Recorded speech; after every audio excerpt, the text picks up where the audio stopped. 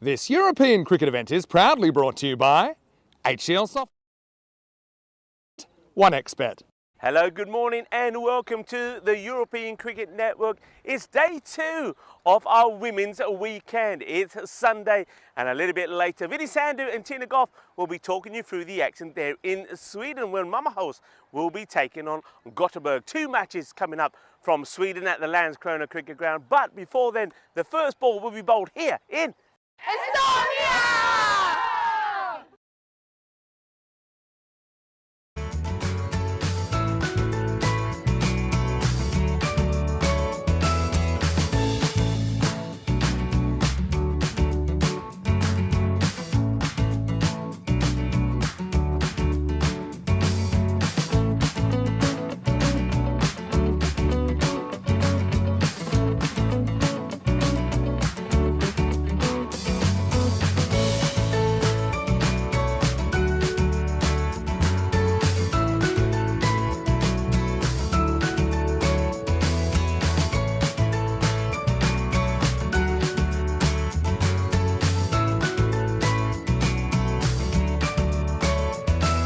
Thank you very much to the women of Estonia and Bulgaria. They're sounding very good. I know a lot of you probably were watching the Eurovision final last night. Some of the Estonians here a little bit disappointed that they didn't finish top, but they did finish third. They'll be happy about that. But I think all the Estonians around the world will be happy with the way the women are playing cricket here at this magnificent international cricket and rugby ground, because Estonia are the champions. They won the T20 internationals 3-0 against Bulgaria, and they took an unassailable 4-0 win over Bulgaria yesterday in the T10 internationals as well. So they're going to be picking up the trophy a little bit later on. But can they go on and win the remaining 3 matches, or can Bulgaria get at least 1 win here in Estonia? Well, before we go to the action, let's join Joe Foster for the all-important coin toss.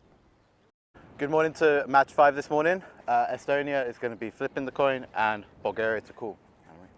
It's the honours. Heads is the call and it is tails. Okay, Estonia have won the toss. They're going to have a bat.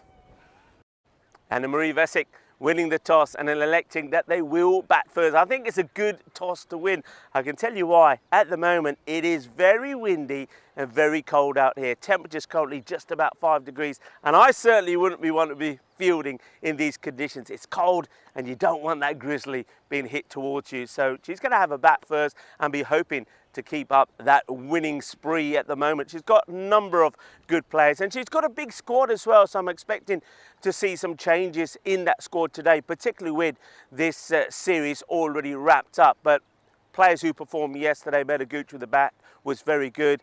Very sort of stable player, builds her innings and is quite happy to bat through the innings as we saw yesterday and let some of the other big hitters come in and work around her. Lisa has been absolutely brilliant, Lisa Bowering. She played some great innings yesterday as well as bowling really well. And then of course you got Victoria Frey in the side.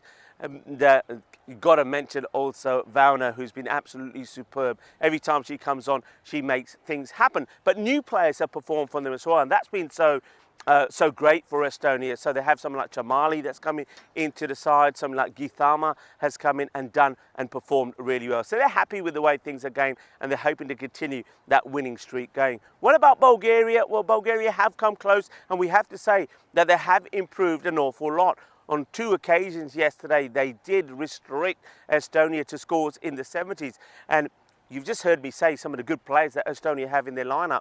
So they've done really well with the ball. They still give away a few too many extras, and that certainly, especially in the closer games, could make a big difference. But one thing that they're learning all the time is those all-important field placements. They've got an idea now about how some of these batters do bat on the Estonian side, and they've got to deploy some tactical fields to keep the score down. But we did see highlights from them yesterday.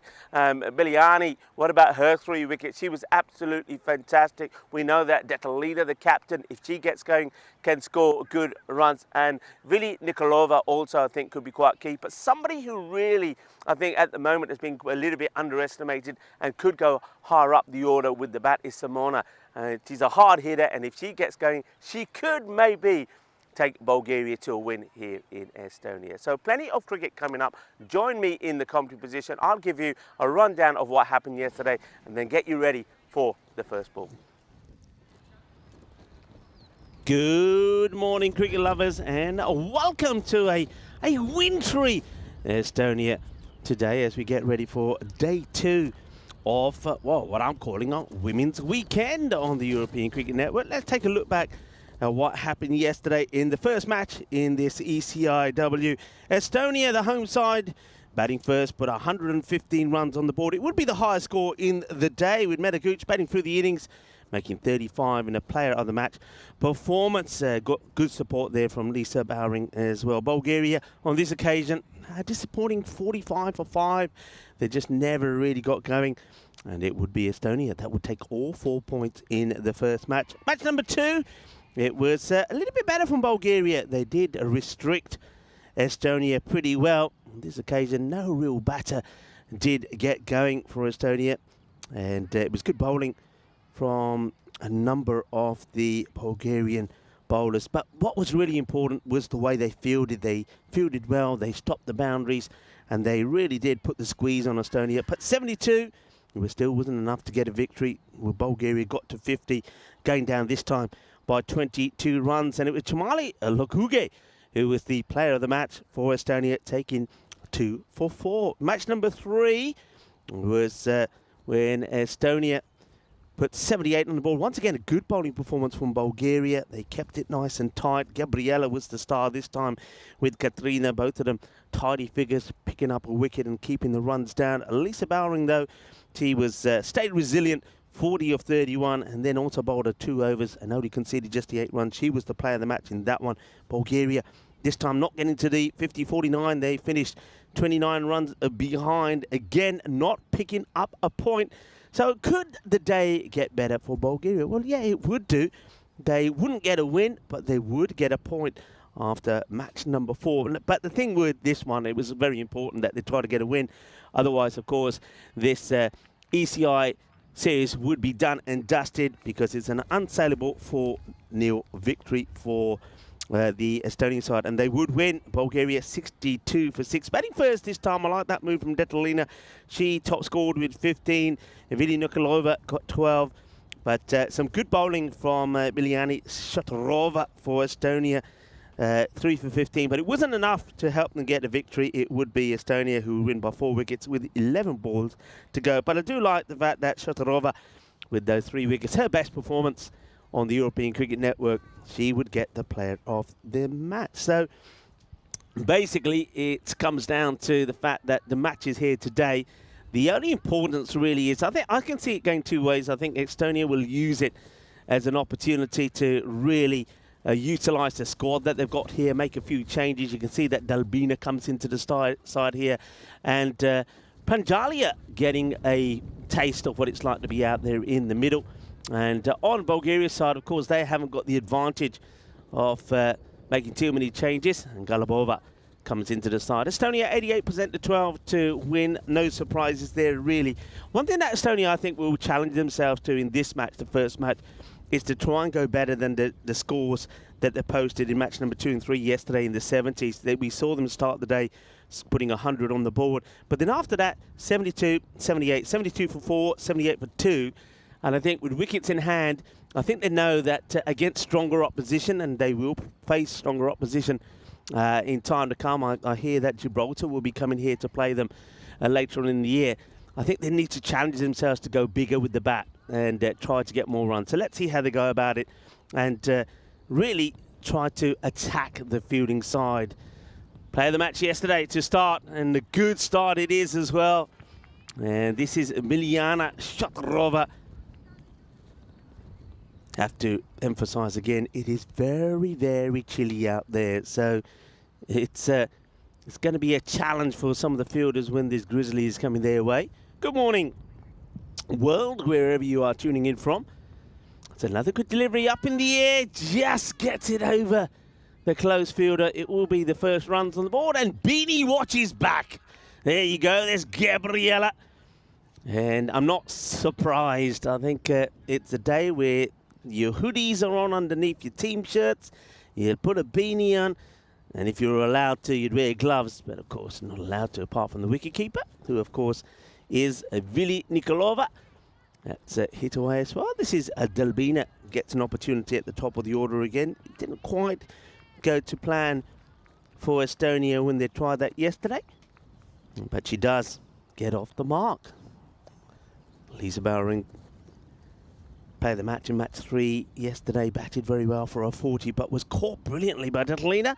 That's a nice shot. They have got a fielder out there. Alexa trying to use some dandy footwork in the morning, and she is underneath that beanie, I can assure you. But this time around, it's not often that she gets beaten first. This one gets in between the first fielder there, and that's Nadia. And Alexa, there's that little bit of Tortuga just bounces before her. She can't get a foot on it, and it's going to be a boundary. The first of the day for Lisa Bowering.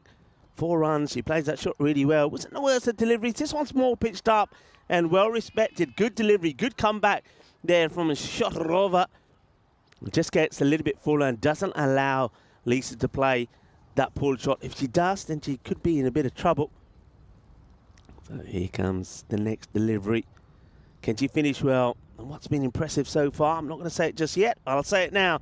What's been impressive so far is she's got through the over and not a single extra. That is a great start for the bowler, Biljana Shotarova, and that's what Bulgaria need to do. They need to do more of that, eliminate the extras. It's a good start. So even though there was 4 runs there, yesterday we saw overs going for 7s and 8s and some more. No boundaries, but just extras. So a good start that. That's encouraging for Bulgaria. Quick look at the stats, thanks to Ravi, our stats master. 534 runs, and you can see number of 4s, 34. Maximos, not a single Maximo as yet. Will one come today? If it does, it will be celebrated well. Gabriela, here she comes. She is a fighter. Starts with a good delivery. Has to be played out. Liking this start at the moment. Liking this indeed. Gabriela doing exactly the same as what Biljana did. Getting that ball full up there and not allowing the batters to play away. That one, glove, good work. Nice stop from the keeper. As Vili Nikolova gets a glove on that. Doesn't let the batters take a single. And hello to John Heasham. John was saying to me, say hi to Tyrone Peters, but as you saw in the middle, it's Joe Foster here today. Tyrone having a well-deserved day off. Pretty sure he's going to be venturing around the beautiful city of Tallinn a little bit later. That one is the wide. So the first extra, but don't worry about it. Just go back to the drawing board. Gabriela, I think, was fantastic yesterday. She bowled beautifully well, and then in the last match, she was behind the stumps, and she took that great catch, didn't she? And the celebrations that she sparked were truly magnificent. Hello to Scotty from the ECN Supporters Club in Australia. That's well bowled, but well played as well. That's a nice shot from Delbina. Plays it away, gets just another run to her name, playing on the leg side. And Scotty, no Marco today. Marco, as I said yesterday, will have today off as he's preparing for the start of the European Cricket Series tomorrow, the men. And Vinny Sandu also will make his way here. We'll see Vinny on Tuesday after he finishes things off there in Landskrona today. He is called wide eventually by the umpire. Just have a look at this. I think it just goes over past that leg side. I thought for a moment maybe it goes over the stumps, but this one is also going to be another wide. So after a positive start, just Gabriela just straying a little bit too much on the leg side.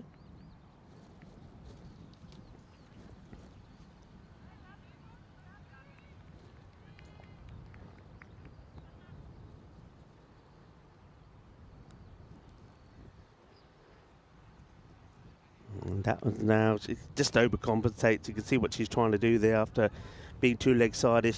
Wants to try and push this one wide outside the off.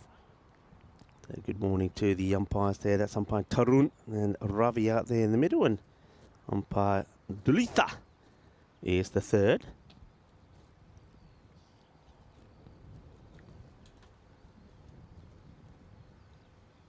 And started so well, didn't it? First over, no extras, and now that's the 5th wide in this over. So Gabriella, usually a little bit tidier than this. And I think that's one thing. I mean, there's no denying it. It's obviously something that they've talked a lot about. Just trying to eliminate the number of extras. Can't you get this one? That's a better delivery. Well bowled and well respected there by Lisa as well. Lisa, a little bit like one or two of the other good batters that we've seen from Estonia. If there is a good ball, they're not afraid to respect it. So that's nicely played and well bowled as well. And hello to Rob Thompson, who's saying good evening. Yes, good evening to you as well.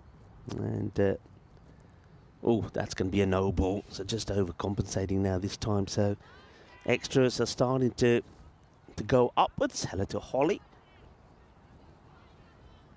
Hope you're well.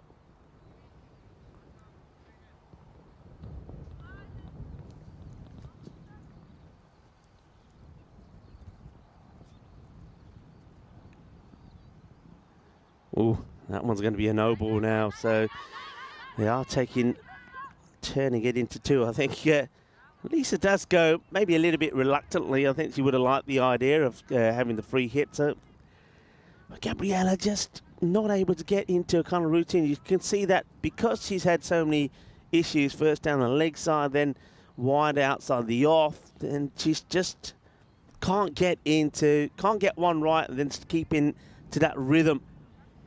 Comes again. She's a fighter though. She's a fighter. We know that. Well, it just has to wait for the fielder, I think, at slip. Hang on a minute. Let's slip. No, don't do it. Oh dear. The slip is still doing the laces up and wasn't ready. The umpire's got to notice that, surely. The umpire Ravi should have just put his hand out and say, hang on a minute, your fielder's not quite ready. Right, a little bit of beanie support there for the beanie squad. Gabriella, of course, probably waiting to get her beanie on pretty quickly. And, well, it's up in the air. It's well met. It's a big chase from Alexa, who will get there. Does the job nicely. Gets the throw in. And that over does come to an end, but it's a long one and goes for 10 in the end, which is not the end of the world. But the score moves to 16-16 without loss. Gabriella, the question is now, that I suppose it puts a bit of pressure on Detalino, who probably would have wanted to go back to Gabriella. She may think not to. You have no issues there going back to Biljana, who bowled a very good first over. That's a summary of how things look after the first 4 matches. And Bulgaria did pick up that point, though, in that 4th match yesterday. So that was their kind of highlight. At least they were going to get a point on the board. But, of course, now it's just all about trying to see if they can keep performing better, getting better, and see if they can get a win. I mean, they're being close. If they can once again restrict Estonia to score in the 70s, they then know that they just need one batter to really get going and get a good score on the board. And they could challenge Estonia. That one's been hit out onto the offside as Biljana started with a wide in the over, which after a first over of all legal deliveries, it's a bit disappointing, but you see that from, look at her, she's just practicing, even when she's not bowling. You see that a lot from all the bowlers, actually. I think Team SD are very much the same. They know what they need to be doing, and sometimes they know what they're doing wrong. It's just about making the adjustment. Biljana, that's a nice delivery on the pad, asking the question, probably just straying a little bit down the leg side. The shake of the head from umpire Tarun. It's a good shout, but I do feel that it is just drifting. You see that ball drifting along. Probably gonna just go on mid stump. You can see there, you could just see the base of the leg stump in between the gap that was left there by the batter. But it's a good delivery. And Delbina, she's not that powerful when the ball is on the legs. We've seen her leave a lot on that leg side. So it's a good area to target. And that one now probably will be called a while. They are taking this on. Oh, and well, could be out here. Oh, no way. Oh, never in a million years. Should have been a wicket here.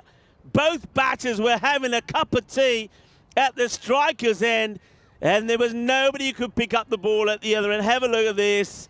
Oh, dearie, dearie me. What an opportunity. Gets nutmegs the wicketkeeper, Nikolova. In comes the throw, and all it needed was to be picked up, and it was Detalina who comes in and couldn't pick it up, and they survive. Oh, what a let-off. What a let-off that one is. And that's nicely swept away. And Alexa will be doing the fielding.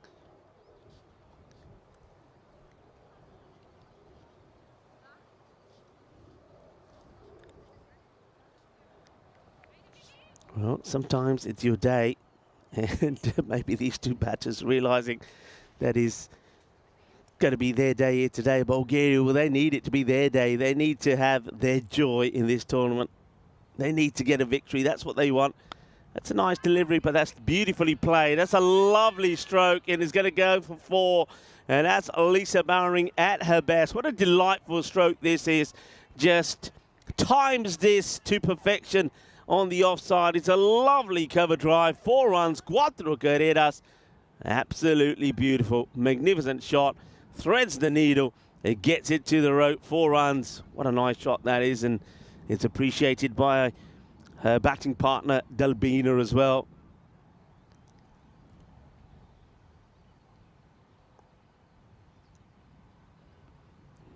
And just tries to push this one through a little bit quicker. And it's going to be another wide. And, well, we always say, I can see a lot of people in the chat, some fun and laughter in there. We always say that it's cricketainment that we bring you. And sometimes there's a frenzy of excitement, action, entertainment. Great batting, great bowling, great fielding. And there's always a little bit of comedy. And it is the weekend, it is the Sunday. And we aim to bring you a little bit of everything. So just to remind you, we've got 3 matches from Estonia today. And after this one, we've got the next match. Number 7 will be at 11:15 local time. And then the last match will be at 2 o'clock. So just keep an eye on those times. It's the slight changes between the 3. And meantime, the cricket will start also there in Sweden, where you saw yesterday that there was comfortable victories for Malmö House over Gothenburg. And, when Gothenburg struggled on 2 occasions to even get 50 on the board, chasing the 124, they were restricted to 47 off their 10 overs for 4 down. And then batting first, they got to 49 for 4. And Malmö House knocked those off in 32 deliveries. So Gothenburg need to win the first match this morning to keep themselves alive in that little mini-series in Sweden. Of course, Finny Sandu and Tina Goth will talk you through the action. This is going to be a long chase. And, well, it's been dealt with in the end. And that's count. I think this is out. I think this is gone. I'm not sure what the umpire's thinking here. I think the umpire just clarifying. This is incredible. And it is Biliani again. Oh, Biliani, kina acha kam kar ditta. First there's a stop. Nothing wrong with that. Comes inside, throws the ball in. It's a direct hit. I reckon this is gone. And look at the 2 batters here. They think it's 4. Have to get going. And that is out. What a bit of fielding, though, you have to say. It's a massive error from the batter. I think Lisa is thinking it's 4 runs and it doesn't run. Maybe you can just see the batting there again. But that is a huge breakthrough. Well, they should have had a run out earlier, should Bulgaria. But they get one now, and it's incredible. In fact, is that Lisa? Or is it? Let's have a look at this again. I don't think it is Lisa. It's Dalbina. Yeah, it is Dalbina that's going to have to go. There's the throw. Dalbina gone. Massive, massive moment. Oh, Dalbina. Just, she thought it was going to the boundary. Didn't go, but what about that? Well, Dalbina goes, and it's Biliana that gets her. First of all, some great work to stop the boundary. So you can see why Dalmina thinks that she's going to get the boundary. She's not given Miliana any chance at all, but Miliana gets there and gets the throw in. Sensational, really is. Well, there was a massive let off, and then that great run out.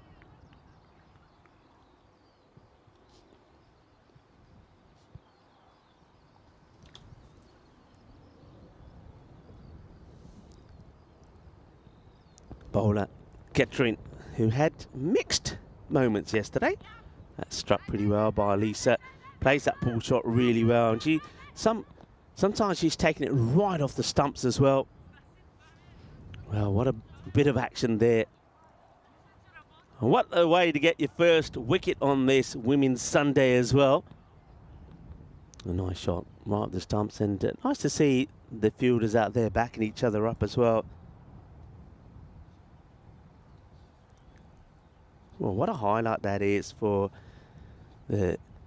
Miliana. I know she feels the cold. When I spoke to her the other day, she said, 25 degrees, Rico, it is in Bulgaria. 25 degrees. And it's cold here. And she actually said to me, it's the coldest. She believes it's the coldest she's ever been. And today is just as cold. So fair play to her. But I love the way she just never gave up on that one. She chased it down, gets the throw in, and executes a direct hit run out. And, well, Anna Dilmana can't believe it, but she will have to go because she thinks she's getting a boundary. She literally stops in the air, and, well, there she is again. You're not going to take that arm on, are you? No, definitely not. That one gets guide in the air.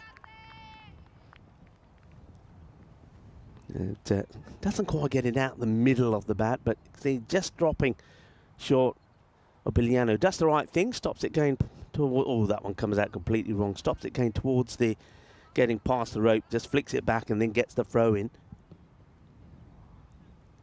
And, well, Scotty from the ECN Supporters Club saying, what a throw. Great throw. Yeah, it was great. Really good. Well, that certainly would have warmed Bulgaria up a little bit. All right, Katrin. And it's in the air. And it gets it over the bowler and we'll go all the way for 4 runs. That's a good strike from Lisa. And gets enough of it to chip it over the bowler. It doesn't come out in the middle. You see that? Not quite out the middle, but it's enough to... Could she's hit that dead straight. Miliana this occasion has no chance to try and stop it off. There's another boundary from Lisa Bowering. She's going well, moves to 16 or 15. And Estonia 35 for 1 at the end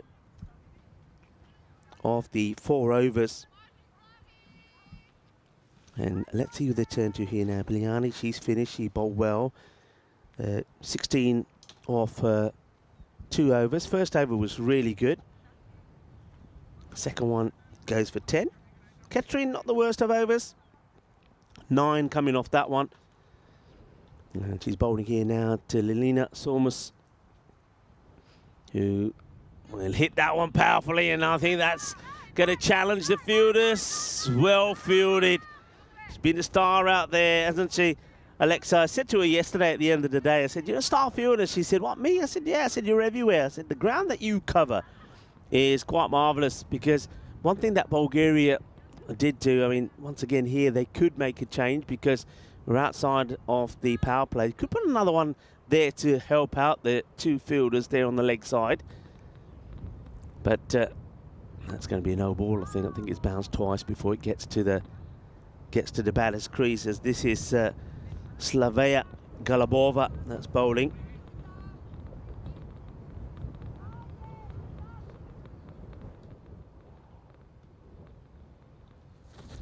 So this one has been struck well. It's going to be an interesting effort from the fielder. Can't stop it. And after bowling an over, Katrin has to then get on the boundary and try and stop this one. Can't do so. It's going to be 4 more runs for Lisa. It's too short. Lisa plays that shot so well. And that one is skidding along the surface. A good effort there from Katrin. Tries to get a hand on it. I like the fact that she's gone with it with her hands, but can't stop it. There's too much power on that shot from Lisa. 4 more. Galabova Just got to try and pitch the ball up a little bit. Just saw the field there momentarily, and you can see that just got the 2 out in that leg side. This is something that I know myself and Marco yesterday were talking a lot about. I think Bulgaria and the captain, Detalino, who's got the ball here and passing it to the bowler, has got to think about this. You know, I know that Bulgaria do go back and watch the matches, and one thing that they've been doing not so good tactically is not getting the field right onto the leg side. I think they do need to get one more out there. They should be looking at a behind square on the boundary, an orthodox mid-wicket, and maybe quite a wide long on, just to protect that leg side area. If you're giving away 1s or 2s there, well, so be it, but you can quite easily stop the boundary, and that's where a lot of the boundaries will come. And also the long on maybe would have had a chance to stop the boundary that was hit straight down the ground as well, and you could probably also have a sweeper on the offside. Yes, now Galabova just going a little bit too much down the leg side as well, so the number of extras starting to creep up again. Remember, we started the day with none in that first over from Biliana. And now after that, we've gone now to, I think that's 15 extras. Yeah, 15, 10 of those in wides.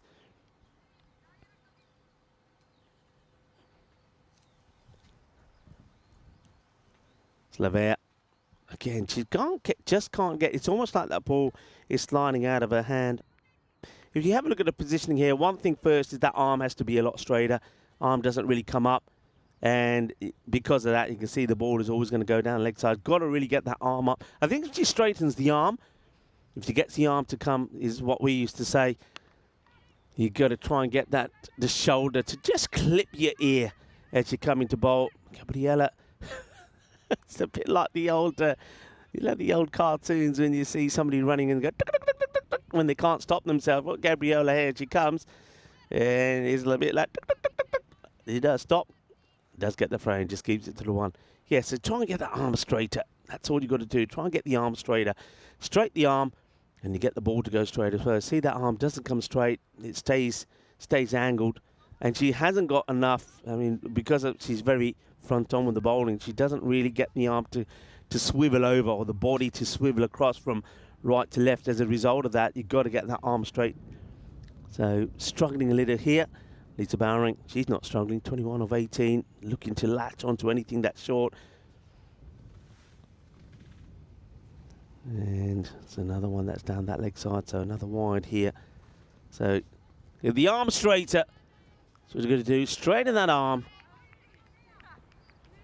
Bulgaria made a good start, but Estonia here now getting into the halfway point, certainly definitely on track to try and put that 100 on. That's a better delivery, but it's in that hitting zone.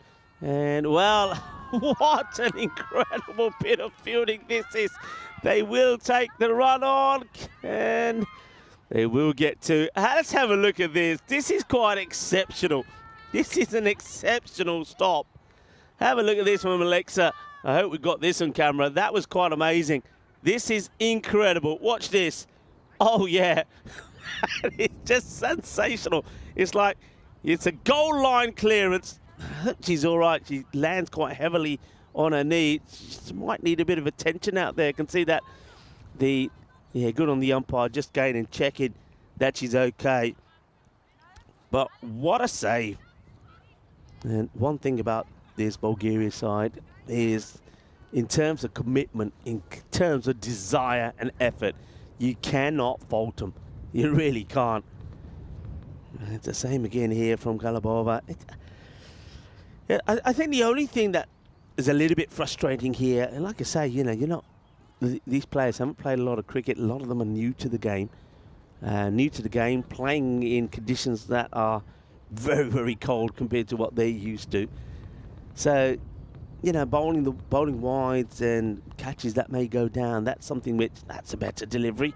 Well played, and Alexa, this time more orthodox. And you can see she's still holding that knee. I think she probably banged it pretty hard, but good fielding. She's the star. If there was an award that could go to the fielder, it would go to her, the fielder of the tournament. Good morning, people around the world. Welcome to the European Cricket Network. Rico Full here, welcoming you into the Igloo. It's great to be here as well, and great to have you with us on this International Sunday, or we call it our Women's Weekend. The reason we say that we've had this weekend is action from the women on European Cricket Network. We've had action there in Sweden, in Landskrona. Benny Sando, Tina Goth will be talking you through the action there in the final day of action in Sweden. And you got myself here for some T10 international action between the home side Estonia and Bulgaria. Loving the fact that you can join me on this day. And it is International Museum Day today as well. And here in Estonia, especially in Tallinn, you've got a number of museums you can visit, including the City Centre Museum, 10 museums in total. So you can certainly have a good day and a good time in Estonia, especially in Tallinn when you're talking about museums on International Museum Day.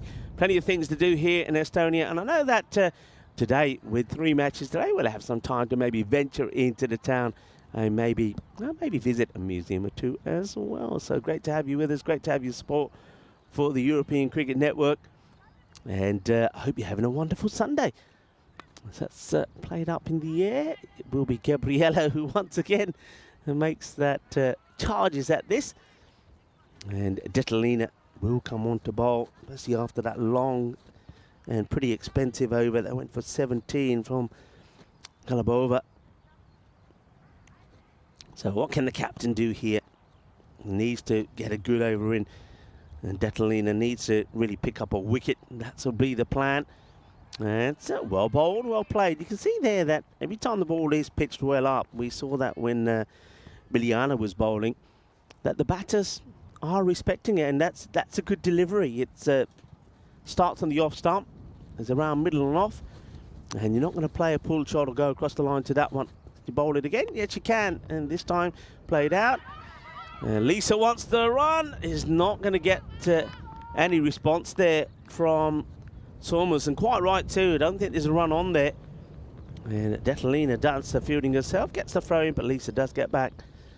Now, this one is down the leg side and will get played away. And Lisa, who's key to get on strike, will do now.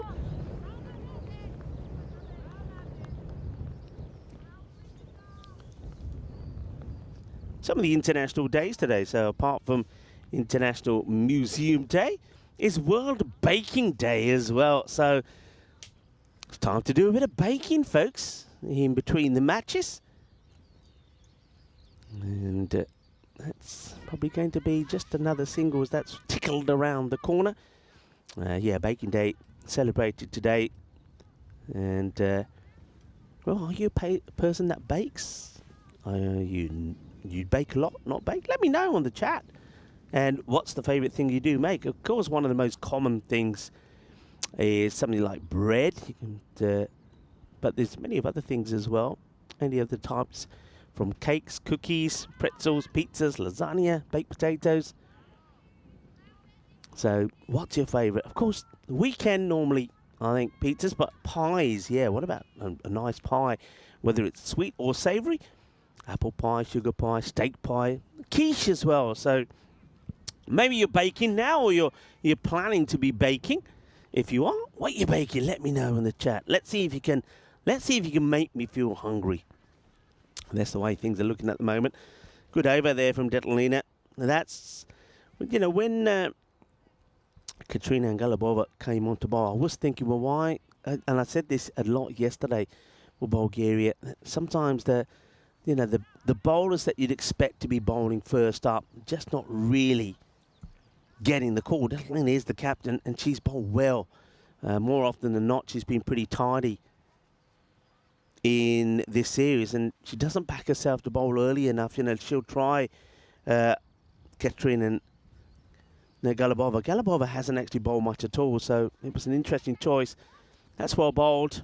This is a good start here, though, from Katrina. Let's see if she can just keep this ball pitched right up and try to stop Estonia getting to a big score. At the moment, it's expected around that 90 mark, and I think it stays there with Lisa up there, and we'll probably spoil a wine here. So that's a result for Katrina and for Bulgaria. And yeah, but it's keeping Lisa, who's on strike here, quiet. Yeah, that one would have been a big wide.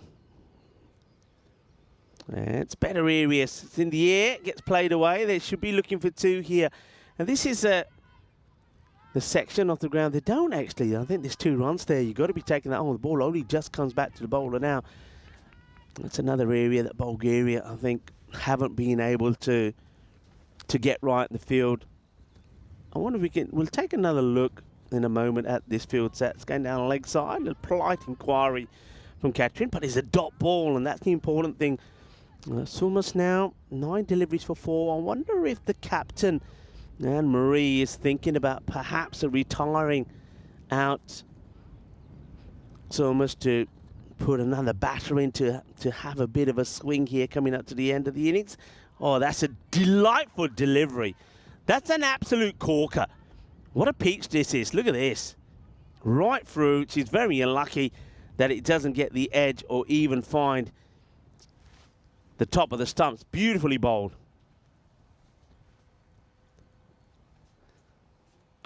It's in the air. And Gabriella throws herself at this. And she sort of, in the end, gets there and jumps over it. The batters don't take another. She then adjusts the beanie. Just doesn't come out the middle. And Gabriella here running in that last moment, she's like kung fu kick at the ball, a flying kick, but a good over. Helped a little bit by the batter spoiling 1 or 2 of those wides. Only goes for 3. And 58 for 1 after 7. And this is the sort of issues I think we saw Estonia having with the bat yesterday. So we have a quick look at what will be happening later on in the year. If you like in women's cricket, you've got to remember that we've got the Euros in women's cricket coming up at the end of the year there in December. This time we'll have the new emerging division, also Challenger and the Premier Division. And this is Stanislava. Does take the, reluctantly I think, takes the beanie off. Interesting one, that one. The umpire says, can I take your beanie? So can't bowl with the beanie, but they're all right to bowl with the caps. I let them wear the beanies. It's cold out there. Let them wear the beanies. That's what I say anyway. But Stanislava, she'd love to find the sort of form that she showed in the final match of the T20 Nationals when she took a forfeit. But she started well here. And it's played in the air, Gabriella. This time she's taken out. She gets wiped out, but she comes back. Oh, Gabriella, she just throws herself at everything. I think that's caught her on the knee, you know. You're not rubbing it, she ain't no pain. Well, we saw her doing the old kung fu flying kick at the ball before. This time, it's very much the same. In she comes, stops it with her legs, and then gets the throw in. She's so tough. She's made a steal with Gabriella. Well bowled, but well played. There's protection out there. Alexa should get down, makes a stop, gets the throw in. There's another one. So between Gabriella and Alexa, I think Alexa for me still holds the prize for the fielder of the team. Maybe even the fielder actually of this series. She's been outstanding. This is a good fight back here from Bulgaria. Just after that 2 pretty expensive overs in there. Especially that Galabova one that went for 17 in the end. But they've come back well. And taking a single. So, Alina Solmas moves to 7. But she's 15 balls for that. So they've kept her out there. They did this with Metaguchi yesterday as well. Who wasn't really going at a good rate. But left her out there hoping that she would get a couple away. And I think there's bat on this. I think there is. So that's that could be really, really close. I reckon this is going to be out. It has been given on the field of play. Excellent work. And is Nikolova. First of all, she does the assist herself. In comes the throw. Direct hit. Solmas will go. Take a look at this. This is fantastic. You're on your way, Solmas. You're on your way. Have a look. Who needs to take the glove off? It's too cold to take the gloves off, says Nikolova. She gets there. Have a look. First of all, she gets wrapped on the pad, chases it, no glove off, picks it up, throws it, gets the run out. The second wicket will go. Solmas is going to have to depart. Incredible work. Solmas goes for just the 7 in the end, but used up a lot of deliveries.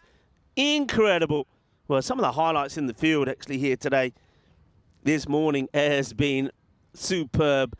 A wicket coming right at the end of that over.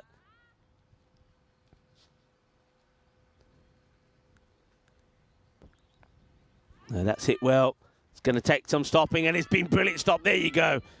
Underlining the fact just why I feel that fielder out there, Alexei, is the top fielder, you know. And I love the way, look at her, she's just so pumped up. And that throw, she's like a figure skater, isn't she? And when she throws the ball in as well, it's like she's getting ready to set off in the skates. Detalina bowling now. It's been a really good fight back there from Bulgaria. At one moment, it looked like the score was going to be around that 100 mark as Medaguch now joins. Now, these two normally are an opening pairing. So, Meda comes out to join Lisa after Solmas was run out for 7 off the 15 balls and run out in classy style by Vili.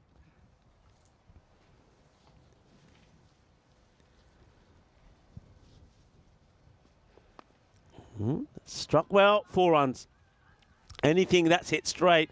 This is again where that goes back to that field. If you had that long on in place, you got a chance to stop these, but just gives herself a bit of room.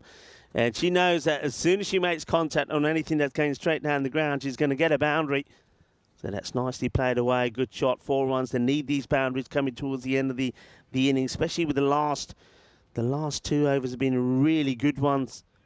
In fact, we've seen only, I think, 8 runs come off the last 3 overs. And that's how good that they have been. That over from Stanislava, only going for the 3.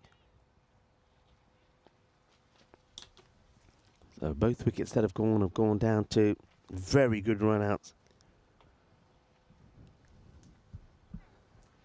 It's going to be a wide delivery on this occasion.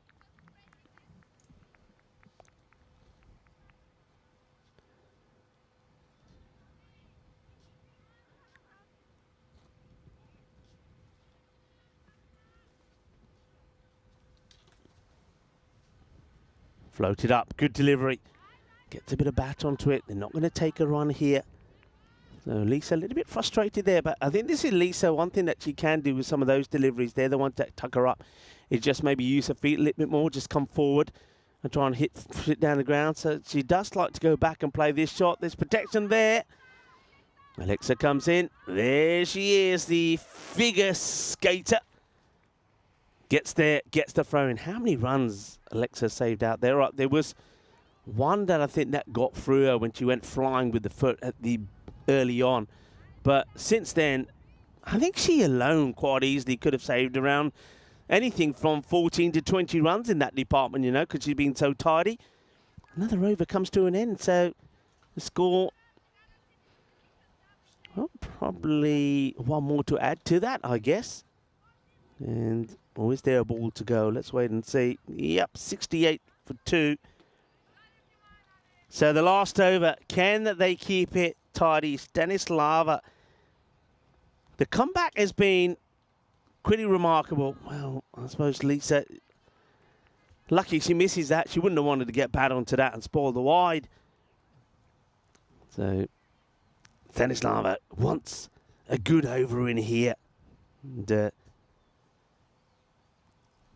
if they keep this in the 70s, it's a remarkable effort from where things were. Good ball. Well hit, though. And well stopped. That's Martina out there. She's another one that she's a bit like uses herself like a target. Just gets in the way and says, I'm here. It ain't going to get past me. That's it. It is not going to get past me. Makes the stop. Makes the save. Just a single. Hello to Shauna. There's a chance here. And I think this is going to be close as well. This is going to be really close. She does it pretty coolly. That's Stanislava. Doesn't throw at it this time. Look, gets the ball. Now it's going to be really close. Here comes the bat. Bat is coming down now. Does the bat get down in time? Oh, it's close. But I think it's out. The bail comes off here. That's the shot we want. Brilliant work by 2 circles. And Metaguch is going to be run out just when I'm saying good morning to Shauna Gooch. Well, Shauna, I suppose it was a good morning until that moment. But it's another run out. Will you believe it? All 3 dismissals have been run out. You've got to be game for these. It's the last over, so you can't criticise Meta here at all. But it's excellent work, Bulgaria. Look, it's plays it away. It's a good stop. Early pickup, early throw, on the bounce. Stanislava this time does it the right way. We've seen them throw this away so many times. Look at the joy. Yep, there's another one. Oh, I absolutely love it. Detalina and Stanislava come together. Good bit of fielding. Gooch will go for just the one. The comeback continues, and it's quite amazing. It really is. 3 run-outs in the innings. That time it was Vili Nikolova. I don't think that was Vili Nikolova that gets the throw in. It couldn't have been Vili. That's not correct. And that will need to be changed, actually. It has been changed here now. I don't even think it was Biliani. And Simona, that's correct. Eventually he gets right. Simona picks the ball up, does the work, and it's just played away by Shifa. And they're having a go at everything, aren't they? That's just a little touch. In comes, there's the keeper again. And this is Vili. Vili just doesn't hold back. And I tell you what, she always hits the stumps, does Vili. She's it doesn't, like I say, it's too cold to take the gloves off. Keeps the gloves on, but still hits the target. 73 for 3. 2 more balls to go. Stanislava gets it in the right areas. Gets a dot ball. Remember the score at the halfway point was 53 when we saw that over that go for 17 from Galabova. I said at the time I'm surprised that Detalina didn't bowl that over. Detalina then came straight back on and bowled the next and proved me right. She only went for 2. Then the next one from Katrin went for 3. Then Stanislava's first went for 3 as well. Got work to do here, and there she is, Alexa. She's just amazing. She hurt herself early on when she went flying trying to stop one, landed on that badly on that left knee of hers. But she's just incredible. What a tremendous effort that is. I was talking through the over by overs there for you. So remember, I was saying at the halfway point, 53 was the score at the halfway point. And we're thinking there that the score was going to be something like 100 and something. But in the next 5 overs, only 21 runs have been scored. And 3 wickets did go down. That is a tremendous effort. So let me go through the over by over from after that 5th over. So Galabova's 5th went for 17. The next 5 overs went 3, 3, 3, 8 and 5.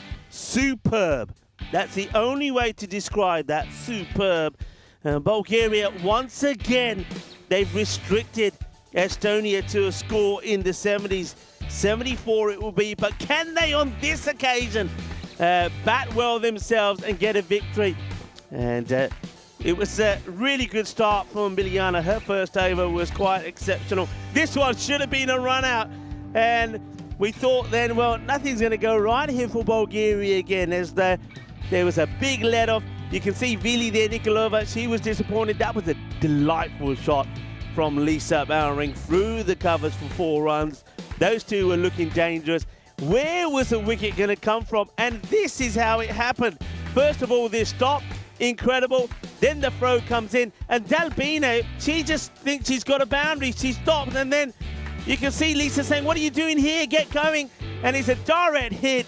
Brilliant from the fielder, Biliani, Shotarova. So that was the first run out, but more would come. And this was a good shot as it got past the dive from Katrin. And how about this? This is where Alexa does hurt herself. Wait, when she gets up here, she was holding that knee of hers. This is another one that doesn't quite go to Gabriela, but she comes in Kung Fu style. Everybody wants Kung Fu fighting. It's a Kung Fu kind of Sunday. Now this, how about this? She does her own assist. She gets hit on the pad, gets the ball, throws it in, and that's Run out number 2. This time it was Lenina Sormus who couldn't get there in time.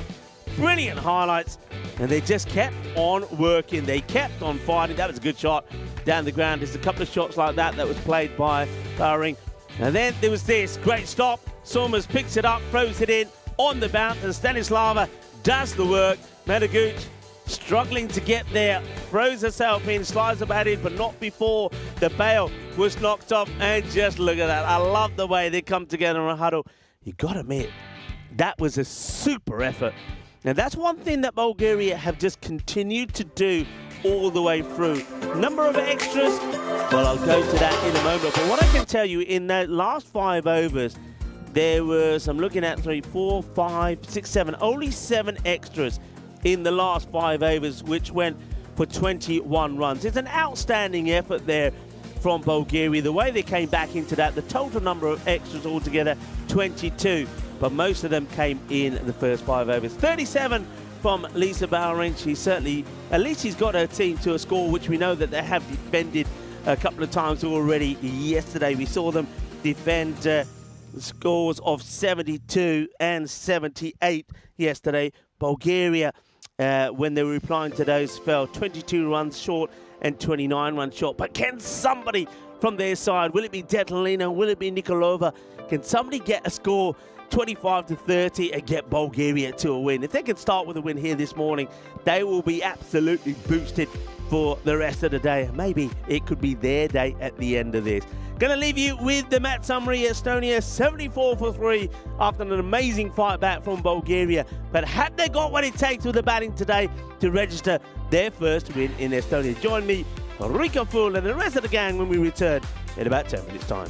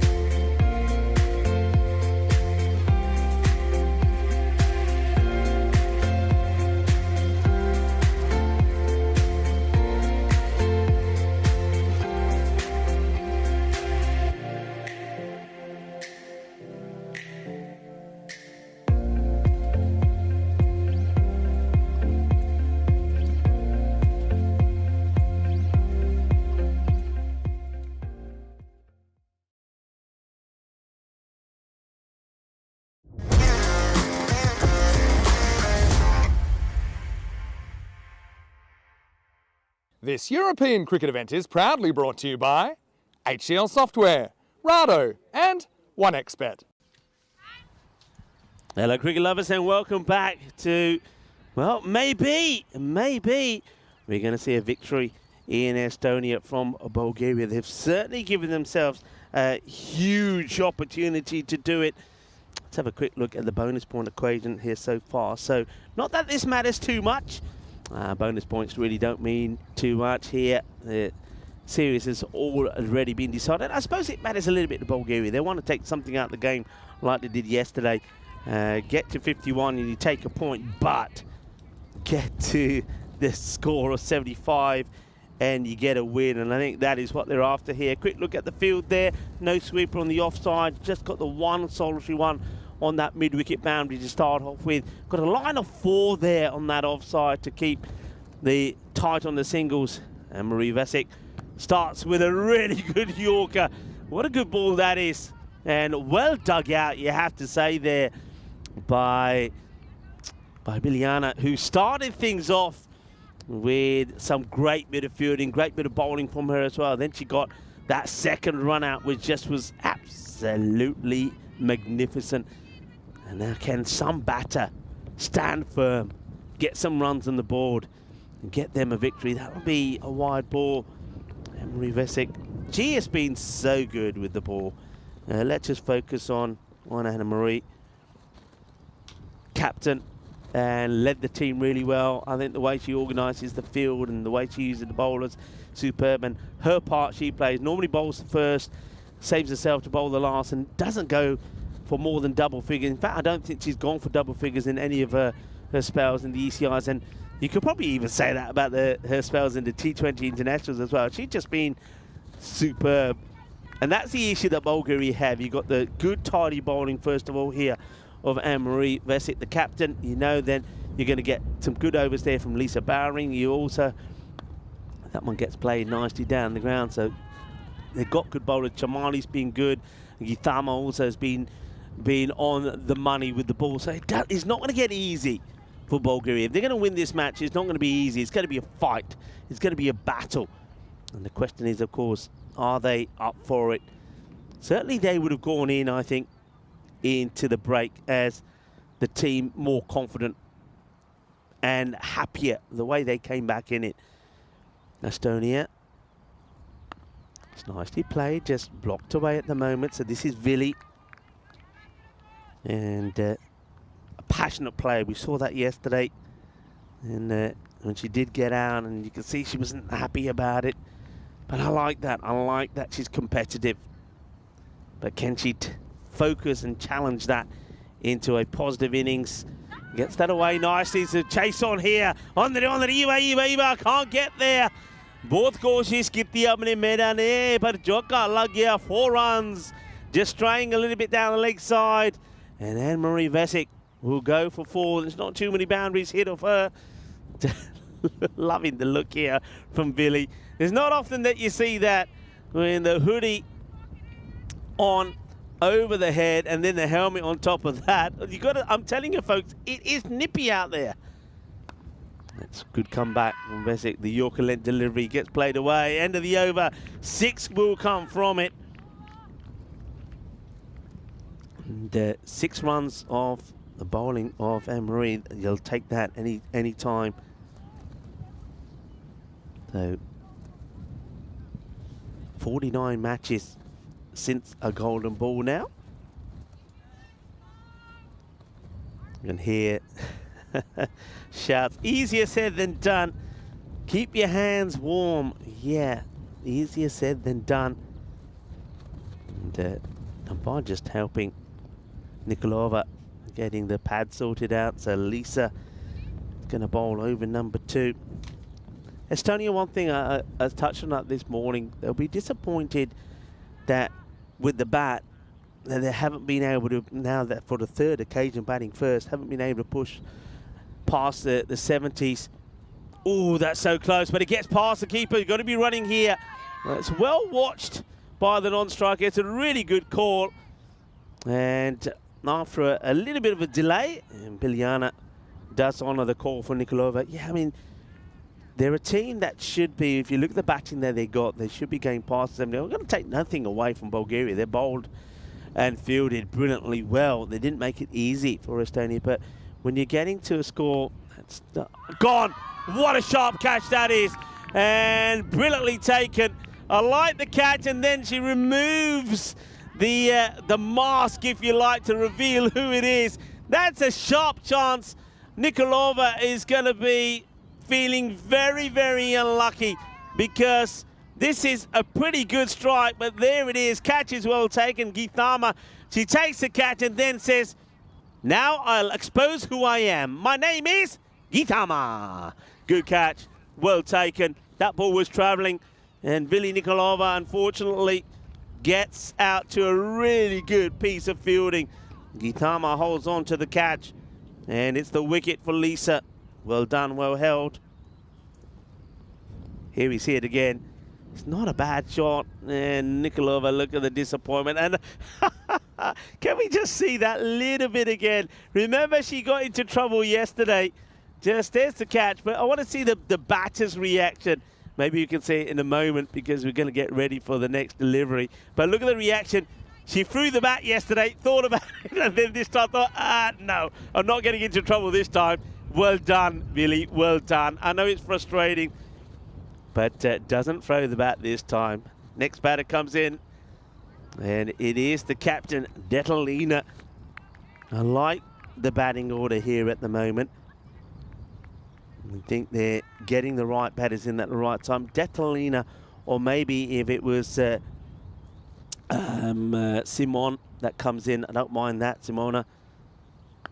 That's played well. Detalina does like to play on the leg side, so I think you're going to see a conscious effort being made by the bowlers from Estonia when they're bowling to Detalina to try and keep her outside the off. She struggled in that area.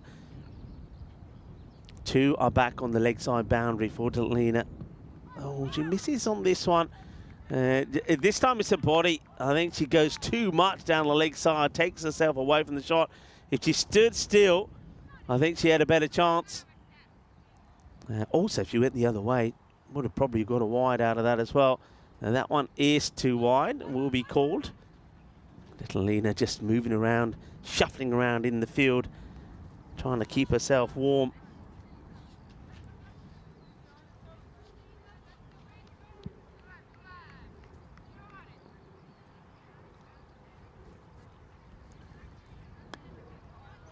Dug out. Good over. Just the one run coming off it from Lisa. And at the end of 2 overs, it's 8 on the board.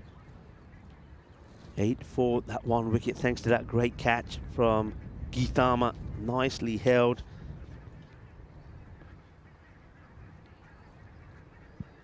You can hear the birds again. That's the geese, I think. We saw them yesterday in the field behind us, and there were loads of them, and I mean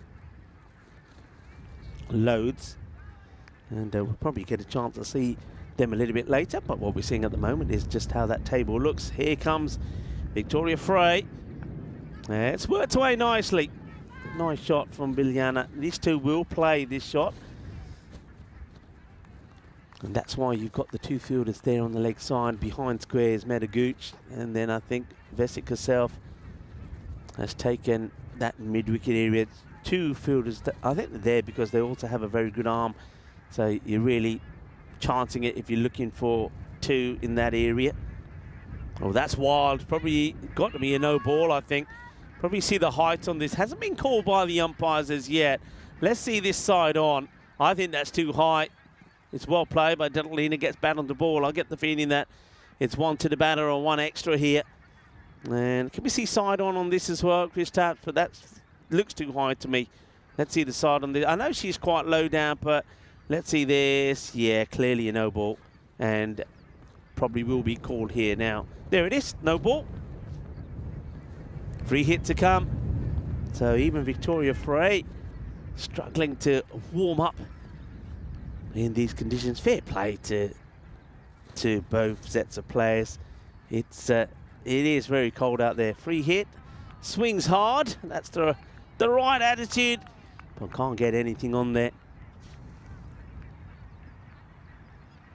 And say hello to Jeffrey Mobs, who joins in the chat as well. Happy Sunday to you. And I saw Kroom in there as well. Good morning, Kroom. Hope you're well. And of course, Sundays used to be a time. For me, when it was Sundays used to be days off. It used to be breakfast in bed. Hash browns, sausages, baked beans, fried eggs. Sunny side up, of course, with the runny yolk. A few mushrooms in there as well will go nicely. Some grilled tomatoes. Those days are gone. Have you had a fried breakfast this morning? Have you been sporting a breakfast in bed? Oh, that's been hit hard. And on a cold and chilly morning, that's going to sting. But it's a good stop from Sormus. Not sure if this is catching. Yeah, it is. It's a catching chance, but you can see it stings. It's a stinger. Emiliani gets a little bit of luck. And plucks that out, and no run this time either, as that only goes as far as Ragnar Halik. I want to go back to, I started talking a little bit about disappointing Estonia will be with the scores they put on the board. One thing I don't think they do, I'm not going to say that the batting order is not right. That's well stopped. That's the Chamali makes the stop. But they will take the run on this occasion. I think I don't mind the order, but they're very reluctant, I think, at times of making changes. Remember yesterday how it was Ragnar Halik that came in, the left-hander, scored runs quickly. That's gone. It's full. It's straight. Victoria Frey, when she gets that delivery in, oh, it's a little bit nippy, she says. It's cold. It's cold. Yep, we know it's cold, but you're hot. And that was a hot and spicy delivery as she gets through the defences of Detlina. So Runikova will have to go, and that's a huge wicket, because I think most people would feel that if Bulgaria were going to get close, or if they were going to get a victory here, that Detlina would have to be the one who's going to give them or get them close. But she's going to have to depart just for one of 6 deliveries, cleaned up there by Victoria Frey, who's been outstanding. What a player she is. 18 years of age, and it's just too good. But you can see Detlina, you know where she likes to play. But they've starved her off that, and that's fair play to Estonia. They've done the homework. They've done their homework on these batters. They know they've got to keep the ball outside the off. 13 for 2 at the end of 3 overs. That over just came for 5, and the big wicket of Detlina. And now a lady that I've been very impressed with, Chamali, is going to come on to bowl. Lukuge. And she's bowling to Liliana. They make a change. They don't go with Simona. They go with Gala Bova to come in at number 5.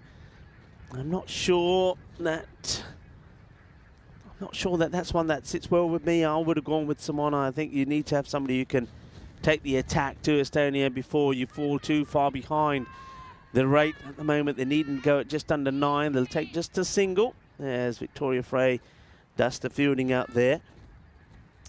Yeah, so just to finish off with Estonia, I think they can utilise their batters better. Ragnar Halik can come out and crunch the ball. He can give you some acceleration. I think also Gitama and Chamali can. I think they just need to be a little bit brave and not worry too much about losing wickets. And, you know, if you have to retire batters out, then do so for the good of the team to see if somebody else can get there and get the runs. I mean, against Bulgaria, 70, as it was on 2 occasions yesterday, could be enough. But against other better teams, it probably won't be enough. And when you're only losing a few wickets and you've got other hard-hitting batters that can come in and make a good contribution to the score, I think you've got to be open to making those changes. Okay, back to Biliana. And gets the bat onto ball, but no power in it. And a gooch in close this time, taking that spot of Chamali, who's doing the bowling. Chamali did get 1 player of the match performance yesterday in match number 2. 2 for 4. It's going to be a no ball. Gets this one completely wrong. All sorts of screaming from the Bulgarian bench. saying run, run, run. That one, so no ball, edge of the pitch, and they scream run, and they do run. So they turn that into 2.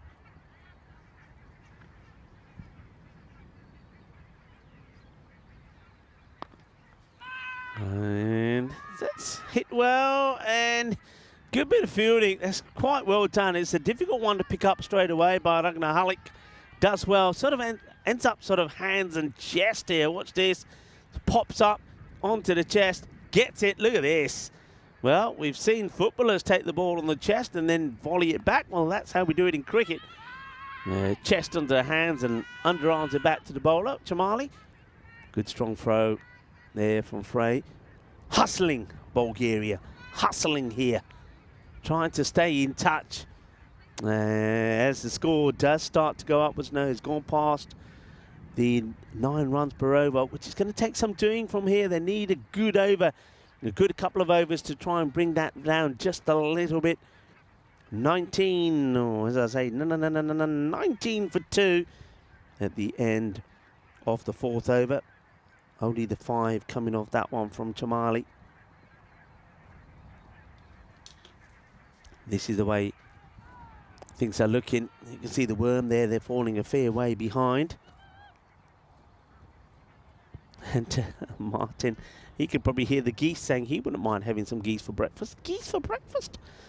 I suppose it depends what time you get up. That's hit pretty well, but unfortunately, straight to the fielder, who makes no mistakes, picks it up and gets it in straight away.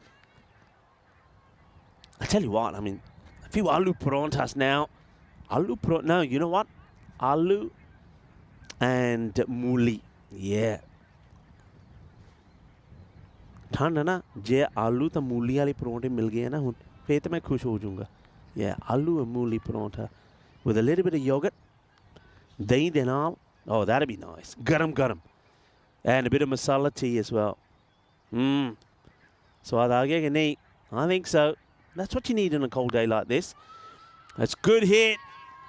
And good pick up. One hand pick up there from Mehta.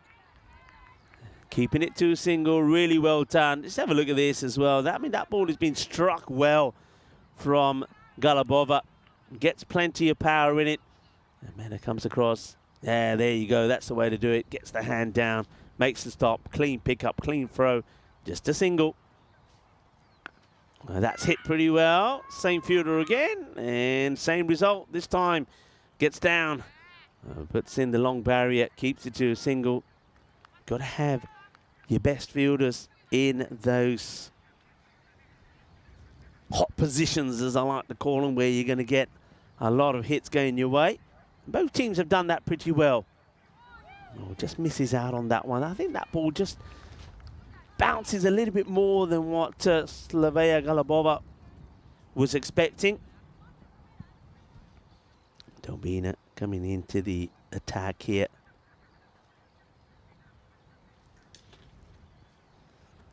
That's well bowled, but that's really well picked up. This one could go all the way. Oh no, it's a bit of footwork this time from Mehta Gooch. And 3 really good stops in the over. And I thought for a moment, perhaps this one had a little bit more on it to get past it, but it doesn't. Does it have the legs? No, but guess who does? Mehta does. Gets the foot on this. It's up in the air, loops it over. Chamali should have been a run there, actually. I think that's probably Miliana who says in the end, no, don't want to take it. You can see the non-strikers ready. Miliana says, nah, stay there. And in the end, there's a little bit of in, out, in, out. And they decide not to take it. End of the over. 5 coming from that one as well. So with each over, the run rate keeps going upwards. It's now gone up to the 10 mark, 24 for 2. Well, this is what's coming up on the network. So Sweden comes to an end today. Estonia, well, we continue. Tomorrow's the start of the European Cricket Series. And then after that, Romania, Belgium, the Medina Cup still to come. That's going to be a wide ball down leg side. So I will be making my way to Romania. And then we have England in Hornchurch and Czechia. I'll also go to Czechia again, so looking forward to that. Starting with some T20 action. No ball on this occasion too wide. This is Gitama coming on the bowl. So all new bowlers being used so far. We saw this tactic deployed by the captain Anne-Marie Vesic yesterday as well. And that's not out. It was a free hit. And it's not out. It's a free hit. Get yourself back in the crease. And look at the umpire. The umpire's given this out, by the way. So you don't have to give it out. There's the umpire saying you're out. It's hit the stumps. You don't have to give it umpire, but it's wrong because the ball before it was, of course, a no ball. So free hit. Even the umpire gets it wrong this time. And the umpire has to retract the decision. That one's hit well. And thinking about another maybe. And they don't. This time it's fielded by Delbina. One thing that Estonia have done pretty well, and you can see that Meta now is on the offside. They're rotating the field around it. And this is something that it's a question that I remember putting to Marco yesterday. Just going down the leg side. Just that one's been flighted up by Gitama. Yeah, I was asking Marco if he would be one to maybe make changes in the field after every few overs, because sometimes what you do get is you get fielders staying in the same position all the way through the innings. Asking the question here. Let's have a look at this. They like it. We're going upstairs to have a look. And this is Shifa behind the stumps. Has she taken a sneaky stumping here? Let's have a look. See the bat coming, goes down. Does it stay down? Let's see. I think it probably, yeah, it stays down. If that bat had gone down and popped back up again, it would have been out. But she does keep the bat down. And I think from what you're seeing there, unless the umpires see it differently, I think that one is definitely, for me, not out. They're still having a look at it, but I think the bell's come off there, and I think the bat probably is planted down there. So they might even say umpire score, but I think not out for me is the right call there.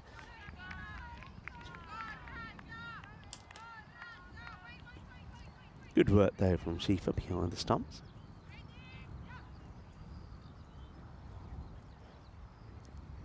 It's flighted a long way. That's okay. That goes over the line. Nothing wrong with that. You've got to go after those.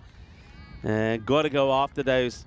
Miliana, now that's 20 deliveries for 7. Simona is sat on the bench. That's what's frustrating here. Simona's sat on the bench. Got to retire her out. I don't want to be mean. I'm a fan of Biliana. She's bowled beautifully today. She's fielded wonderfully well, but with the bat, she's hurting them. 20 balls for 7. It's not what you need. You've got a hard hitter.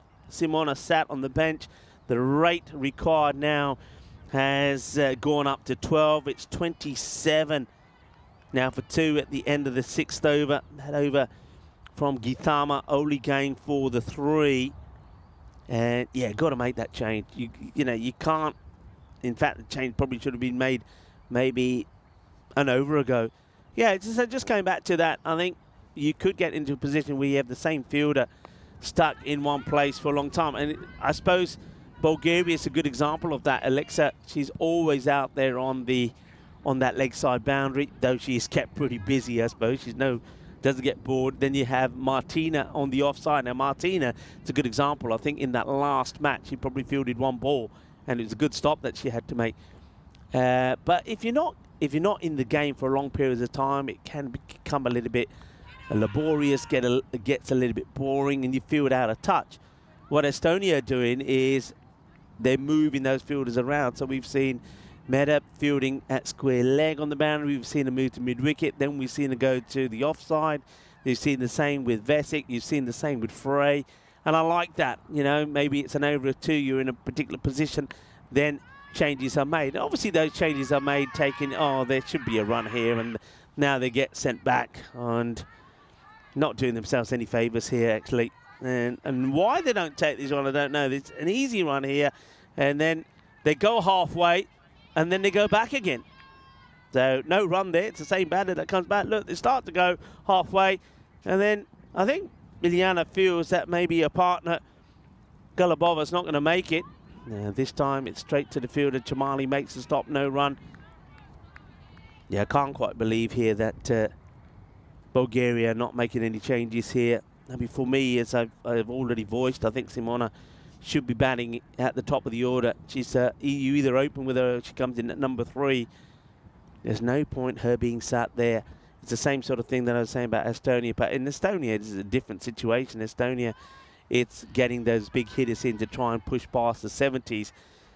Bulgaria, well, they need to try and push past the 40-50 mark, and at this point, remember 52 for a point, and they need to go at almost 7 and over just to do that. So they're falling behind here, and I've got to say that a lot of it is down to their own doing. It's in the air. We'll get a single at least. And they'll be disappointed again, Bulgaria here, because the effort in the field, especially in those last 5 overs, was sensational. 21 runs is all they gave away. They were tight on the extras as well. I think it was only about 5 or 6 extras. Took those 3 wickets with some great fielding, great run-outs. But with the bat, they're just not getting the order right. It started well, I think, with Biljana and Nikolova. Nikolova would get out to a really good catch. That's up in the air, chance, and really well held. Great catch from the captain. And Marie Vesic holds on to the catch. And Galabova is going to have to depart for 6 of 10 of 11 deliveries it will be, if you include the one that gets her out. Vesic, the captain, holds on to the catch. And Victoria Frey will pick up her 2nd wicket. Galabova, he can't fault her. She's going for it, but yeah. So like I said, I don't think I mind the way that the first 2 went. Detalina coming in at 3 is fine, but it's what they went with after that that doesn't really make too much sense for me.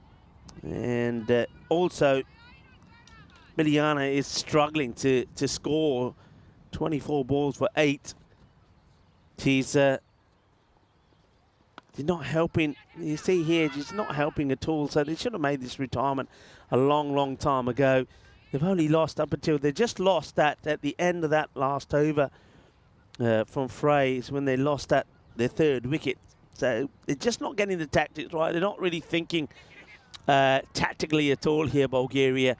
And that's something that they're going to have to improve going forward. And there's been too many basic errors that they need to sort out. And it's something that between the captain and coaching staff, they just haven't been able to put right. I know it sounds harsh, but you've got to make those subtle changes. You've got to be able to make those changes and push for those changes if you want to move forward. You know, because let's face it, yeah, you're gonna enjoy your little minor victories there when you take those run-outs to catch the wickets, but you also want to win. You know, you want to enjoy getting some wins. You don't always want to be coming second best. And if you don't make those changes you need to, then it's not going to happen like here. You know, Miliana, 28 balls for 8 runs. All right, Simona's come out there now, but she should have been out there a lot earlier. And not just Simona, other bat as well. That one's hit pretty well and will be a boundary. So Miliana, after being out there for 28 deliveries, finally does get a boundary to her name. She'll go into double figures, but it's all coming a little bit too late. And I think maybe it's all happening a little bit too late just to pick up a point here as well. That boundary coming at the end of that over from Chamali. The score moves now to 30. I think it's probably more than 30 actually. I think we're just waiting for the scores to update. But it will be Guitamo comes in again, and that could be out actually. I think the batter might be slow getting back here. Let's have a look at this. So it was 34 at the end of that over thanks to that boundary. But I think if we have a look at this, I feel that Asmat Shifa could have her victim here, and it is out. Well, because the ball hits the stumps. Watch this. So the ball goes onto the stumps. That is out. The foot is in the air, and then the stumps are broken. So it's a little bit of luck. Ay, suerte, suerte, suerte por Sama Shifa. Suerte for her. A little bit of luck there for the bowler as well. And that's going to be the end, and a disappointing end, actually, to Simona. Is going to get stumped without scoring. It's going to be a first baller, in fact, for her. She's had to wait a long time. You can't blame her, really. It's a little bit unlucky, but she's got to try and get things moving for her side. Let's have a look at it here again. So she does try and come out. She just comes out and then tries to go back again in two minds. And a little bit of good fortune for the keeper. So Shifa gets a stumping to her name. And it will be a wicket also for Githama. Githama gets a little bit of luck as well. Poquito de suerte in this, the 9th over. And might get another. Might get another. Does she have the ball here? Let's have a look at what happens here. She's asking the question, is Sama Shifa? Let's have a look. So it's a slow one. Alexa plays at it. And let's see if this foot is down there. Does it stay down? It does. And, well, I think Alexa in this match has probably spent more time on the ground than she has on her feet. That's a nice shot played. A nice sweep shot. And this time is Dalbina that's doing the fielding out there on the leg side. And Alexa does get off the mark. And trying to keep herself warm there as well, Alexa. All right, Githama. Gets played on the offside. I want to just focus on something else here. So let's talk extras. 11 at the moment, 6 wides, 3 no balls and 2 byes. And with Estonia winning the way with extras, 22 were given by Bulgaria. That, again, is a big improvement to what we've seen and on a cold morning as well. So, well done to both teams in the way they keep the extras down. And just when I say that, Githama just flights this one too far, too wide. Shifa having to do the fielding. Biliana. It's been a long stay in the middle for her, but it's not been a fruitful one. As well, she plays that nicely. We'll get a single. That goes to the fielder. Makes the stop. That's Lisa Bowering that's out there. I guess some people might be saying, well, maybe they don't feel that other batters can go out there and score at a brisker rate. But I don't think you can score can you score at a slower rate? I don't know. I mean, that's 12 scored off 32 deliveries. You know, what you've got to remember in a team game like this is you're trying. Obviously, you're playing to win, but then also you've got other batters there that will give them a chance, give them an opportunity. The game probably 3 overs ago, after that over from Frey, when the score went to 30-7, it probably was out of your reach then. So just make some changes. What have you got to lose? Make some changes. Up in the air. This one is a chase of the fielder. Wants to get a foot on it. And, well, let's have a look at this. We're going to have a look. And it's the fielder that's coming across. That's Pranjali. But where's the foot here? Oh, I think that's okay. She's not in touch with the rope and the ball at the same time. No, that's okay. I think that's okay. And Pranjali makes the save. They do come back for 2. Again, just a little plod there from Biliani. And it's going to be, again, similarly to what we saw on 3 occasions yesterday, a very comfortable victory for Team Esti. And it's another one that just blocked out. And you can see, I like it, at least that Alexa is trying to get to the other end. But Biliani is saying, no, I'm here. I've dropped the anchor. I'm here to stay. I'm not going anywhere. Here comes Lisa again. It's up in the air. It's a good chunk of this. Probably, again, maybe thinking too. Alexa now puts the stop sign up and says, no, I'm here. Now I'm staying here. You can keep your anchor over there. 16 of 37 deliveries. Bulgaria. I'm liking what they're doing in the field. I'm liking the fight and the effort in the field. Alexa plays that one away, but it goes straight to the field and no run. And so it'll be a ball to go, and this match will be concluded. It's going to be a victory by some 30-odd runs. Again, by Estonia. But yeah, with the bat, Bulgaria, just for me, I don't think they're really helping themselves. I'm surprised. Asking the question, too high as the umpire. Could be a run out right at the end. It won't be. Emiliano will survive. Taking an unnecessary run, really, a leg by. And that will be, I think, the end of the innings. They're going to finish with a score of 41 for just 4. And Bulgaria, somebody's going to have to give them a shake and say, come on, you're just going to have to sort out what's happening here with the bat. They do extremely well. They're extremely well with the ball, but it's almost like it's got to hurt the team as well, because they put a massive effort in with the ball. They're going on a high after the great way they finished that innings, but then with the bat, they're just not helping themselves. They're just not playing. They're not doing the basic things right, and that comes down to not just the captain. It comes down to the coaching staff. And it's going to be a point when, you know, they're going to get the smiles are going to turn into frustration from Bulgaria, saying, well, we don't like losing all the time. And you can certainly, I mean, they lose here and they lose with nothing. That's the thing. They get nothing from this match. If you lose with a score of 60 on the board and you get a point, you get something. There's something to get from it. But at the moment, they're not winning. They're not winning too many battles with the bat. They're letting themselves down, and a lot of it, in my feeling, is self-inflicted, because they're not making those little changes. You know, have a look. When they were chasing 115, 45 for 5, they lost 5 wickets. When they were chasing 73, they lost 4 wickets when they got to 50.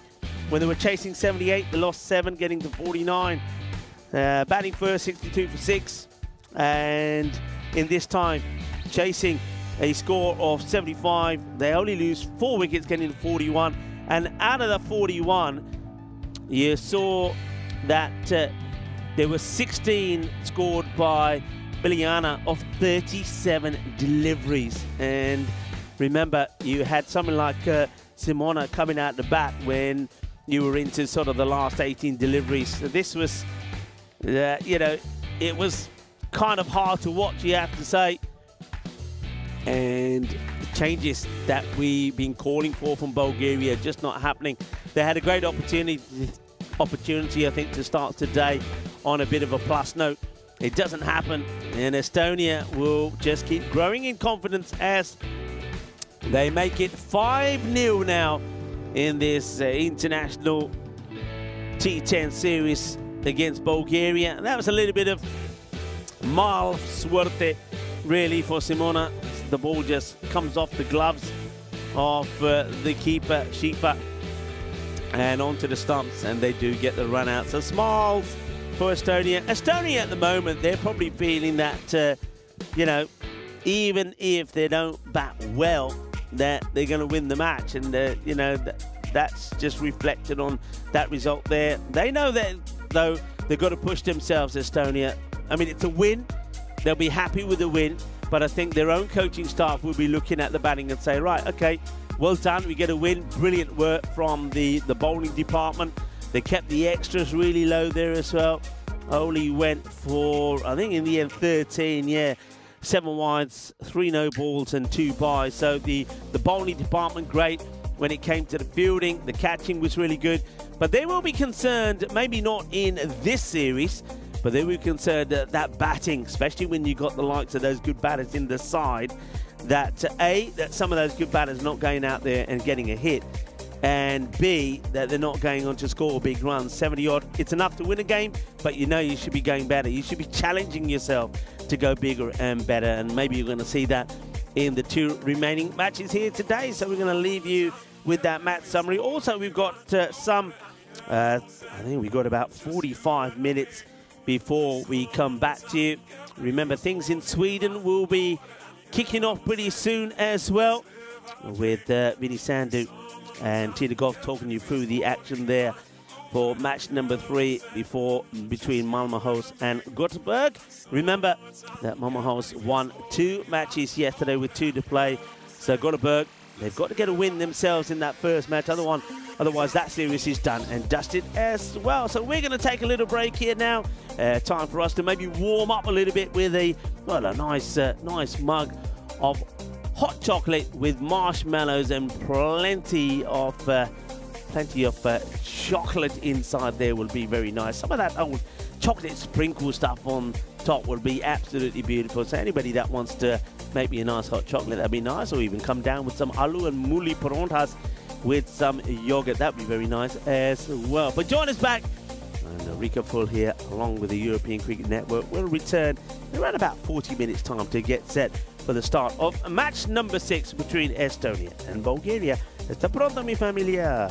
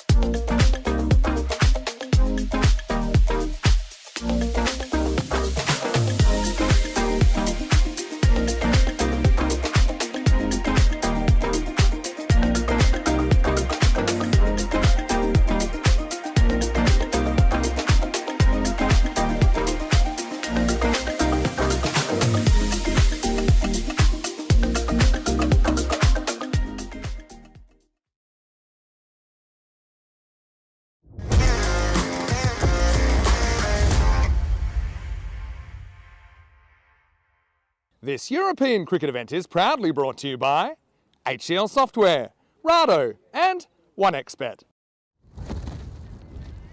Hello viewers and welcome back as we get ready for match number 6 between Estonia and Bulgaria in this European Cricket Internationals. And well, Estonia, the home side, have had the upper hand over their opponents in their first 5 matches. 5-0 to them at the moment with this one to play, and after this, one more to go. So can Bulgaria improve? I know a lot of people been talking about their batting and just saying that just need to make some little subtle changes. Well, can they make those subtle changes and get a victory under their belt? First though, let's go see what happened at the coin toss a little bit earlier.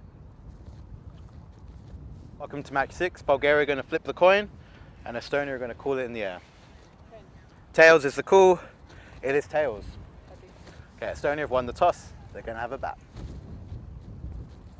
No surprises there. I think Estonia are looking to bat first. And I think this is also another opportunity for somebody like Anna-Marie Vesic to say to her batters, all right, come on, we've got to, even though we're winning, we've got to win in style. We've got to win better. We've got to go out there and challenge ourselves to get more runs on the board, because they are leaving themselves open to being beaten by Bulgaria. All Bulgaria need to do is click once if they are chasing a score in the 70s, and they could get a victory here. So I think the captain definitely does want more from her batters. Sima Ratvalna comes into the side. Biniswani had a good day yesterday, also in with John Frey and Natalia come in. So a few changes there from the home side. Of course, got an array of players to select from. Bulgaria, they don't have the same luxury playing away from home, so it's very much the same from them. I know that they are tiring a little bit, but still it was nice to see some of those players in the net. I know Stanislava was in there, and Alexa as well, who they're nicknamed Speedy Gonzalez because of her fielding. No doubt that she will take her spot on that leg side boundary as they once again try to restrict Estonia to score. I think once again in the 70s. If they can keep it lower, even better. They'd love to keep them to score between 50 and 60, considering they haven't been able to get into the 70s. But having said that, a couple of times they haven't been able to get into the 50s. They just need to stick to what they've been doing with the ball, especially the way they finished the last match, the last 5 overs. That's a good start there from Shatarova. She's been good with the ball. Biljana, she had a good outing in the field in the last one. Bowled well, fielded well. Don't forget she was involved in that fantastic run out as well. So Biljana with the ball first up, and bowling to Medaguch. She gets an opportunity once again at the top of the order. That one is a no ball as it completely misses the pitch. And being joined out there by Valna, who has been promoted up the order as she comes back into the side. Free hit then. Jaguch, who attacks it. It's a long way out of the crease here. I know that the keeper, Vili Nikolova, is not quite standing up, but if she took this cleanly, she certainly would have had a go at the stumps. She's quite lively behind the stumps. Welcome back to everybody in the chat as well. It's hello to Chris Smith, saying good morning to me. Hello to you, hello to John Hisham. Kroom, I hope you're having a wonderful Sunday. And gone! There's a wicket. Just as I'm saying good mornings, well, I'll say good mornings to everybody in the chat, but maybe say goodbye to Medaguch, who's going to go for a duck here. A 4-ball duck. There's the celebrations. Well, Bulgaria, they've certainly been celebrating. Every little victory goes across the line here. The appeal is there. And Meda is a little bit disappointed, saying, what? Let's have a look at this again. I mean, that's not the angle. It goes across. Yeah, I don't think there's too much doubt there. I think she goes across. The ball is going onto the stumps. I don't think there's too much in favour of the batter. So that's going to be gone. Goes without scoring. It's going to be a 4-ball duck. You see it again here. Well, next one in the air and doesn't go to hand. This is Pranjali, who now gets given a chance coming in at number 3. First time we're seeing Pranjali out there, and gets off the mark straight away. So once again, it's Shatarova seems to be doing the damage with the ball, and unfortunately Medaguch 4-ball duck for her this time. It's well struck by Valna, but to the fielder Simona doing the fielding.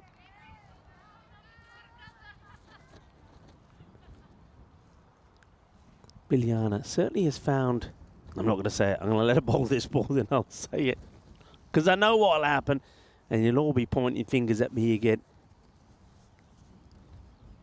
See, I just knew it. I just knew it. You can't blame me, I didn't say it. All right, I'll say what I was going to say. I was going to say she certainly seems to have found a little bit of consistency. I didn't say it though, they can't blame me, not my fault. There's the wind, look at the wind. It is windy out there, I have to say. And I know when I was speaking to Alexa and one or two of the other girls, they were saying, well, that's how windy it is, even the boughs are falling off. They were saying, well, it's difficult because they're saying when we're in, especially the Bulgarians, saying when we're in Bulgaria, they just played in a tournament there actually in Sofia, and said when we were there it was warm, we were wearing just t-shirts and we were moving around freely. And you can see here they've got, I don't know how many layers, probably 3 or 4 layers. They've got the beanies on, they've got the hoodies on, and they're just trying to keep themselves warm. There's Detalina, the captain, throwing herself at that one. There's the end of the first over, and it's a good start for Bulgaria. They've taken a wicket, and Estonia a 3-for-1 at the end of the first. There as Valner, not off the mark just yet, hits the ball well, but just finds the fielder, doesn't she? And well, nice start. This is the captain. I like this, Catalina. Sometimes I think she just keeps herself too far back when it comes to coming on to bowl, but she's coming on to bowl the second over to try and keep the pressure on. Just straight down the leg side here. But see, the problem here with Catalina, I think sometimes she just literally, it's almost like the ball, she just lets the ball roll out of her hands. I think she still needs to put a little bit into it, especially on a day where it's pretty windy. So she just needs to get that arm over a little bit more and just a little push through the ball. And now she goes too wide. This time's going to be a no ball. We've seen her have these issues before. When she gets it right, she can be pretty destructive, a bit like Biliana, but when she doesn't, she can give a lot of extras away. That's a better ball, and it does come in, doesn't quite carry, and oh, well, I think she had a chance of running out Valner here. 2 opportunities, could have had either of the batters. Caught and bowl one, probably just doesn't carry, but look at Valner, overcommits. Oh, would that have been out or not? We'll have to wait and see. I guess we'll never know. That's a good clean hit, and Alexa is behind you, Alexa. There you go, well done. Speedy Gonzalez, under, Eva. Nicely done. She says, I didn't know where to go. Kidhar gayi si maine kuch nahi pata laga. It's been hit well. She gets there, makes her stop, has no idea where it is, hits her on, oh, look at that. She's got all the tricks in the book, has Alexa. Brilliantly done. She finds it in the end. It's a similar shot. Similar fielder, this time straight into the hands. Clean as a whistle. And Alexa, I think you all know by now, she's the fielder of this tournament. There's no doubt about it. She's just been a superstar out there. She owns that territory. I spoke to her while she was netting. After this delivery up in the air, can anybody get there? No. And they will make it home as well. But when I was speaking to her, she said, once one went past me, and that happened quite early on, she said, I then said, nothing's getting past me. Nothing's getting past me. And so far, nothing has. Catalina, last few deliveries been much better. Can she finish the over well? It's in the air, and it's going to just drop into a pocket of space. And you might as well keep hold of it, because I'm pretty sure that Biliana will bowl the next over. That's a good one from the captain. Goes for 7 after a shaky start with the wide and the no ball. She does recover well. Once again, though, aided by some good fielding. 10 on the board, 1 wicket down. And, well, they're not going to go back to Biliana, which is a bit of a surprise. This is the way it's looking on the table front. 5-0, that's the main thing. If you look at the points, that tells you the story of how dominating Estonia have been. That one's well bowled. It just comes in a little bit there. This is Katrin. Comes to bowl over number 3. So they don't go back to Biliana there. I wonder what the reasoning was behind that. I think Biliana, she just bowled a nice tidy line. She was getting the ball in the right areas. I think I would have stuck with her personally. Oh, that's probably okay, actually. I thought it was going to be too high, but it does dip down, and in the end, Pranjali misses out on it. Just have a look at this. It comes down and just gets on the knee roll of the pad as it comes down.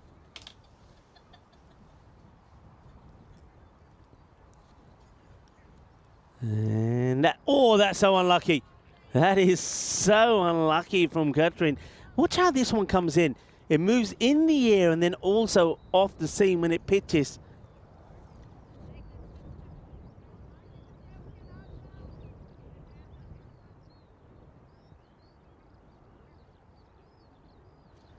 Just comes back in, beautifully bowled.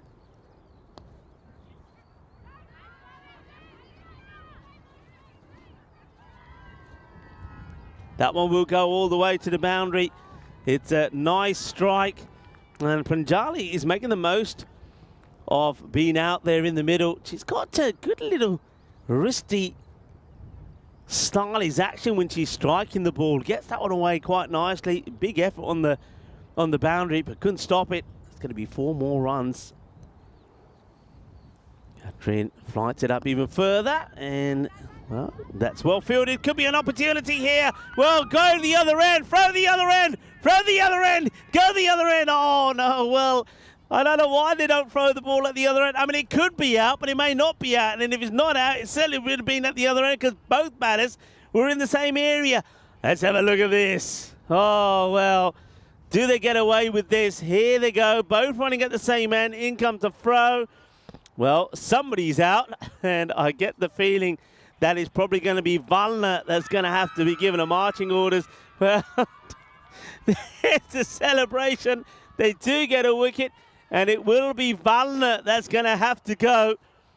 Well done at the end there from Katrin.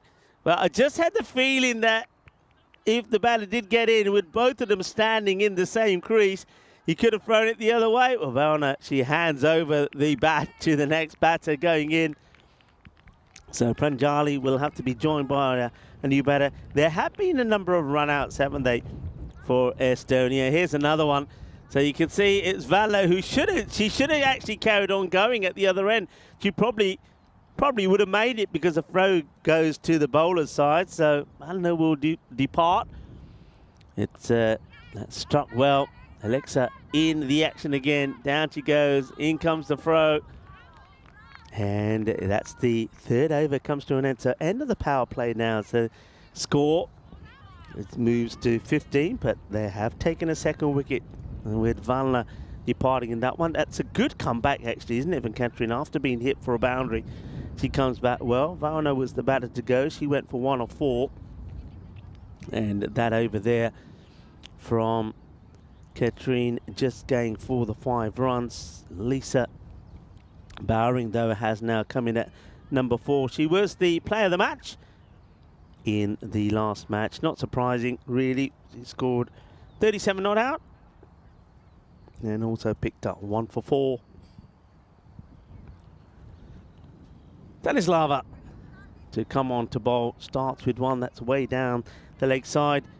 Using different bowlers. So I wonder if here Dittalina is taking a leaf out of what Estonia have been doing. Using sort of 5 or 6 different bowlers and then going to the ones that are bowl well.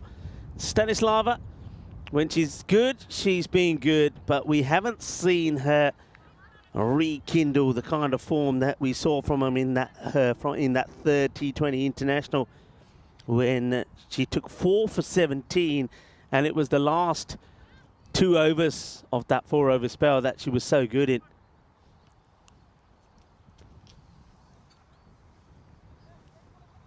That's a better delivery. That's where she needs to be. And this is what line she was bowling in that spell that I'm talking about. So Stanislava goes back to a mark.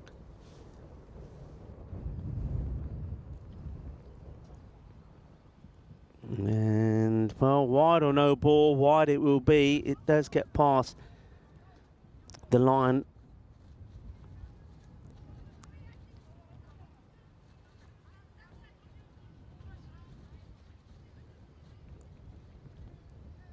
John Heasham in the chat with Shauna as well. And John Heasham was saying cue the Benny Hill music to that run out. Stanislava now just not able to get it right. You can see there's Gabriella going up to her, giving her some words of encouragement. Let's see, Witchy, I think it's just in that, yeah, she knows what it is. I think in the back of her mind she's saying, oh, get that arm straight, get the arm straight.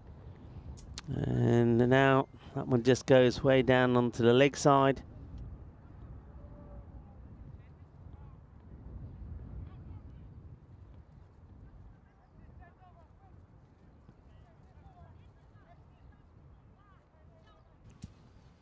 There she is practicing it again, Stanislava. And yeah, that's the way to do it, says Catherine. All right, let's see. That's the one legal delivery so far, and this one is hit well. That's going to be probably a boundary. Yeah, it will. Good hit. Pranjali, she's enjoying herself out there, isn't she? That's another boundary to her. And moves to 14. And that's a second boundary, 2-4s. She hit one in that long on area, which beat the fielder, and now she's hit another one. That's another player who's opted to have the hoodie on, and then the team shirt, and then the hoodie's playing its part underneath that helmet as well, trying to keep warm and keep the wind out. Stanislava, that's a better delivery. That's the area. Because she's got height, if she does put the ball outside the off, then she will get that little bit of bounce. Rob Thompson calling me Coach Rico. Well, I'm trying. I'm offering me services if anybody wants. But, no, well bowled again. Could be a chance here. Gabriella, direct hit. Would have probably been out. But I think here, a little underarm throw, perhaps, into the gloves of the keeper probably would have been better. Let's have a look at this here. So here's the pickup. I think Gabriella, yeah, look, if it went into the gloves, and even then, I think, yeah, in all fairness, Vili should have done better with that. Could have been and should have been perhaps another run out. Oh, that one comes out all wrong. It's going to be a wide ball again from Stanislava. That's going to be 6 wides in the over.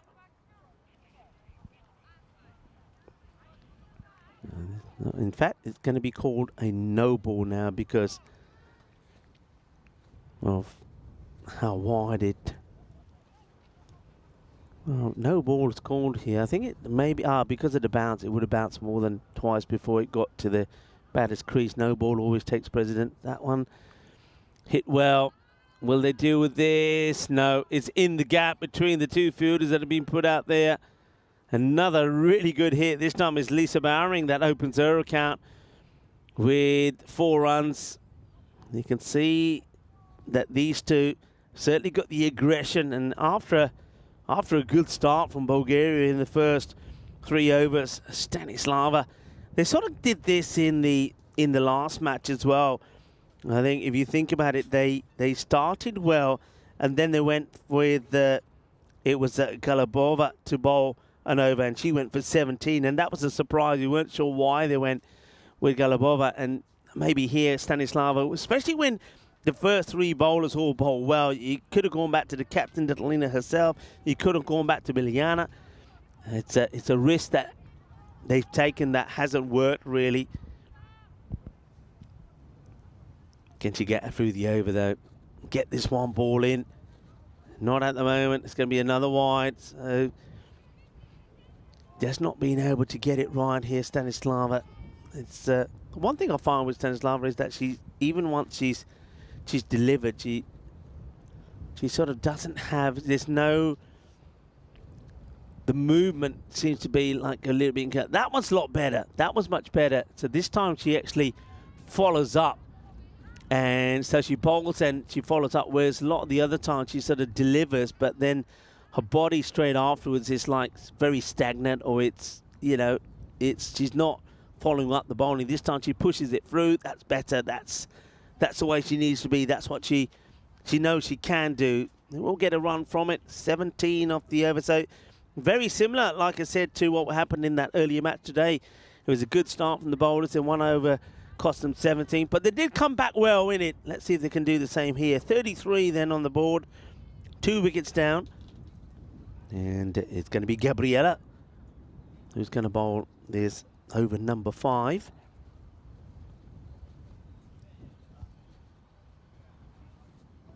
And starts well. She does get this ball to come back in, does Gabriella. We've seen her do this a few times. It starts round about that off stump, but the ball comes in, and getting a dot ball against Lisa, that's a good delivery.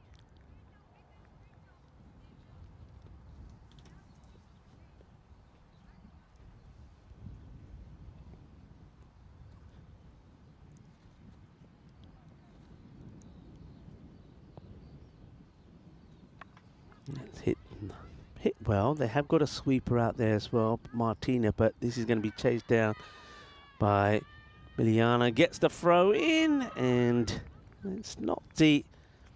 Should have been a comfortable 2 there, I think, but Lisa did struggle to get back there. Here comes the throw, and she does make it, but not as... Well, hang on a minute. I don't think she does make it. I think that is out. Now, the umpire's now asking for a review. That is gone. It's Biljana again. It's the second time she's involved in a run-out. Just watch the delight here. Watch the delight. You're going to see some delight in the moment. Look at this. Look at that. Look at that. That is sensational. They didn't even know, I don't think. I think this is a case where the umpire just thought, you know what, I'd rather have a review here. They go for the review. 2 circles have hit the jackpot on the money, and it's a run out. So Lisa, it should have been a comfortable 2. I don't know. I wonder if we can see the batters running in between the wicket and see where this went wrong. I mean, the shot's being played. Lisa, maybe she's struggling a little here, gets to the other end. She starts to go, and she just can't get out of second gear. And that's excellent work. Watch Nikolova here, the wicketkeeper. Watch this. She knows she's struggling. Just pushes this onto the stumps. That is fabulous. And Lisa goes for 6. That's a big wicket, you know. Don't forget, Lisa out. Meadow went without scoring. It's another run out. So it's definitely something that Anu, the coach, will be making a little list of. That was a comfortable 2 for me. It wasn't the most powerful of throws there from Biljana, but she gets it in, and good work from the wicketkeeper. I'm liking that from Billy, just pushing it onto the stumps. Another one goes, 34 for 3. And that brings Chamali out to the middle, left-hander.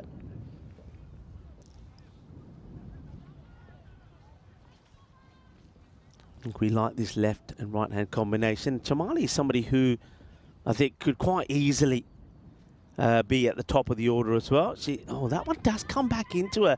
She does play this shot really well, Chamali. We've seen her play a couple of boundaries in the T20s when she was partnering the likes of Victoria Frey and getting into good position and playing it away. But that one really comes back into her. She does get that ball to come in a long way, does Gabriella. Single gets taken. Pranjali, let's see how she deals with those incoming deliveries from Gabriella. Gabriella starts with a bad one. That's probably a no ball as it gets thrown in with a bit of firepower. Just skipping back to her mark is Vili Nikolova. 15 of 18 from Pranjali. She's done well. Works this one away as well. It's got a good field set here as well now from Bulgaria. They do have a fielder on the 45. Then you got Alexa in that square leg position, and they've also put a mid wicket in. So that's good field set. Alexa now, well, she's running. Oh, look at her go. Can we see Alexa for a moment running across the field? She's got there now. She's gone from square leg to square leg, deep square leg to deep square leg as Jamali, the left-hander, gets on strike. Gabriella flights that up. That's probably just going to be too wide this time.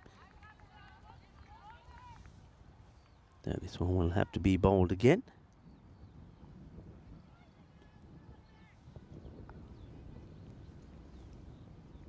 .38 for 3. Ball to go at the halfway point. Going to try coming around the wicket here, Gabriella. And one is just going to be nothing at all. So 38 for 3 is the way it will stay. It's Rika Full here in Estonia, welcoming you to the commentary position here. I hope you've enjoyed the coverage so far here on this Super Sunday, or we should call it Women's Sunday, as all the action that you'll see on the European Cricket Network today are going to be from the women international style here in Estonia. And of course, things about to get started there in Landskrona as well, as Vinny Sandhu And Tina Goff will be talking you through the actions of the 2 matches from Landskrona. And, of course, the last 2 matches there in Landskrona before I think Tina takes a bit of a break. Vinny Sandhu gets packing and gets himself ready to come over here as we rejoin the action. And it's going to be Catherine who comes on to bowl over number 6. And she makes a good start. That over, though, from Gabriella. Always finds a way to get into the action. Only goes for 5 runs. There was, of course, the wicket in there as well, the run out. So Catherine, just a little bit short. That's hit pretty well. It's up in the air. And, well, let's have a look at this. About 4 runs signalled. That's pretty close to going all the way. That's Richard Parkin who's here, who's watching some of the action. Well, he enjoyed that shot. How far away was this from our first Maximo? Where does that land? Oh, not that far, actually. I know that Simona was the closest so far. Well, yeah, applause all around. Well, who knows? Maybe that young girl will be a star of the future. I'm sure Mr. Parkin will be introducing her to the game pretty soon. Good hit. Pranjali, 20 of 20. She's going well. That's all going to get past the fielder, and can't catch up with this one. Well, this is another boundary. Pranjali is scoring all the runs at the moment, and I think here this is signs of Miliani just struggling a little bit. You fancied her to get to it, but she has 1 and, yeah, 1 or 2 dabs at it with a foot. Can't do so. It's going to be 4 more. And that's it well as well. But this time I think Alexa will come along and just keep it to a single. Been very impressed with Pranjali. He's gone out there, been given an opportunity, coming at number 3 after that early loss of Meda for a 4-ball duck, and 25 of 23, 4 fours so far. And what I've liked about her is where she's hit those boundaries. So we've seen her play, and now a boundary yet long on, square leg, and straight down the ground as well. Jamali sees that field change as you will see. Well, Alexa not quite running all the way to that square leg boundary this time. So just getting that field right on the leg side. It's much better field set, actually. I'm pleased to see this, Bulgaria. It's something that we've been talking about a lot. Is they are finally putting the 3 fielders out on the leg side. The only thing I would change with this, if anything, I would just have the 45. You can see there now, so 1, 2, 3 on that leg side. I would just have the 45 a lot finer, because Chamani does like to play in that fine area. I think the bails have come off again. Probably the wind playing its part. So yeah, I would just have the 45 a little bit finer. And then on the offside, at the moment, they're not worried too much about anybody out on the off, because, well, nothing's been hit that way from Chamali, so they're quite happy to leave it this way at the moment. So watch this. This is what I'm talking about. The fielder is there, but can't stop it. It's been well struck, and Stanislava is there. We know that Chamali likes to play in this area. She plays his shot really well, and Stanislava should be disappointed that she's not able to stop that. But you can see why I say I would just have that fielder just a little bit finer. And not sure here. Yeah, that was the end of the over. 51 for 3. So that's a good over. 13 runs coming off it, and 4 on 3 occasions. I think that's the first time that we've seen 3 boundaries in an over. So Pranjali, she's certainly going well, and Chamali getting her first boundary as well. 51 for 3. In the air, and oh, the chance was there. Doesn't get taken. It's an opportunity to remove Pranjali. And Miliani just can't hold on to it. She throws herself at it, really, rather than keeping a stable base. And as a result of that, that one gets away. They certainly could have done with that one. So Pranjali being dropped on 25. That could be pretty crucial. And you could feel the pain there from Detalina. She knew that that was a big wicket. Doesn't get taken. Remember, in that first match, they finished really well in the last 5. In this one, it's been a little bit up and down. They had a good first couple of overs, and then Estonia came back with some good ones. And again, Detalina get another good one in here. Well hit when Chamali takes that right off the stumps. And I see here, I really think that Miliani is struggling out there now. It's quite understandable. It's been a hard workout for the women last few days, but her legs just give up on this, and she just looks at the other fielder, to Martina, and says, "Yeah, it's yours. I can't do this anymore. I've got to save me legs."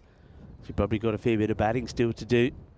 Little Nina now will come back over the wicket, bowling to Pranjani. And that's hit pretty well. She's got a very good eye, and she hits the ball hard, does Pranjali. One thing that it's worth noticing, remember how things started yesterday in the very first match when we were looking at the field from Bulgaria, how closely they had about 4 bodies in on the offside close, 3 on the leg side, and they weren't making that change. Just look at them, look at the changes already. If you could go back and look at the first match and the way the field was in this match, just have a look how they've learnt in that little bit of time. The fielders, they're not so close, they're not all clustered together. They're making the changes like this one and I think that's hit the rope, actually. I think that's 4 runs. She doesn't get hands to this at all. It should have been stopped. I think this is 4. It's been hit well, and the fielder doesn't want to get, I think that's hit the rope, 4 runs. Yeah, the fielder doesn't want to get hands to it. It's disappointing. Remember, I did say that you've got to have the right fielders in the right place, and that's something that I think Estonia have done really well. And Bulgaria, unfortunately, see the fielder there just trying to stop that with the body, not using the hands still. Detalina not very happy about it. You can see she's gesturing there to some of her teammates. Not the way to do it, and you can end up getting hurt that way as well. So Chamali gets another boundary in that area. You know that's going to be a hot area. You've got to have a better fielder there. Outside the off, that's better areas for Chamali. That's, you know, her strength. Very, very similar to Detalina herself. Detalina is the right-hand version of Chamali. If you bowl down the legs to her short, she'll crunch it away. Chamali's very much the same, so try to keep that ball outside the off to her. And it's another good delivery. It's been well struck, and gets a hand to it. Miliani, I thought she was going to maybe get a second chance at it. She doesn't. It's another opportunity that gets put down. And this time is Chamali that gets dropped. So both batters have given opportunities. They haven't been taken. End of the over. And Detalina, she's unlucky. Goes for 8 in that one. Score moves to 59 for 3. You can see that Estonia really trying to get a move on here. They want to get past the 70s. They want to be finishing around that 90 score. This is what's starting tomorrow, the first day of 7 of the European Cricket Series. And we're going to start with the Italian derby. The Italian Stallions will be taking on the Italian Strikers. Then it'll be the Hippos in action. As this one's been hit a little bit fine.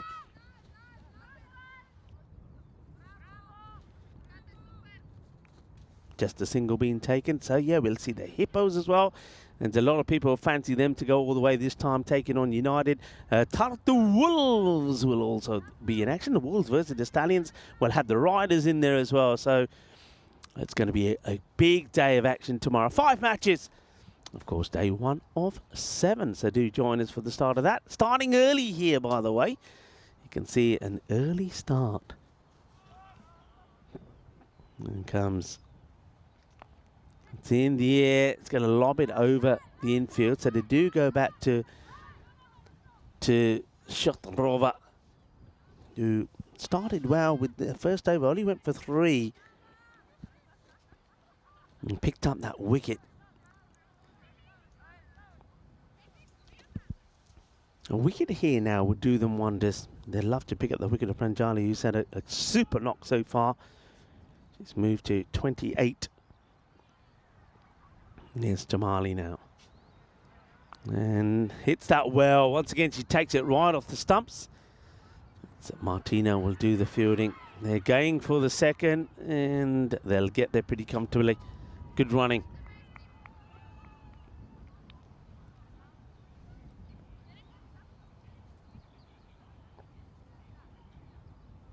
Hello to Wayne, who's joining in the chat. I hope you're all having a really nice Sunday, whatever you're up to.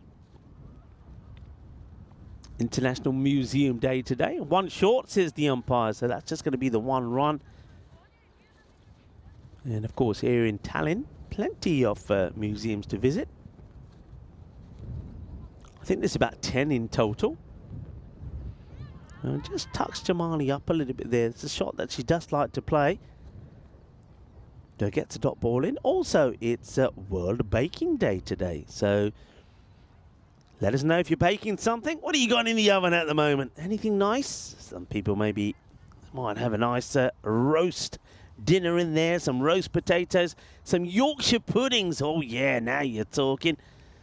Maybe some parsnips in there as well. Oh, that's come out all wrong from Bilyani. She really is feeling it. She's got one more match after this, Bilyani. One more match. And yeah, it's been a bit of a workout for some of the players. But yeah, let us know what you got cooking. I know one or two of you. Chris Smith normally is a good cook. Come on, Chris, tell us. I bet you got something nice cooking and going on in the oven. World Baking Day today. If I had an oven here back at the hotel, what would I make? I'm trying to think now. It is a Sunday. What would I put? You know what? On a day like this, I know exactly what I'd do. I'd put a nice hot pot in there. So the meat, the vegetables, carrots, potatoes, what else would I put in there? Oh, dumplings. Yeah, dumplings. And then I'd put a layer of pastry on top of it. You know what I mean? Yeah, that's what I would do. A nice hot pot. And, of course, got to have dessert. Well, you know what they say. If you're going to put the oven on, you might as well make it worthwhile. That's hit really well. That's a solid strike.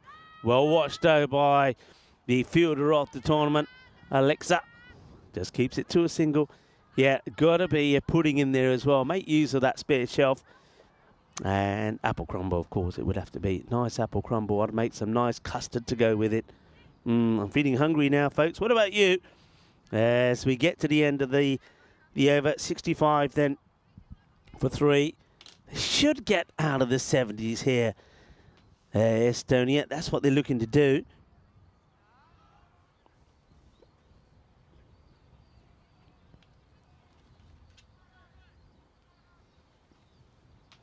So let us know. Oh, that one comes out a little bit wrong from Gabriella. I want a quick look at the extras here now because, as I've said, they're improving all the time. 15, I think that's probably 16 now with that one. So I think that makes that, what, 10 wides maybe? 10 wides and 7 no balls in there. And remember, that's up in the air. Will this be taken? Yeah, it will. Well held. There is a wicket. Detlina holds on to the catch. And, well, was it a free hit? I think it was a free hit, wasn't it? It was hit in the air. Catch is taken. I wonder if we can see the wicket keeper at one point. Maybe we can see the highlight of that and the wicket keeper. Watch the keeper. Catch is taken. And she's screaming. Look at her. She's screaming. There's a sniper out there somewhere. You know why she's screaming? Because she knows it's a free hit. She's saying it's a free hit. Get it in. We can get a run out. Nobody listens to her. And they do get a single. Oh, this one is going to be too high from Gabriella. So it's another one to go to the extras. Oh, dear. Yeah, that ball before was the no ball. It's well caught by Giselina. And you can see it was... can we just, if you got that still saved, Chris Stats, maybe at the end of the over, just show us that again, the keeper going down. Because you can see that Nikolova is screaming to her captain, give it to the bowler. There's a run-out chance. They're running, give it to the bowler. Chance for a stumping. No, she gets back quick enough. But it doesn't happen. And then, well, Vili Nikolova goes down like she's been taken out by a sniper. Jamali comes down the pitch, can't get hold of it, but does get back in time. And Meanwhile, Pranjali keeps going. She's moved on to 30 of 29. And that's, oh, well, well, not out, nowhere near out, as the question's been asked by Billy. But I think the words got out to try and get on with it. And Chamali's now, she's trying to force the issue. Normally she would put that away. I think she just needs to stay calm and play her normal way. And a normal way, she would have got herself into position earlier, played that away. That's a good delivery from Gabriela. Dot ball. So 8 balls to go in the innings. Estonia at the moment 68. They just can't seem to get out of the 70s, can they? They're only on one occasion when they batted first in the very first match of this series. That's a good delivery. Top part of the bat. It's a long chase. They've got nobody out there. Alexa is chasing.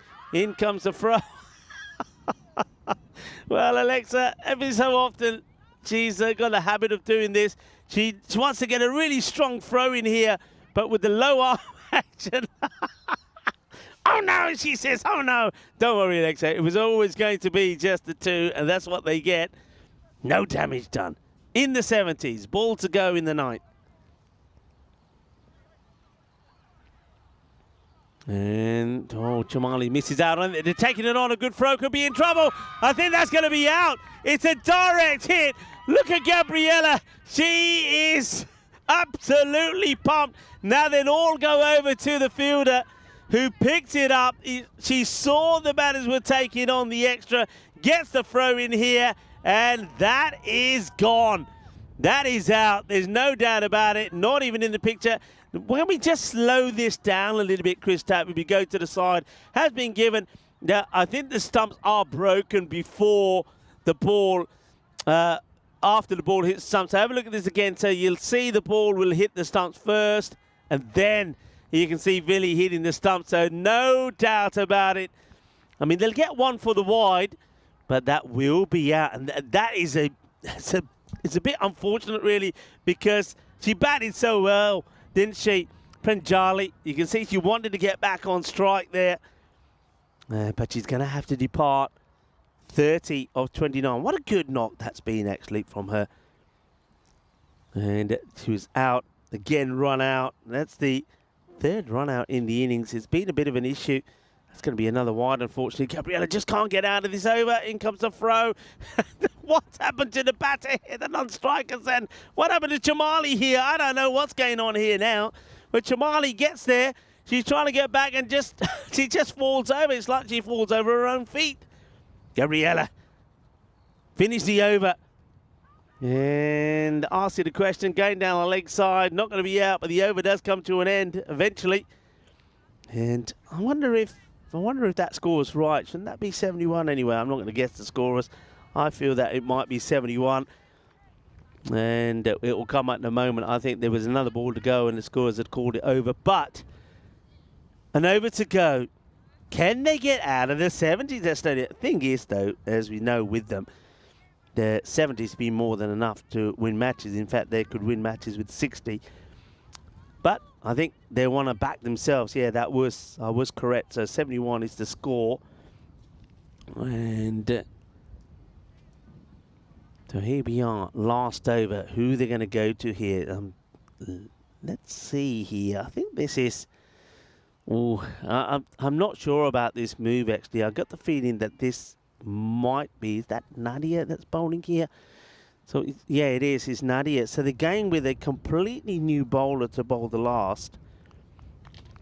So Nadia starts with the wide. This is where you don't want to give it away, do you? You don't want to give it away. In fact, the score's been updated as we speak. It was 72 at the end of the 9th. And that one... wide again.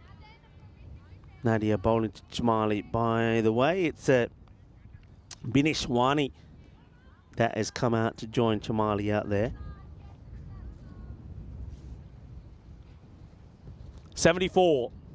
Still 6 deliveries to go. That one is in the air. Just loops over Nadia. They're running hard here. Would like to get back for the 2nd, but they won't. So 75, 5 balls to go. Estonia They want to get out of the 70s. Bulgaria want to keep them there and hope that maybe this time that they can pull off a chase in the 70s.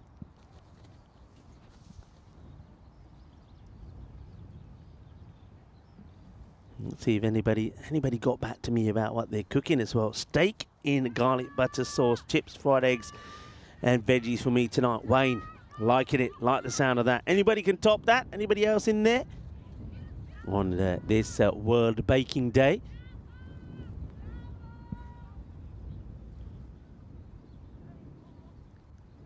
Nobody as yet. What else would be nicely baked? A nice meat pie. Yeah, that'd be nice with gravy, roast potatoes, a bit of veg. Got to always have a bit of veg, a bit of broccoli in there. That's nice. Add a bit of colour. Broccoli and carrots and gravy. Yeah, that's nice. It's the weekend. Some people will be thinking pizza. And, well, missed that. Not going to take on the arm this time, are they? But, we've already seen a great direct hit there from Katrin.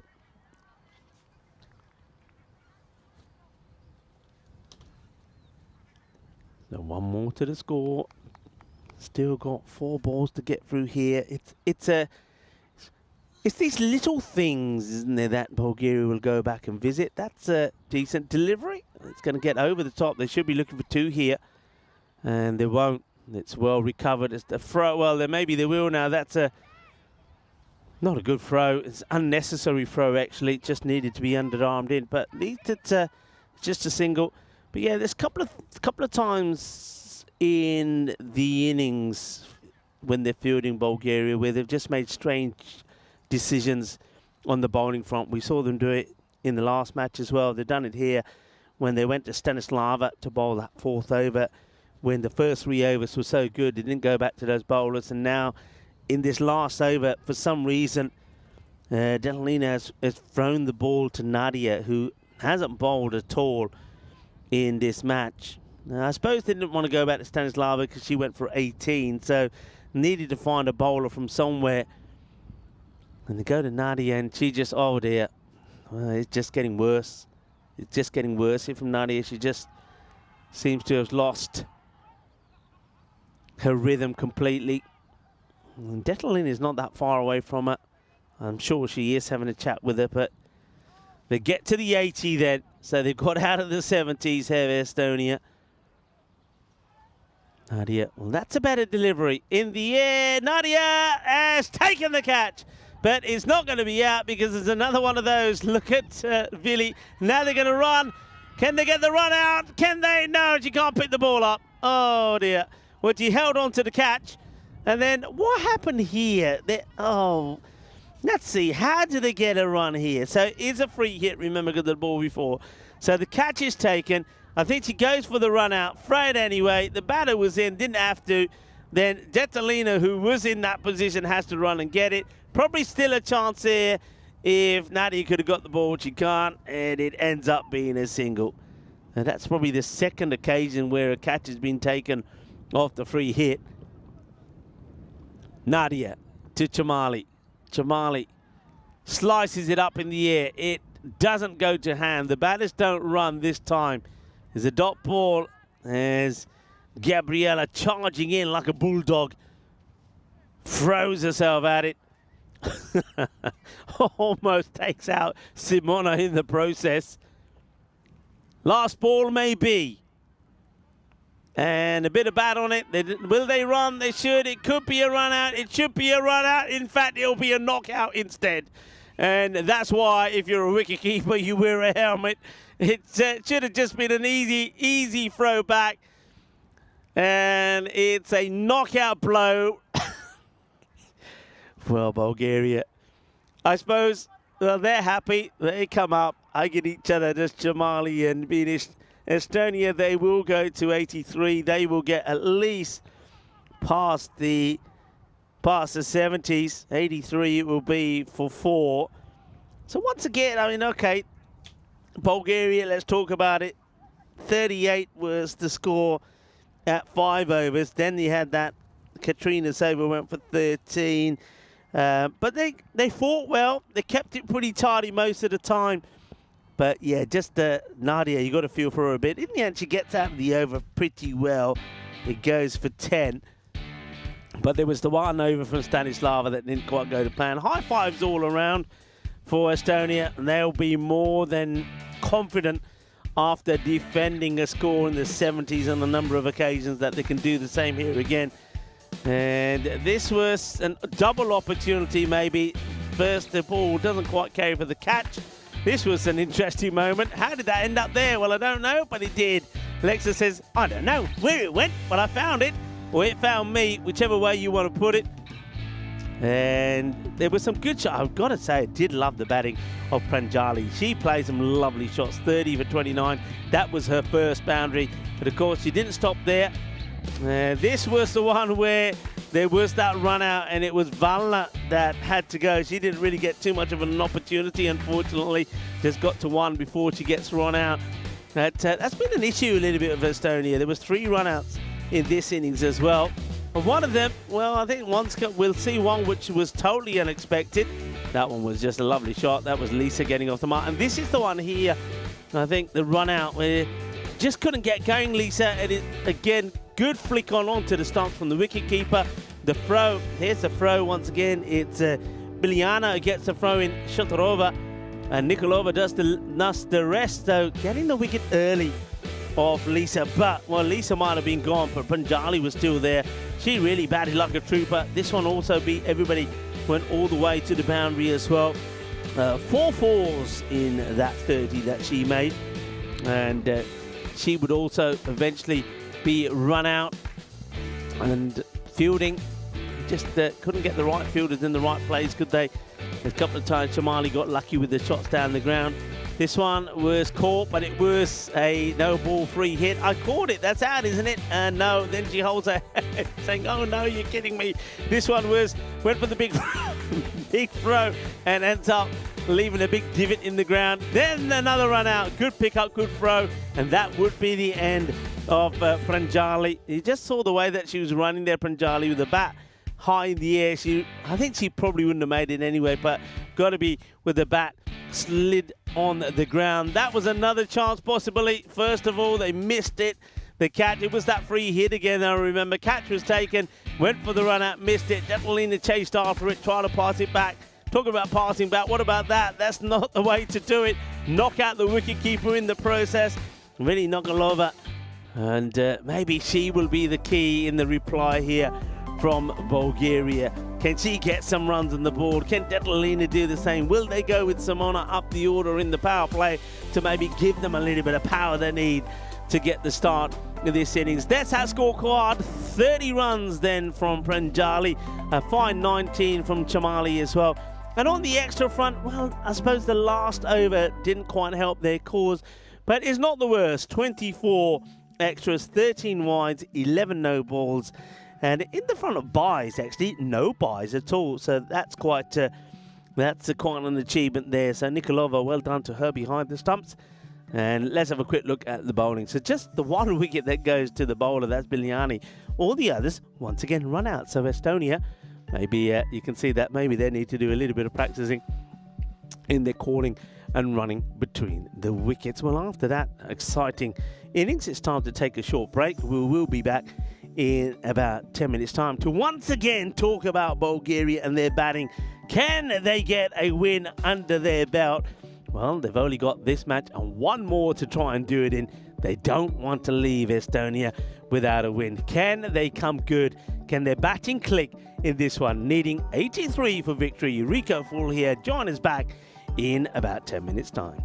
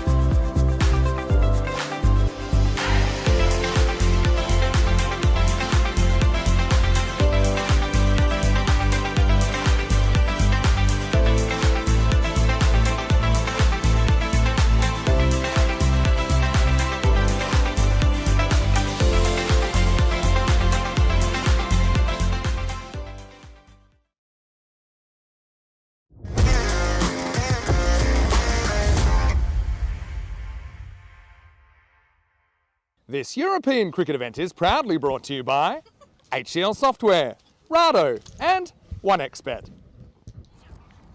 Hello viewers and welcome back to the reply now from Bulgaria after once again doing a pretty decent job in the field, restricting Estonia to a score of 82. That means they need to go at around just over 8 and over here if they are to register their first victory. Let's take a look at that. One thing they haven't been able to do, apart from just on the one occasion, is get to a point as well. Going to start with a wicket, very first ball. LBW as Valner gets the ball on the money, and it's the first wicket. Disappointment for the batter. Let's have a look at this. I'm not sure about this one. Valner does get the ball to swing away slightly. The umpire has no hesitation. So the first wicket goal, just have a look. You can see that she's standing on leg stump. Doesn't seem to be any movement on the feet. I think there's a bit on there. I think there might be a bit of bat on this. I wonder if we can see this again here. There seems to be a... Definitely I thought there was bat. Maybe no bat, but I don't know if that umpire feels is probably going to go on and hit the stance. So unfortunately, it's a wicket. Bulgaria will lose straight away. Marit Valner gets it, and they do make a change. It was Slavia Galabova that opened, and unfortunately she's going to go for a royal duck. So without scoring, and Valner picks up a wicket, coming into the side and get the wicket straight away. This one's been floated outside the off. It's just going to be a single. I think they were looking at the height here. Maybe you can have another look at this. I think it's okay. I do think it's coming down. Just looking at the way the batter played it, yeah, no issue there at all. Yeah, so Slavia gets given an opportunity at top of the order. I must admit, it's not the change I would have made. Billy Nikolova comes in next and asking another one here, the umpire, not this time. Marit Valner, she's great to watch when she's bowling. She's when she gets it right, it's all smiles. But when she gets it wrong, she holds her head, doesn't allow everybody to see who it's bowling. That's, I think, coming okay. It's going to be another dot ball here. Umpire, actually it's called a no ball this time. Let's see this one. So this time the umpire is deciding it is too high. I wonder if we can have a look at it here. It's side on, probably it is too high, yep. So no ball, free hit coming up. Can Vili Nikolova make it count? And she can't. Doesn't get that one away as it's angled into her pads. They've also gone with Stanislava. The reason I said I was a bit surprised with Slavia and Stanislava is that you've got two batters out there that really, they're not big hitters off the ball. And we've seen them keep out balls, but the problem is they don't really contribute too much to the score. I think we had a look at it a few times. We were wondering whether there might have been bat on it. There wasn't. The question is whether the ball would have hit the leg stick or not. The umpire decides yes. So unfortunately, Slavia does go for a royal duck. Here comes Lisa to bowl the next, and that one's almost gets through. The batter just manages to get a little bit of bat onto this. This is a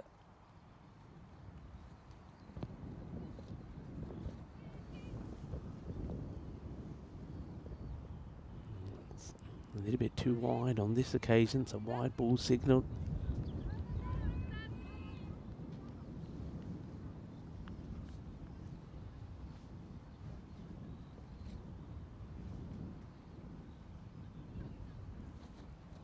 And that one does come in a little. Looks like it's going wide, but comes in, and not a wide ball on this occasion. You can see that Stanislava wants a wide, but it's not.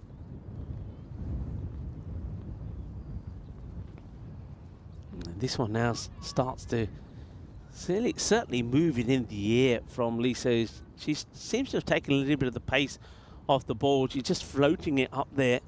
She's getting that ball to move around a little bit, swing in the air. Oh, wow. That for a shot. Well, it's definitely a double. I reckon has this gone helmet bat or something like that?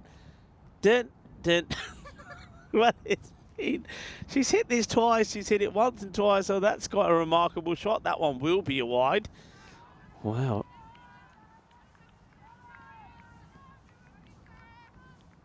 Lisa with the ball. Stanislava with the bat. Plays that away, but straight to the fielder. No run there. Nicely done. We've got fielder in close, catching there in kind of that gully area. Got Muratvalna close. A very short cover on the leg side. You've got Chamali. That's flighted up again and just dug out this time. You can see, giving it plenty of air. End of the over. Just a couple of runs from it, and those were both wides. So 5 for 1. Bulgaria falling behind pretty sharply. The rate that they required, it was just above 8 when it started, and now it's already coming to the 10 mark. That's the way the table looks. The table tells you the story, and that is that Estonia, as they did in the T20 internationals, have totally dominated their opponents. New bowler is Dalbin, comes in, Anna Dalbin. Anne-Marie Vesic, who normally does open up with the ball, is just taking the opportunity, the captain, to allow the other bowlers to get turn their arm over. It's played away nicely. They will get another run here. There's Vili Nikolova gets one more. I need to just start to make more contact here. Bat on ball, trying to pick up those boundaries. That's the other thing, you see. I mean, with the score over that 60 mark, a runner ball, so just singles alone are not going to do it. This one is just going to drop in a pocket of space there. Stanislava not able to get that one away.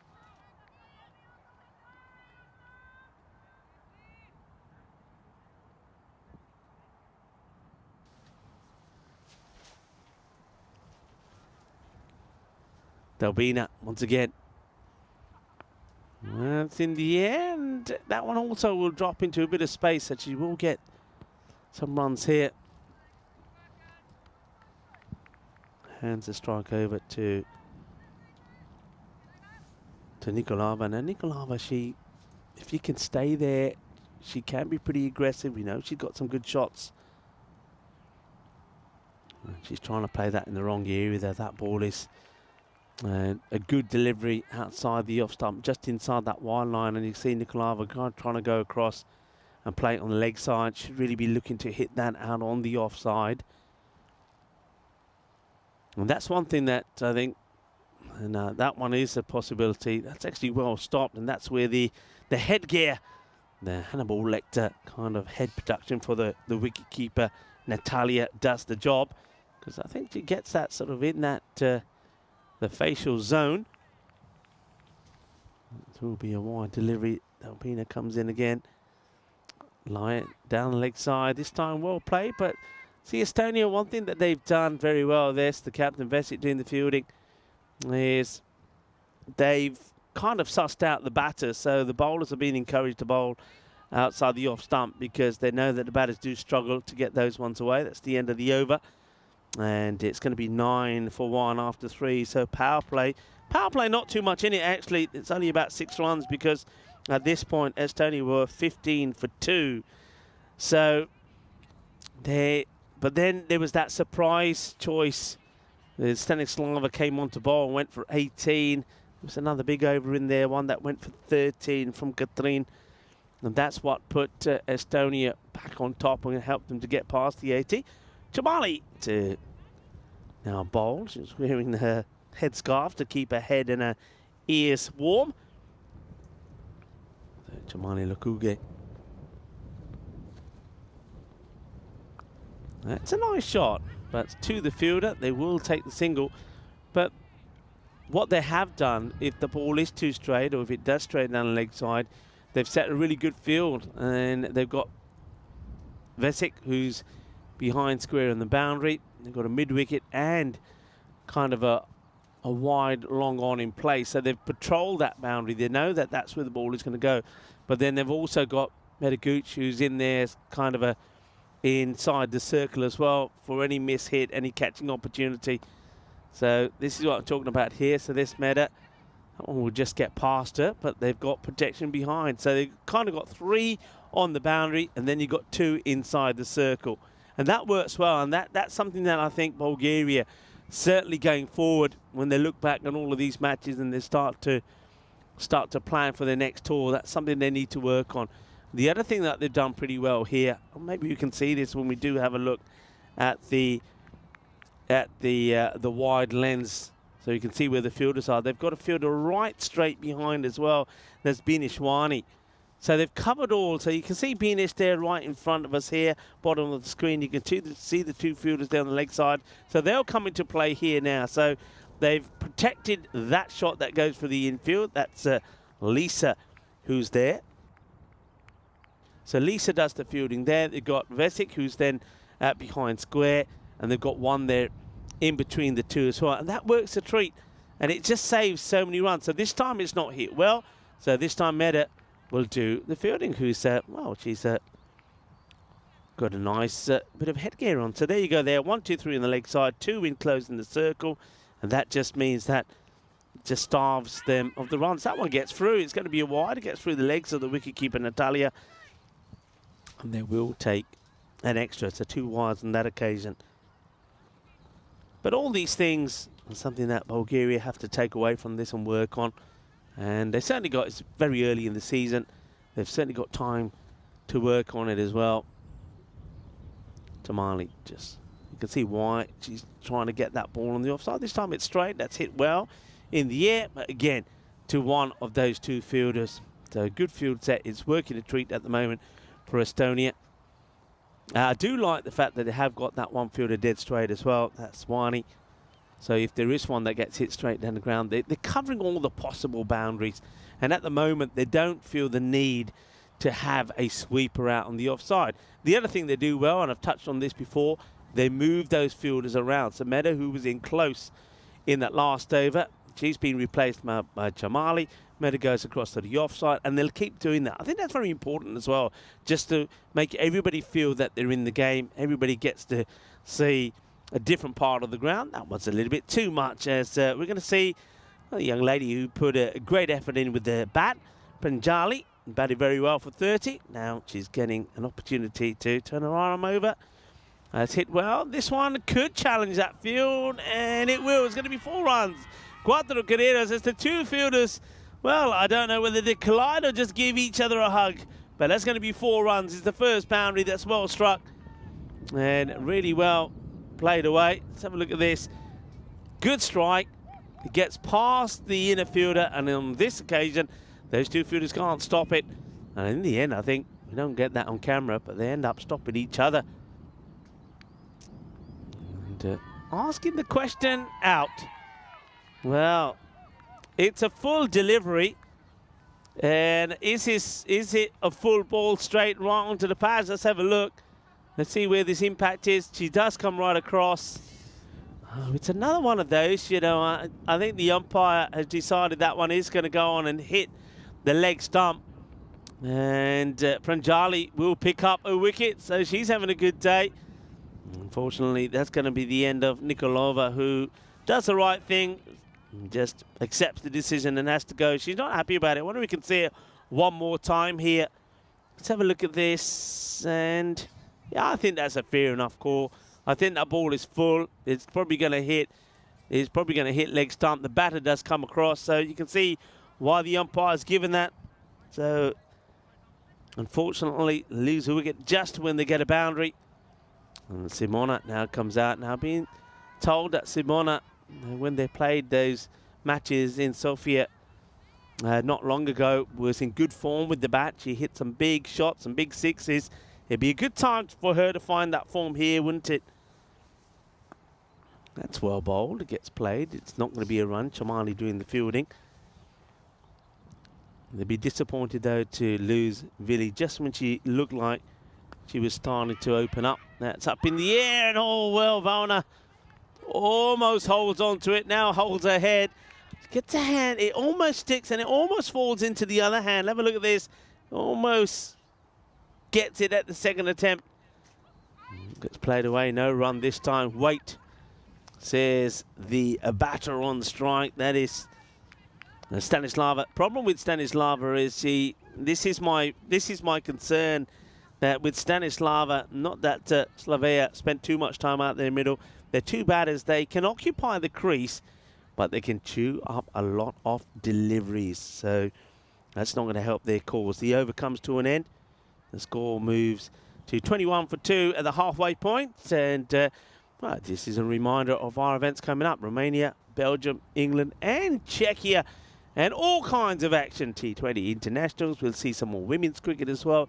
A European Cricket Series. Some ECIs in there as well. As we return to the action, Wani now doing the bowling.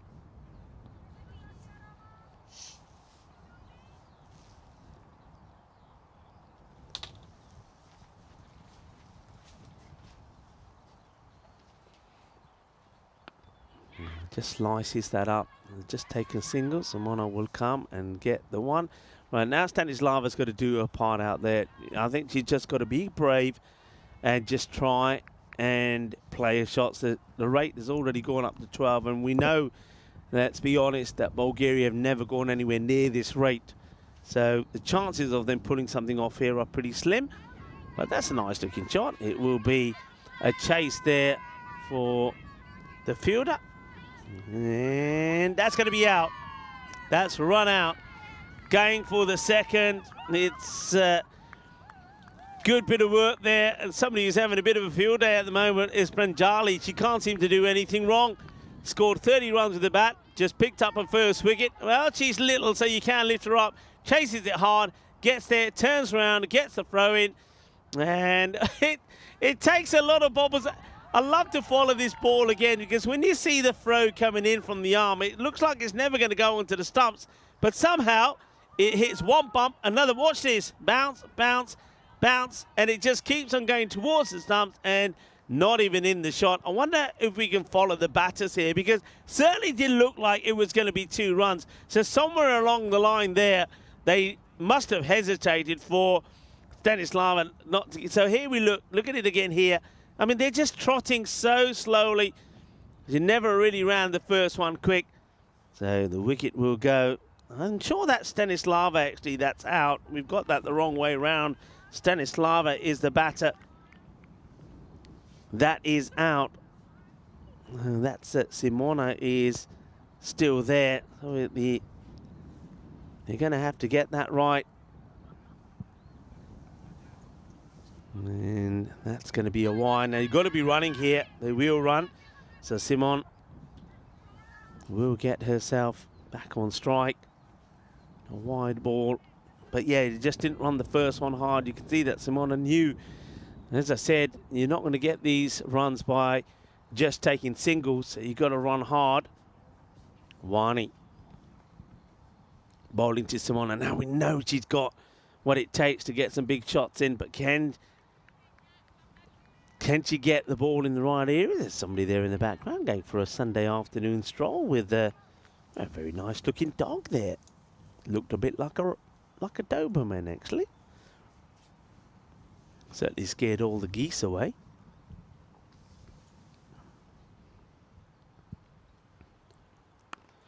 Well, that's well struck. And it's going to get to the boundary. 4 runs. And that's what we need. A few more of those from Simona. I've been calling for this young lady to be batting higher up the order. She has come in at number 4 this time. I still would like to see her batting in the power play. We've got a batter that can go over the top of the inner ring. So you need to get her out there and playing at these shots. And you can see that Martina. Nice to see Martina out there. Well, she's having well, that's the problem when you put a beanie on under a helmet. Things can get a little bit tangled. Martina, by the way, she was also another one that was in the nets a bit earlier. She can hit the ball. She's got a good eye. It's all about getting in there, getting a chance Get in there, you get a chance, and anything can happen. Now, let's see if this partnership can be a fruitful one. It's another extra. So Wani having a few issues here in this over. They've still got 3 balls to go. 12 have come off it. And needing... See, need to go at about just under run a ball to get a point. But, of course, not a point that Bulgaria are after. And it's going to be blocked to her. That's actually a good choice there from Simona. They've got 12 off the over. You don't need to do anything crazy to get yourself out here. Just try and stay in the contest. Block out the good balls, put away the bad, as they say. Now, this is one well, I'm surprised she doesn't go for that one. That's kind of in a hitting zone. They have also moved square leg up to the umpire. So square leg, there's a big gap between mid-wicket and behind square. So it's definitely an option if you wanted to play at that one. And hits that one pretty hard. A lot of work to be done here with the fielder. And it's a foot fielding fail, really, from Anna Dalbina. She does get there, but I think she ends up kicking it from one foot to another, maybe. Let's have a look. Well, she kind of dribbles herself with a little footballing back heel over the boundary. So, second boundary from Simona. And she's quite happy to let those go by. I suppose you can understand it. This over, now 18 from it. And at least the rate that was getting out of control. They're starting to bring down. How many more? Can they get another boundary in here? That will certainly get them up where they need to be. It's going to be another wide. Look at Martina, by the way. Martina, I mean, she's got a great head of hair in the first place. So even that will be a challenge to get the helmet on. But then with a beanie on as well and the lid, that one just gets worked away, and it's going to be a single. So you're going to see a magical over. I know we used to see a lot of magical overs in men's cricket. Of course, men's cricket starts here tomorrow, and I'm pretty sure with the powerful hitters we're going to see there will be plenty of magical overs. But we haven't seen too many in the women's game. So that is a great over for Bulgaria. They accelerate to 40. Or 3 and 20 coming off that over. That's exactly what they needed. They've taken that rate down that was hovering close to the 13 back down to just under the 11. So another good over or 2. Things can change pretty quickly. Dalbina comes in to bowl over number 7. Can they keep the momentum going? Extras will help. It's Martina.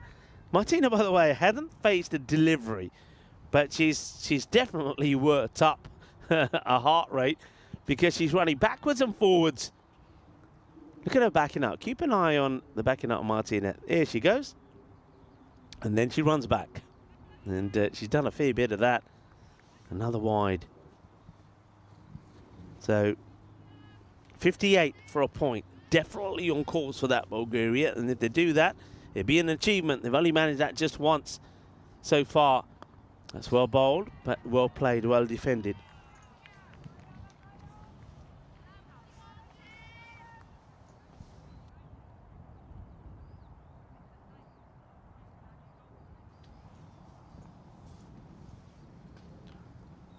It's another wide.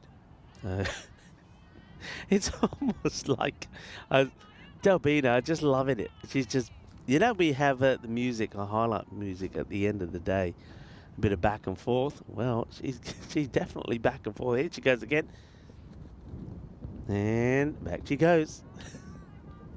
I love it, though. I love it. And there's a lot of times that you'll hear us talking about the lack of backing up from some of the batters.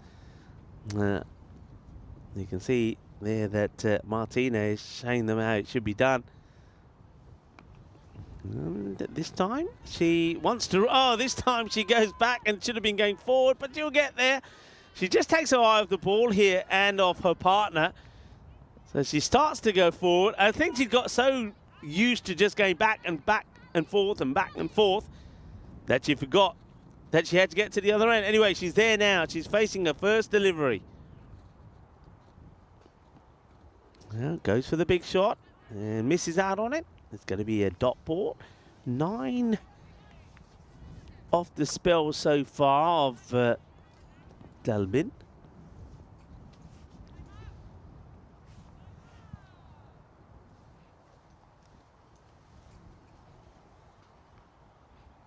Well, it's going to be I think this might be a no ball. Yeah, it bounces twice before it gets to the line. So this over at the moment worth now 6.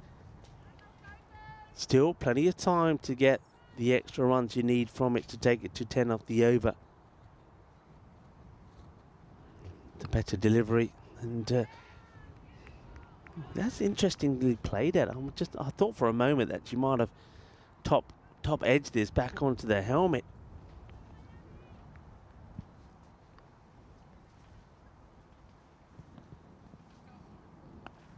It's sliced up in the air, gets that over the top of Jamali. Will take a single. I think that's probably the role here maybe for Martina. Gets up the mark as well. Well done to her. She's having a go. You can see she's swinging hard, but she's not wasting any deliveries. There's been a few wides in there.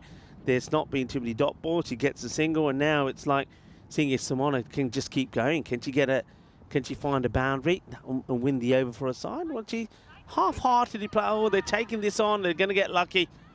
They are going to get lucky there. Is that one? It's Solmus will do the fielding eventually, but that one just gets past. So over comes to an end, and there will be, I think, 8 that come off that one. It takes the score down to 49 for 3. And the last match coming up in this international series, match number 7. We're going to have a bit of a break, and a bit of a longer break there between the two matches, around about 45 minutes more than what we would have. So we'll have time. Well, we'll have time to have lunch. You'll have time to have lunch and catch out. Brilliant catch. And first of all, it's that field position that we were talking about, straight down the ground. And Binishwani holds on to the catch, gets the big wicket of Simona. She goes for the big shot, and it's really well held, brings it in, and there's the joy, there's the delight, there's the hugs from Lisa as well. And Simona, unlucky, she gives it all she's got. It's the unlucky 13 and out for her. They go for 13 or 10 deliveries, but what a good catch that is from Wani. And it's not the first time that we've seen her holding on to a difficult catch. So well held. And the wicket gets taken. It's up in the air. And you can see she just brings it. What she does well there, she brings the ball back in to the body. So nicely held. Wicket gets taken. Another one gets sent back, and the dangerous batter. But one good batter goes, and another good batter comes out. It's the captain. Lena comes out now. 49 for 4 the score. 58 gets you to a point. Jamali picking up her first wicket in the first ball of her second over. Should be running here. And the one thing that Martina's very good at, it's almost like she's got into the routine of running backwards and forwards, but forgot that she's got to also look at the ball. She should have been screaming to get down to the other end. In the end, it was Detalina that was screaming to her, saying, come on, we got to go. So Jamali, well, that one will get past the keeper now. How far will this go? Could be going back again here. Should be looking for 2, and they're not going to. It's almost like Detalina, the captain, maybe as they're running, said, look, we'll just take the 1. I'll go back on strike.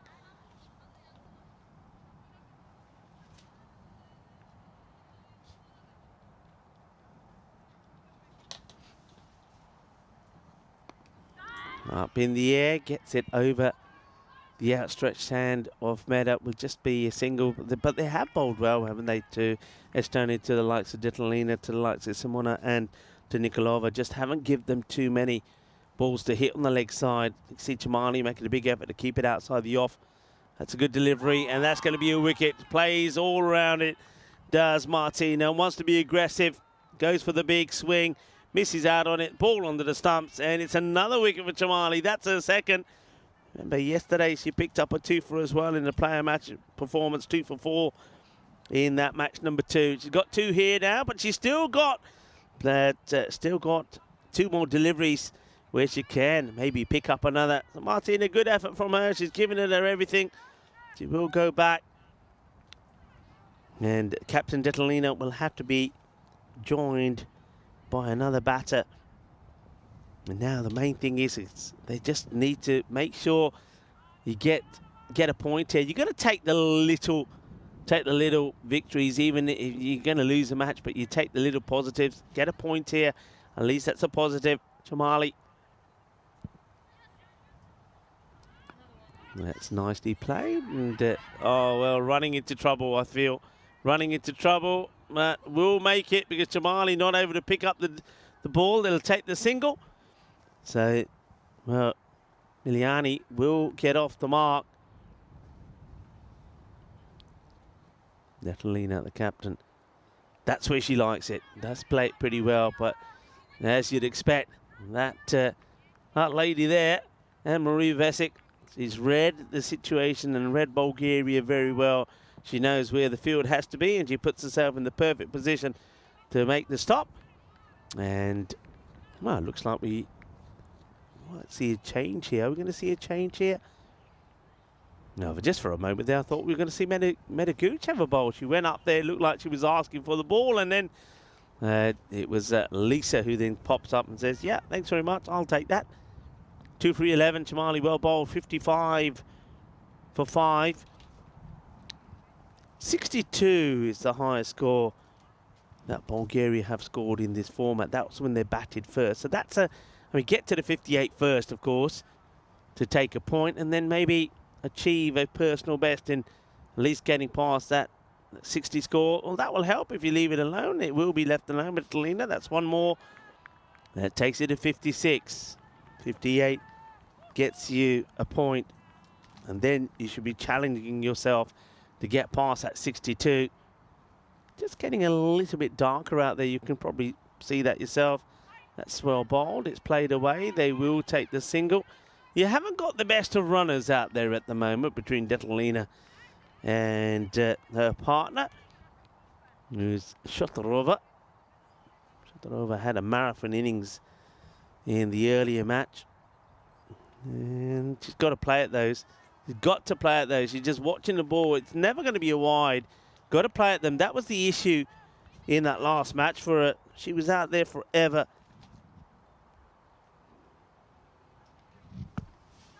Gets played away. Oh, running into trouble. Gone. Out. Adios. Well, Chamali, she's been good, isn't she? She's been good. She's a great all-round player, Chamali. Has picked up 2 wickets. We know she's a very useful batter. Left-handed and in the field.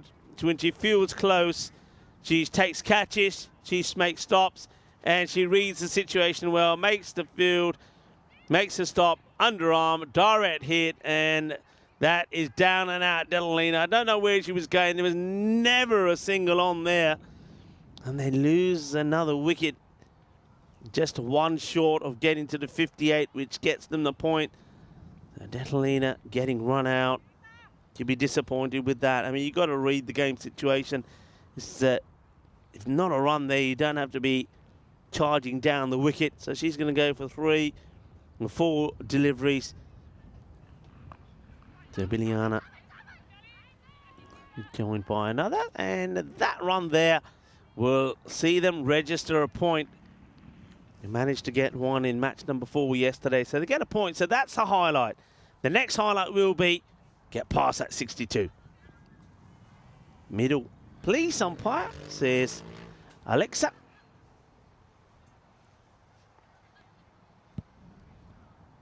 And he gets bat onto ball. They will take at least one. I think it will only be one. I can't see Shotarova coming back for another. And a ball to go in this one, so 59. It will be another victory, though, of course, for Estonia, who will make it 6 out of 6 with 1 to play. No run there. That's the end of the over. So Lisa finishing with figures of just the 6 runs over 2 overs. It's all about the economy rate, isn't it? Just keeps that ball outside the off stump makes it very difficult for the batters to get anything away. So 59 for 6, Bulgaria. They have achieved a point, so one more point will go on the board for them, but still searching, or their quest, if you like, for that victory continues, and it's going to come down to the last match, match number 7. Well, 7 is a lucky number for some. Will it be a lucky number for Bulgaria?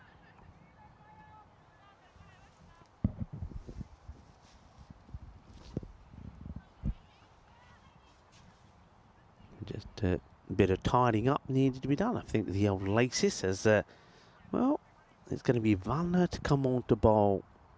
Started things off with a wicket, and that's going to get away as well. Now, it doesn't quite get it cleanly, unfortunately, but they definitely won, and they'll only be one because, once again, I think Miliana is not going to be running too many twos, so takes the score to 60.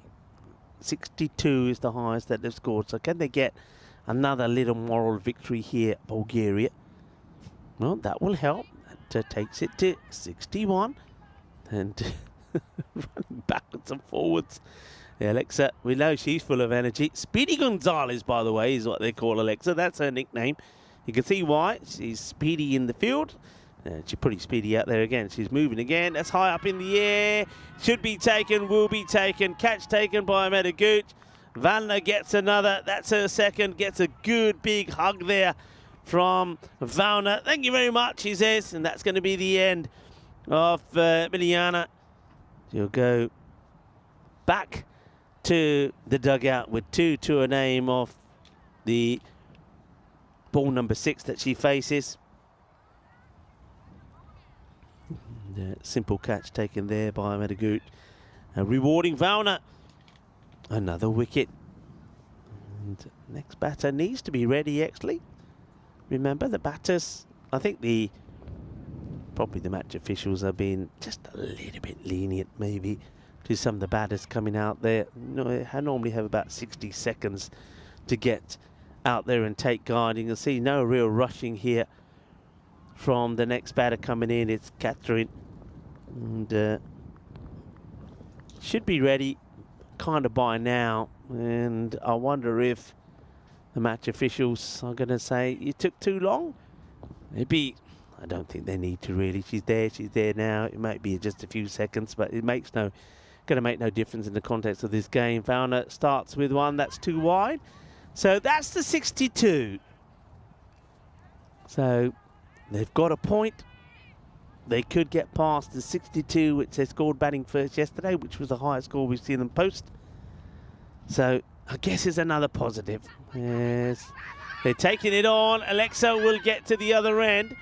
And meanwhile, a few moments later, Catherine also gets to the other end. Look, Alexa, here she goes. Iba, Speedy Gonzalez. Let's see Speedy Gonzalez go here, Alexa.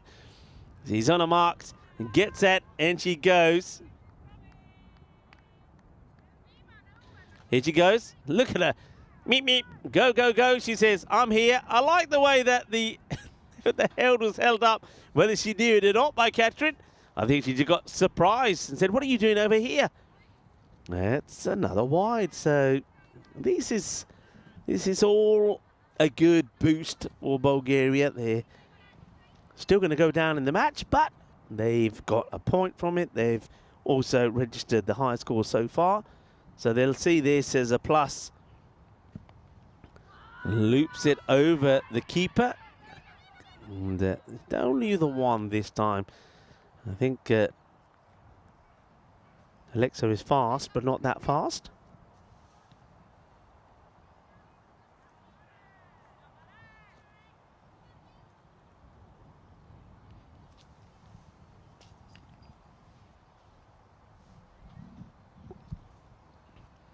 And that one's going to be a no ball.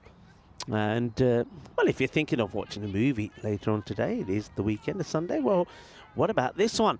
2001, the comedy Shrek, with voices provided by Mike Myers, Eddie Murphy and Cameron Diaz, amongst others, had its nationwide release in the United States. That's played away. They'll take another single. It's in between the two fielders there. It went on to become the first movie to win the Academy Award for Best Animated Feature. Shrek, yeah, I must admit, did enjoy them. I think that, again, they probably went to a point where they made one too many. But certainly, yeah, gave me a giggle, did Shrek. That's played out. Bat on ball, running again. That's nice, good, liking this. Stop, you can stop, you can stop. Pull the brake. Alexa, well, she just wants to keep on going. And I think they're just checking, are they checking the height on this? Let's have a look. And here it is here. And I think it's looking at the way this ball is coming out, I don't think no issues. It seemed to be checking something, but yeah, that's fine. That will be the end of the innings. Here's a little throw. The bat does go down. So innings completed. It will be a victory on this occasion by 14 runs. Estonia getting another win, making it 6-0 with 1 to play. Bulgaria, better, I guess. They score 68. I like the fact that they did make a few changes. And still question mark about the two openers. But then after that, I think Vili, Simona and Detalina coming out. I think that makes sense. Didn't quite, the key batters, apart from Simona, didn't really quite click. But Simona, every time she's up there, she's scoring runs. And that's why we like to see her coming at the top of the order. And maybe she can go up another couple of places. I would like to see her have a go at opening in this format, especially with the only being the two fielders back. Well, that one was judged out. I don't think it was a decision that Slovenia liked very much. I think it's an umpire's call for me. It's either hitting or just missing. The umpire feels it's going to be hitting. But that was the first to go. Then there was this one. I don't think there was any doubt about this. It's 2-4 right in front of the stumps. And LBW, somebody who had a very good game, Panjali. And then she comes up with this. Just have a look at this ball. How you look at it there, you don't think it's going to go into the stumps. It does. And it's a direct hit run out. So fantasy points galore for Panjali. Not too many fantasy points there for Melina with that bit of fielding. Now, how about this catch, though? Wani. Yep. And she has taken some really good catches in the deep. This one was Martina getting a little bit frustrated, wanted to play a big shot, but played all around that one. And Chamali picks up a wicket. And then there was this, another direct hit. Beautiful work from Chamali. Just picks the ball up and rolls it back underarm. This was the end of Biliani. Good catch from Medaguch. And Vanna picking up her second, 2 for 12 for her. But Bulgaria, they just kept on going. And you know what? It sort of underlines one other thing that we were talking about. Don't worry about the wickets. Just go out there. And that's, I think, what they did towards the end of that innings, Bulgaria. Batters came out. They may have got out, but they were swinging. They were trying. They don't get bowled out. They lose 7 wickets this time. But they do get to a higher score that they've posted so far. So that's the way they've got to look at it. In fact, I'm pretty sure that that's the most wickets that they've lost in this venture so far. I think they lost 7 when they made 49 in match number 3, but they lose 7 wickets here, but they get to a higher score, 68. So that's something you've got to take away from this. Don't worry about losing those wickets. Go out there and try. If we lose wickets, it doesn't matter, as long as we try and as long as we do better and get to a better score than they do this time. So a quick look at the bowling figures there. 2 for Manet Malna, 2 also there for Chamali Lugage. Well done indeed. And Pranjali, who certainly is going to be the player of the match, without doubt. Firstly, with her batting, 30 of 29. She bowled very well as well. Picked up that 1 wicket, 1 for 6, and the direct hit run out. So well done to her. And she certainly made some highlights. And it's a match that she's going to remember for a very, very long time. 6-0 then with 1 to play. Remember, we do now have a bit of a break, about an hour. So you'll see us back in an hour. Remember, in the meantime, there should be, I'm going to say, yesterday I said this, and of course the action in Landskrona was already over. But on this day, no, it's still happening. Malahus have put 90 on the board, and Gothenburg, who need to get a win really in the match, they're 36 for 3 after 6 overs, so it doesn't look like is going to go their way. And looks like that they're also would want to play. Malmahus are going to be the winners, the women of Malmahus. But you can switch over to that and watch the end of that match. But then do come back and join us for the final match between Estonia, the host, and Bulgaria in this European Cricket International Series.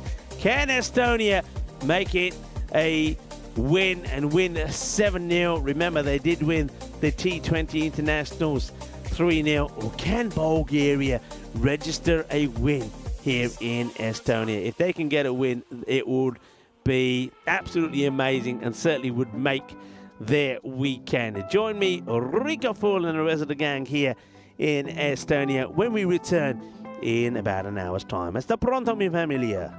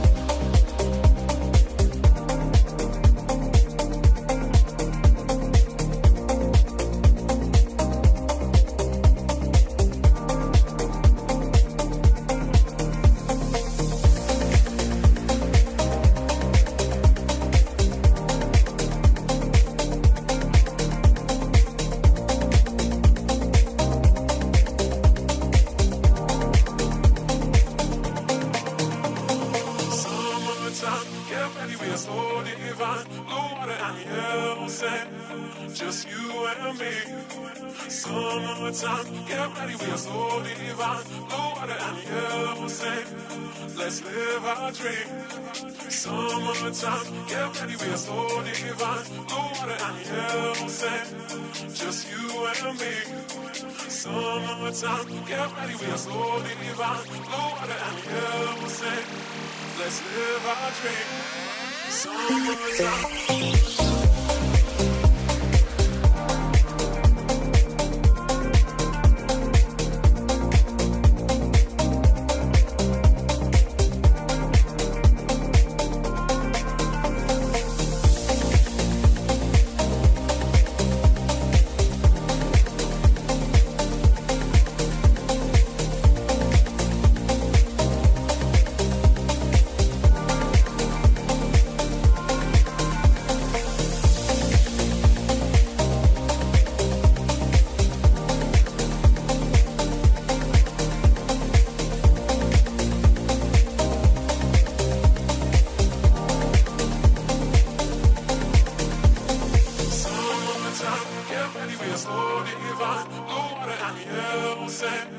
Just you and me.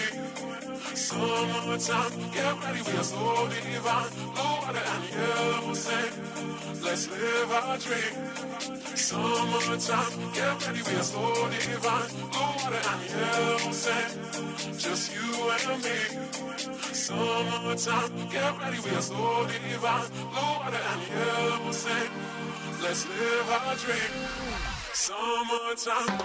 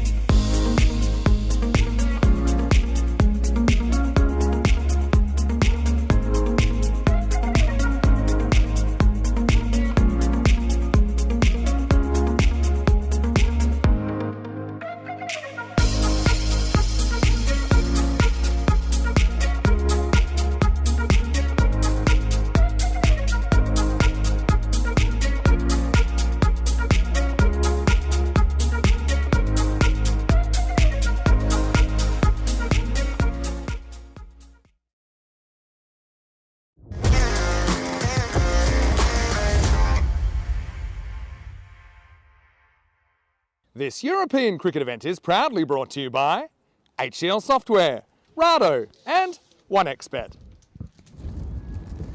Hello cricket lovers and welcome back. I hope you had a nice spot of lunch or maybe dinner or perhaps even breakfast depending on where you're tuning in from around the world. Rico Full here and you're watching the European Cricket Network. We are of course in Estonia and we're getting ready for our last women's international T10 match here. Match number 7. Remember that Estonia, the home side, are 6-0 up.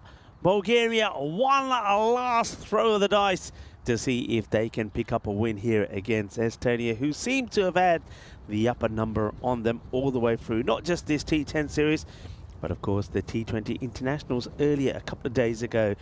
So getting ready for this one. Let's see what happened earlier at the coin toss. Welcome to match 7. Estonia are going to flip the coin. Bulgaria are going to call in the air. Heads is the call. And it is tails.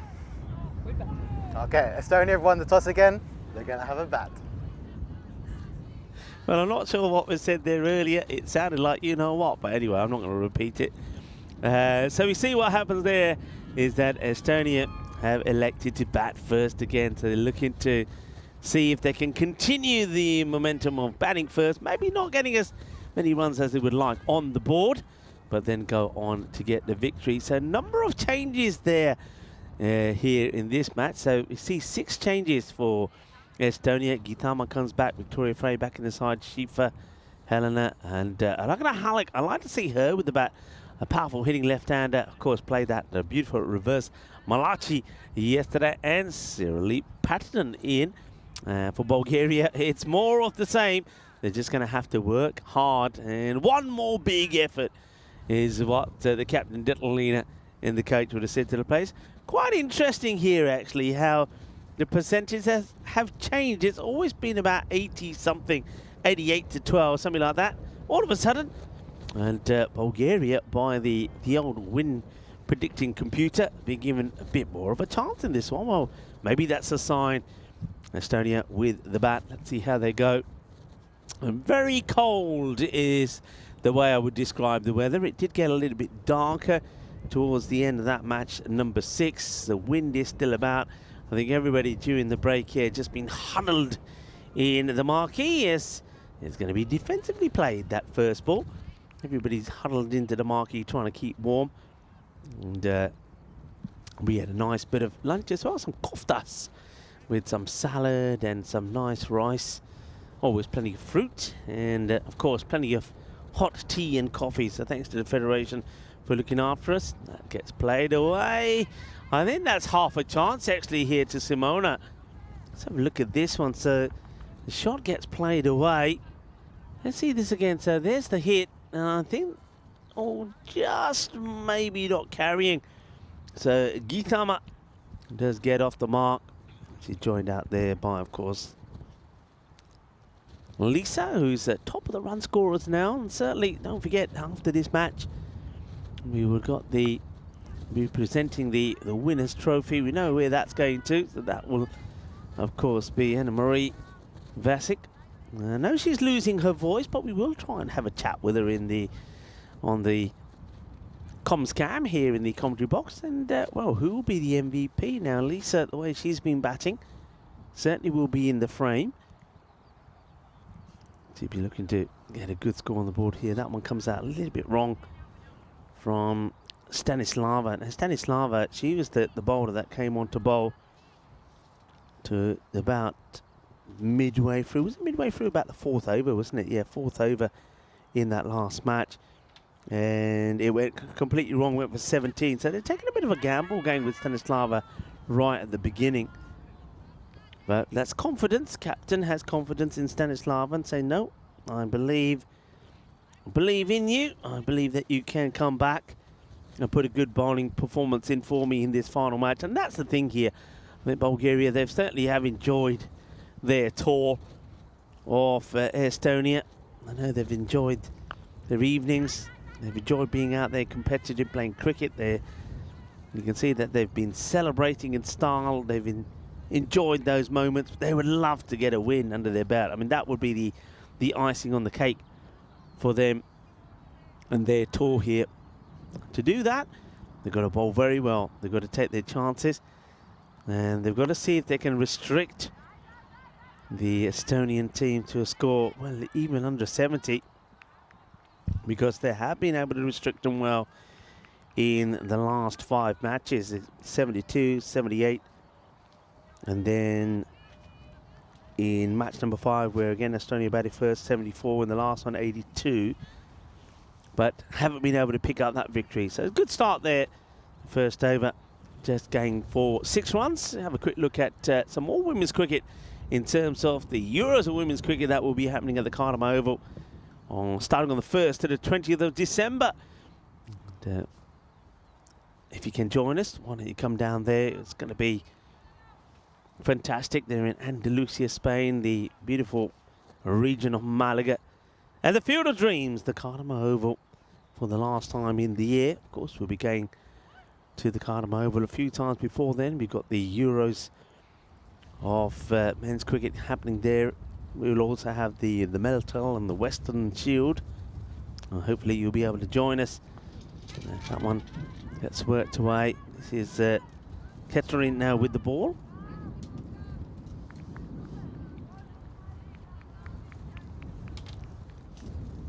Welcome back to Paul and John Heasham. Nice to have you all back.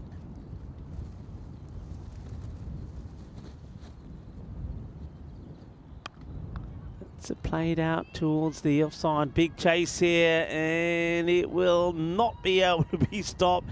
This is the sign of an aching body, really, from Biliani. She's chasing this hard.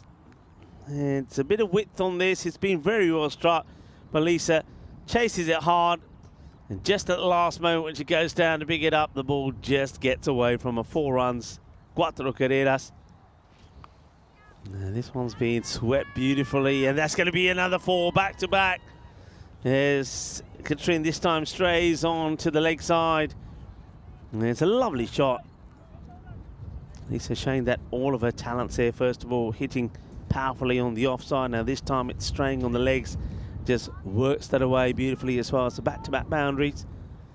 As Katrine just struggling to get that ball on a good length outside the off.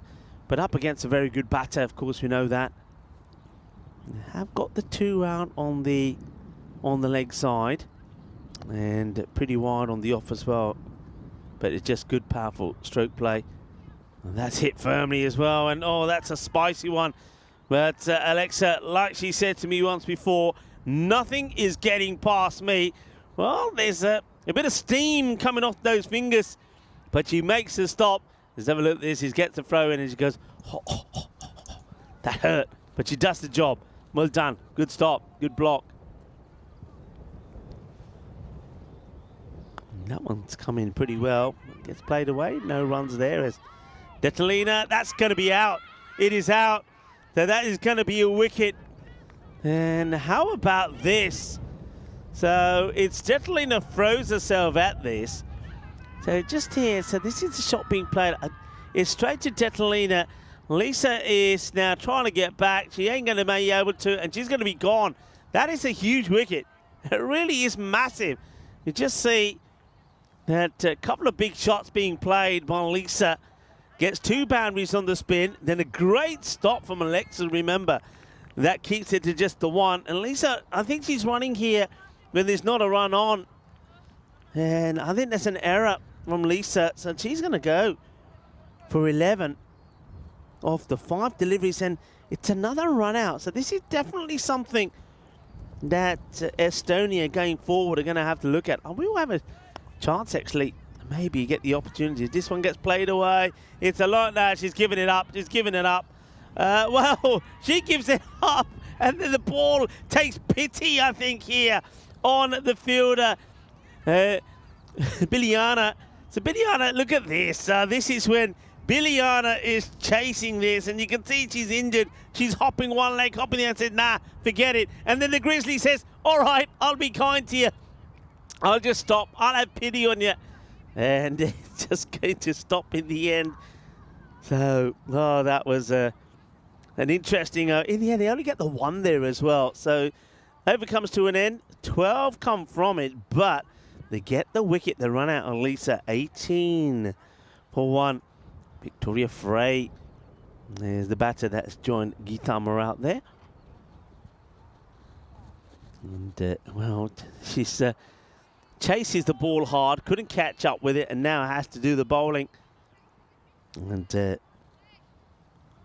Biliana, and by the way, I want to say hello to Biliana's husband, Gagandeep, watching from Bulgaria. I'm sure giving his wife plenty of support. Gagan, I hope you're well. Biliana once again. It's down the leg side. That's a really good hit. And that's going to be 4 runs. Nice shot from Gitama. Gitama, I don't think you can blame her for the run out of Lisa. But that's a nice shot from her. Plays that away beautifully. Just wrong areas though there from Biliana. She needs to get that ball. When she gets that ball outside the off, she does get it to nip back in as well once it pitches, and that's what she's got to be looking to do.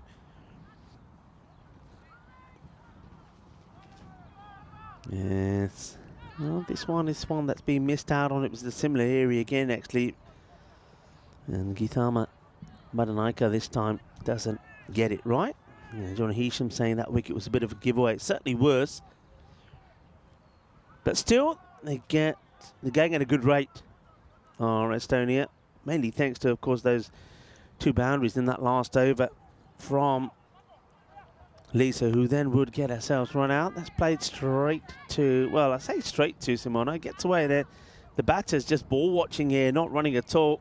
Frey, no backing up from Victoria. And she's going to be looking to make the most of her opportunity here, coming in at number 3.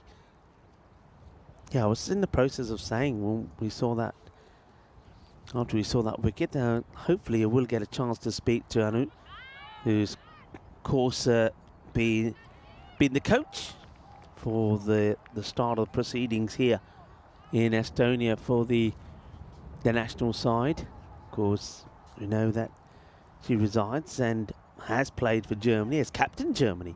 I think captain Germany for about 5 years. So I think they've picked up a good coach here, have Estonia, and she certainly has made some changes. And maybe when we get her into the igloo, we can maybe talk to her about some of those changes that have been made and some of the things that she has done with the team and other teams she's looking to do with them. So it'd be interesting to hear from her.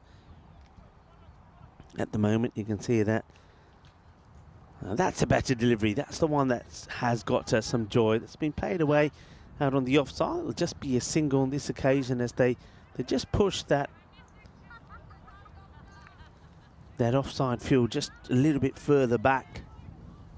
So Victoria Frey taking guard to face up for her first ball, and let's see if Biliana Shotarova can get a good one into her. It just strays again down the leg side. She sort of starts around that middle stump, but she always gets that little bit of movement going back into the batter. But of course, if you're starting middle, that means it's going to more often than not go past the leg side. So another wide in this over. And now she goes 2 wide the other way. I can see her thinks, okay, if I go a bit wider, it'll come back in, but she goes 2 wide, so another extra.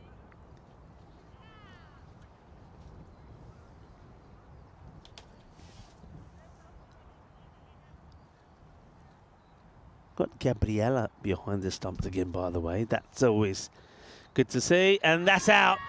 And tries to give herself room to play away, and well, it's a lovely moment for Shotarova. She knows where the camera is. She always likes to give us a little bit of love. Well, maybe Gangandeep. That's a few love hearts towards you. Gangandeep is watching from Bulgaria. So gets a wicket. Just the wrong shot to play. Goes right across the stumps. Ball onto the stumps. And then Yeah, Biliana turns around, looks at the camera, and it sends us a little bit of love. And also to Gangandeep, her husband. So Victoria Frey is going to go for a first baller golden duck for Victoria. She won't be happy with that shot. And well done to Miliana. She does, when she gets that ball on the stumps, she has been successful. So the power play completed. It's a decent score in the power play. We've seen scores kind of in the under the 15 mark, so they are scoring at a much better rate. And that one's been struck very well. It's an excellent bit of fielding. Really, really well done out there. I think that's Catherine that's there. That was thumped. And no wonder the captain's applauding it, because as soon as that ball's hit from Gitama, you think it's going to be 4 runs, but that's a super bit of fielding. Quality from the fielder. Lana. Got to go off stump. That's a better delivery. Gets played away. No run on this occasion.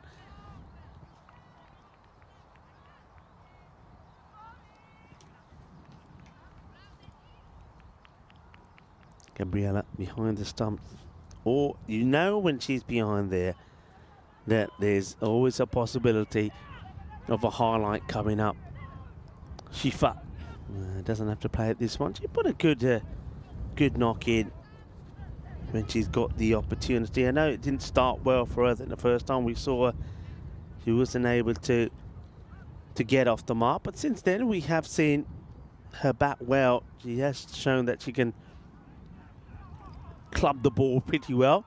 Summer Shifa. Up in the air, opportunity, and Gabriella! I told you she'll be in the action. And there's the highlight. And Shifa will go for a 2-ball duck. Detlina gets the wicket, and it's Gabriella who takes the catch. And, well, she just wants to party. Maybe tonight is going to be a good night for Bulgaria, whichever way things go. I tell you what, that party will be much sweeter if they can get a win here. But there's the catch taken. Gabriella holds on to it. And Azama Shifa will have to make her way back. Not able to contribute to the score. It's going to be a 2-ball duck for her. Gabriella holds on to the catch. And there it is again. Just pops up on her from Detlina.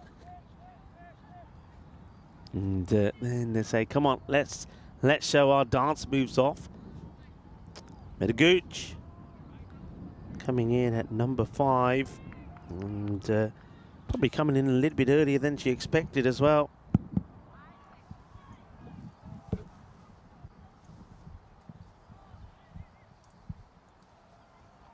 Floated up onto the leg side. Meta likes that shot. Bobbles away to the fielder, who makes a good stop. Gets the ball in.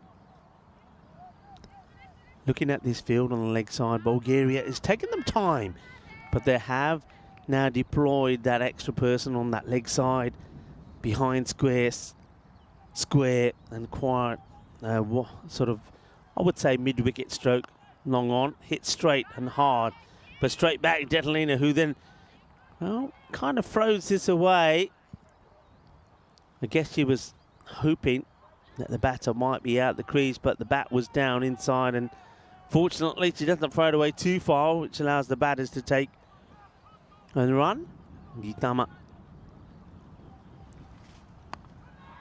up in the air, but it's going to be 4 runs. Cuatro carreras. It's a good hit straight down the ground. Gets plenty off it, and as soon as that clears the inner ring of fielders, you know that it probably is going to make its way to the boundary, and it will go all the way. It's going to be 4 more runs. Comes at the end of that over, so 4 overs now completed, 34 for 3, and that over going for 7, but does pick up the wicket of Shifa thanks to a good catch there from Gabriella.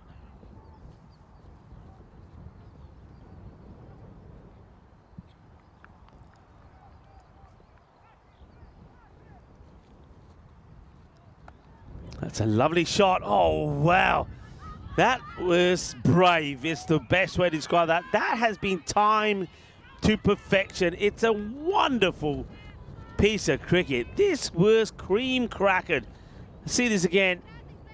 And great effort from the fielder. And that's really Nikolova. But a really nice cut shot. This one, be careful. Straight, but played nicely. But the extra fielder that's out there on the leg side doing the job and keeps it to just a single. It's always a risk playing that shot. You've got to make sure you keep your eyes well and truly focused on the ball and don't miss it, because you're playing it from right in front of the stumps. Medagu's determined, I think, to put a big effort in with the bat this time around after missing out in the last match.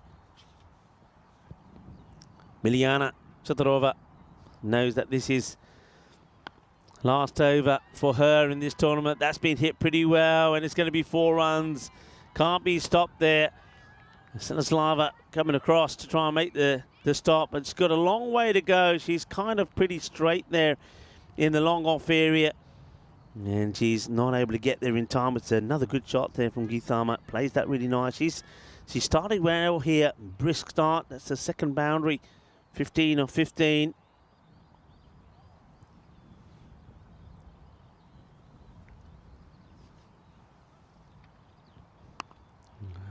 Straight in the air, caught. Detalina, the captain, holds on to the cat.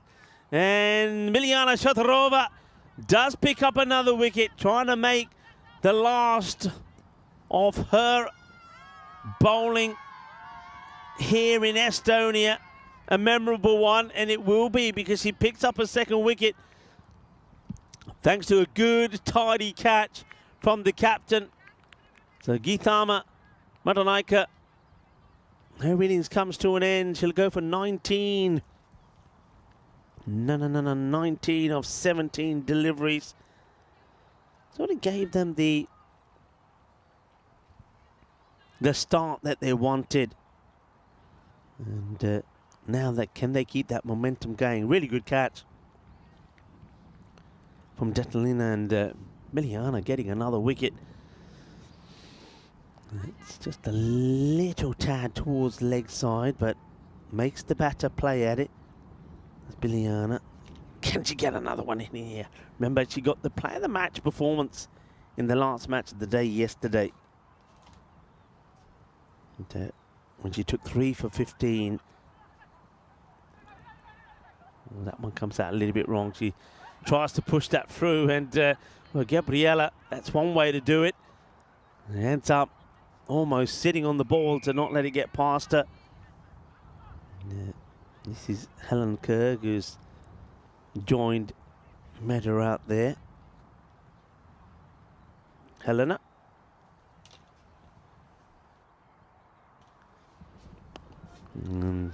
Gets a good strike in here. It should be stopped, will be stopped. And nicely done, Stanislava.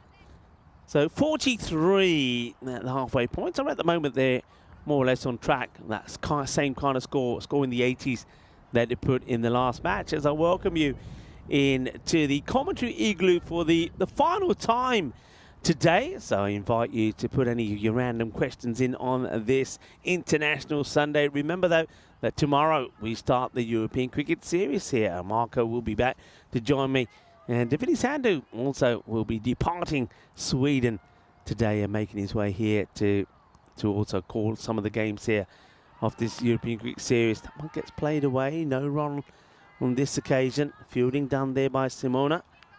So yeah, do feel free to put some questions into the chat. And I like the comment here from Nigel, and he's saying that that's going to be gone. Well, let's just hold the thought there for a moment. And isn't that a lovely moment for Stanislava? She needed something to go well for her. She's been a real trooper, Stanislava. And I don't think we've all kind of seen the best from her with the bat or with the ball in this T10 series. She certainly showed and demonstrated what she's capable of in the T20s. But Stanislava, not only does he finally get a wicket, but she catches it as well. Caught and bowled. Well done, Stanislava. She bowled the first over, which only went for 6, and comes back here to bowl this over number 6, and she gets a wicket straight away. So another one bites the dust. As that's the end of Helena. She'll make her way. And unfortunately for her, just the 1 to her name of the 4 deliveries. Caught and bowled there by Stanislava. And that brings out a batter that I really did like the look of yesterday, is Ragnar Hallik. And she certainly added some real momentum to the innings when she came in yesterday. She's a good hard hitter of the ball, and she can get funky as well. We might see a little bit of showtime from her as well, because she's got a good eye and she hits the ball really well. And that's the evidence. Well stopped. We've seen the fielder out there had some issues in the last match, and that actually goes back nicely to what Nigel was saying that it's been good to see how much both teams have improved. And he said particularly Bulgaria with their extras, and that's a sign of it there. I know in the last match, fielder there a couple of times didn't use hands to stop the ball. It went through it. She tried the legs, tried the body. This time using the hands and makes the stop. And well said, Nigel. I think it's very important to focus how the improvement has been. And this one, though, that one gets through. Not too many have got through in that area. It's been hit well. Alexa going across, and I think they'll probably get into each other's way, the two fielders there, Alexa and Nadia. Alexa won't like that, and she challenges herself not to let anything get past on that area. So that's one that does. Mehta gets her first boundary with that favoured pull shot of hers.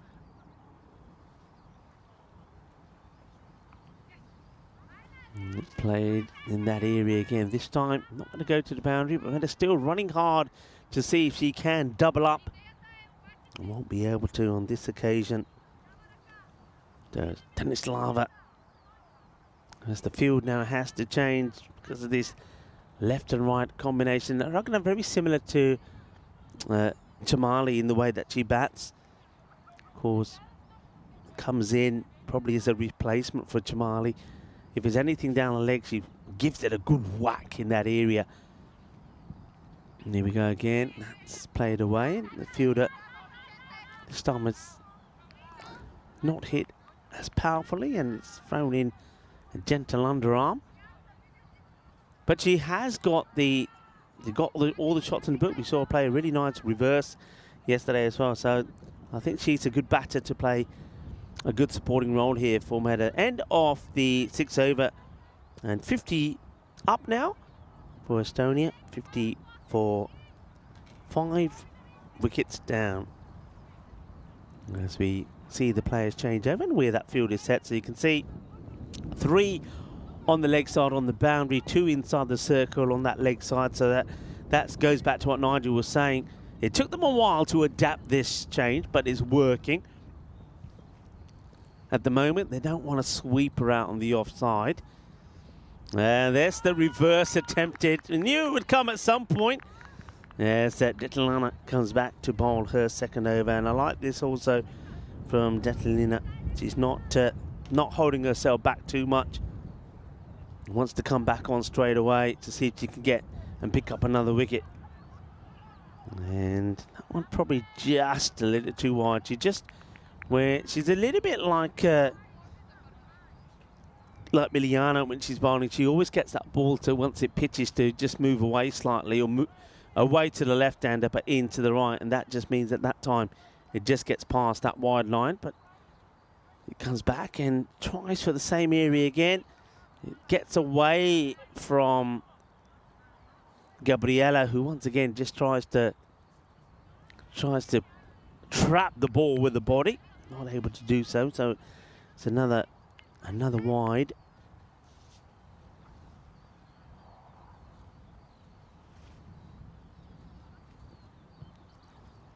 And there's another one. So I wonder if it's just better for Detlana to say, you know what, I'll just go back over the wicket. and see if that works for me. Coming around the wicket, just having to change her action slightly, and it's just not working. So I think she is doing that. So that's good. I like that. She's just thinking, you know, if it don't work for me that way, I'm going to go back to right arm over. Well, now I wonder if this one is actually a wide. She does change. She changes, and well, I suppose maybe it's because it does go past the line anyway. The umpire's feeling. I think it was if it stayed inside the line, I don't think it would have been. Detlana. That's hit powerfully. It's up in the air. It's not going to get to the boundary. They've got plenty of bodies there. It's picked up nicely there by Stanislava. Gets the throw in, but they'll take a couple. Good strike. I think Anu, who's probably, I know she's getting a good look at these players, will probably be looking at Ragnar Halik here and say, you know, especially in this T10 format, she's definitely one that can be higher up the order. That struck really well as well. I don't think anybody's stopping that. That's going to be 4 runs.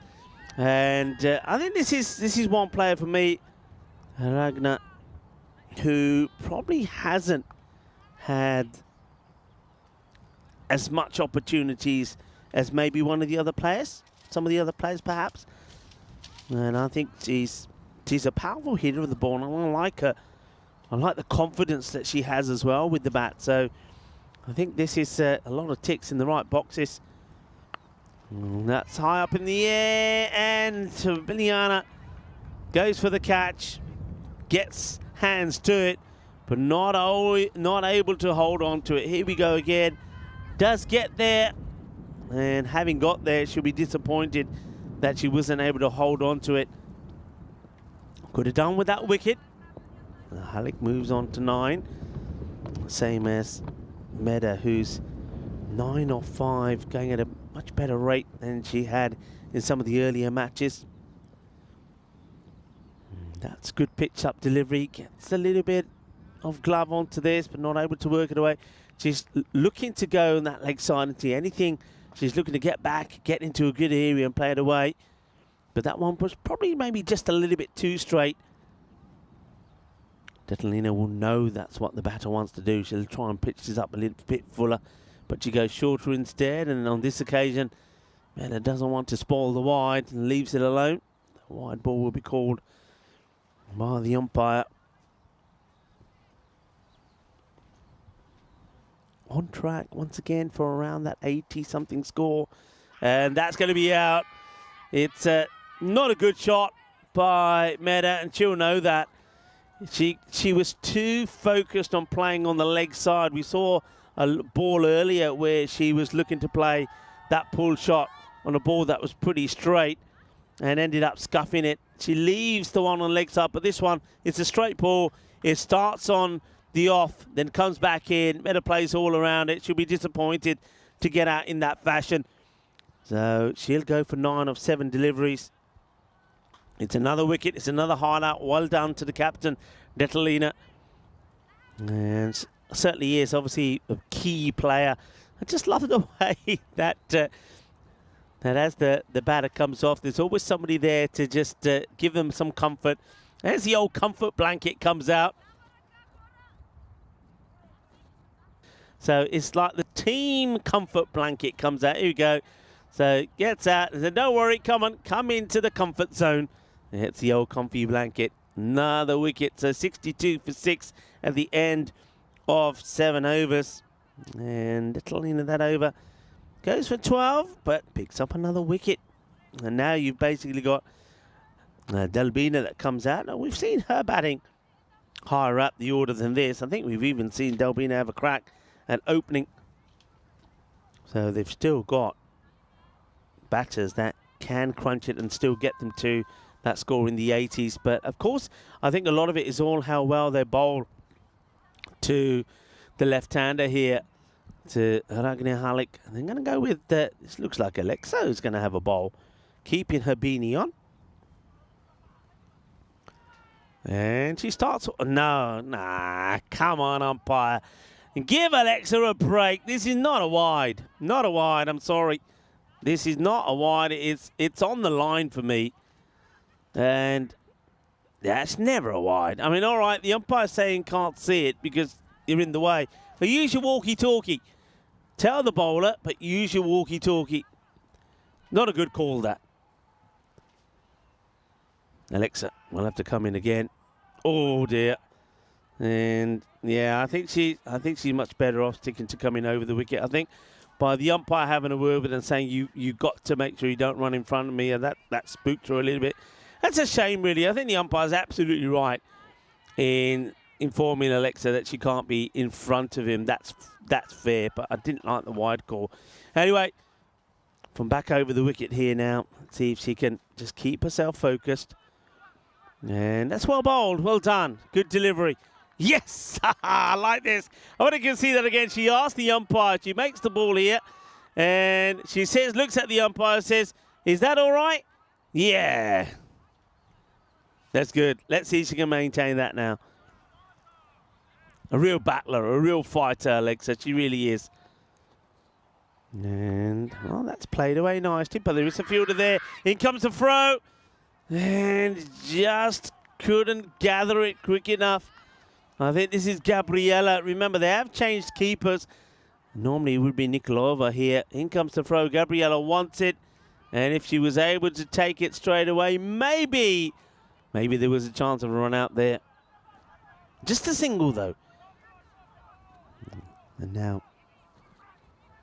Alexa will get set to bowl to the new batter, Anna Dalbina. The field will have to change as it goes from right to left.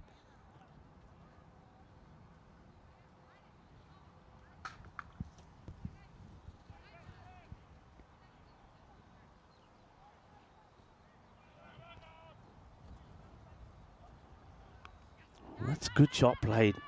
Nice pull shot. Oh dear. I suppose all you can say here is that you can't be everywhere. Alexa, who feels like a real trooper in this area, and they put a fielder there who, don't want to be too unkind, but I know that Catherine, she's had a few issues in the field, hasn't she? We've seen her on the 45 to the left-handers where a few have gone through it.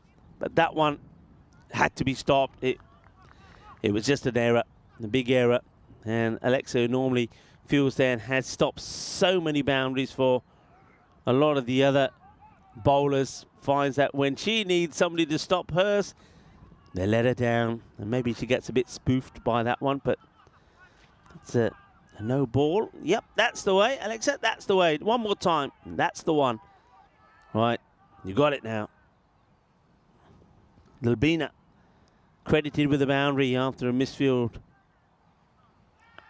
And, right, same area again, but this time it's partially stopped, well stopped as well by Simona. Field now has to change again from this left and right combination out there.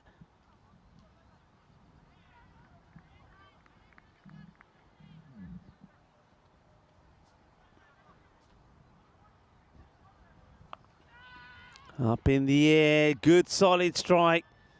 And two fielders there, Martina and Stanislava. One of them will get the throw in, and Alexa takes the throw from the fielder. 11 off the over with the ball to go. Now back again to Hullick, the left-hander.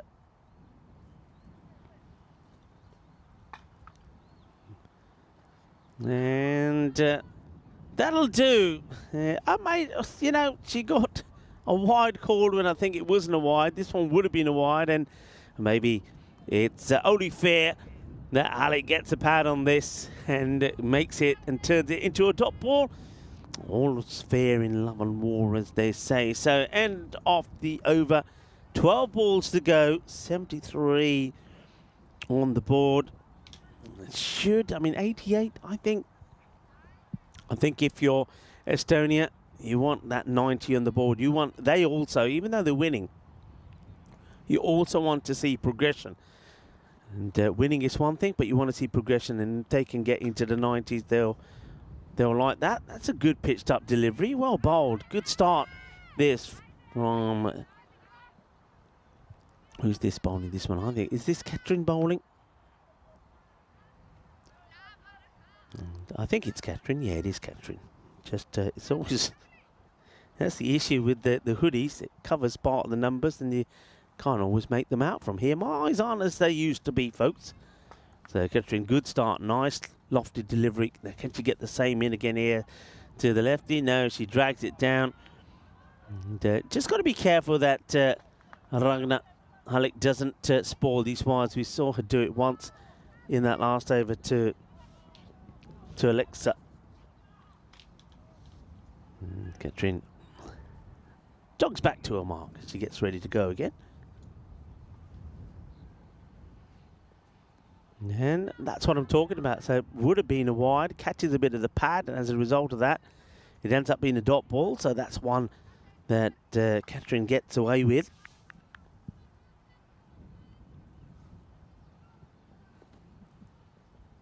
And I tell you what, I know that it is our last match here. Once it come round the wicket, I don't know. Let's see if this works for us. Sometimes if things are going more or less okay, keep it says, well, high in the air, be a great catch. Can it be taken? It will be taken. Detlina gets another one. That's a good catch. Hasn't she got a good safe pair of hands, the captain? She might need a hand getting up, but she has no trouble taking the catch. More joy, more celebrations for Bulgaria. Just slices that high up in the air. It's a very good catch from Detlina, the captain. Comes across, holds on to it. And more joy. Come on, up you get, they say. Up you get, because we've got to celebrate, and they will celebrate. And it's a good wicket to get, because I think that Ragnar Halleck was causing them a few issues with being the left-hander, but it's the unlucky ball number 13 that sees the departure of Ragnar. She's going to go for 12. Good catch once again taken there by Detlina. It gets played away. It's a long chase. You want to be really pushing yourself to go for 2 here. They don't. They and ah and think about it. So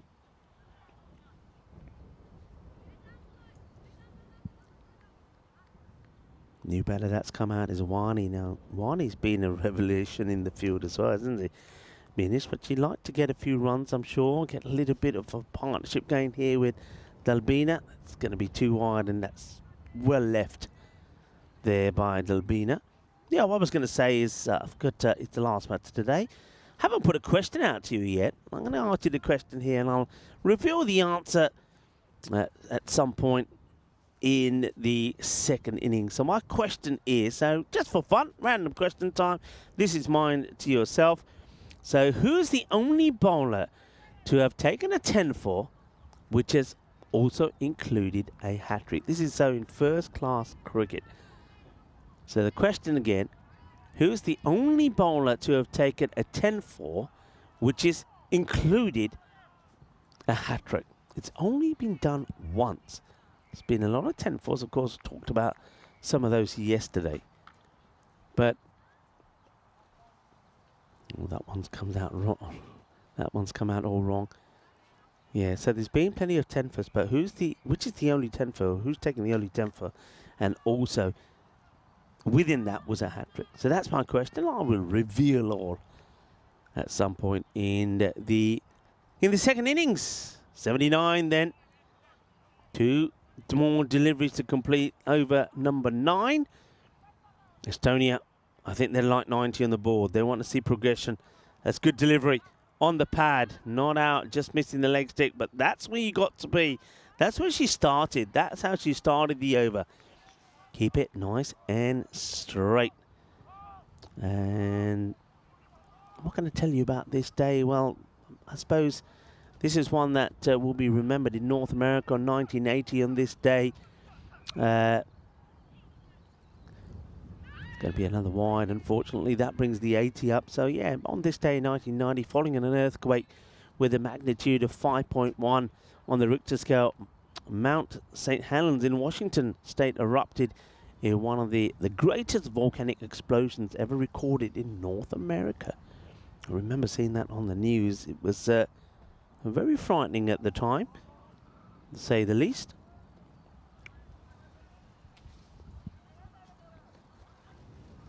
And just plays too early, gets the dot ball in, finishes the over.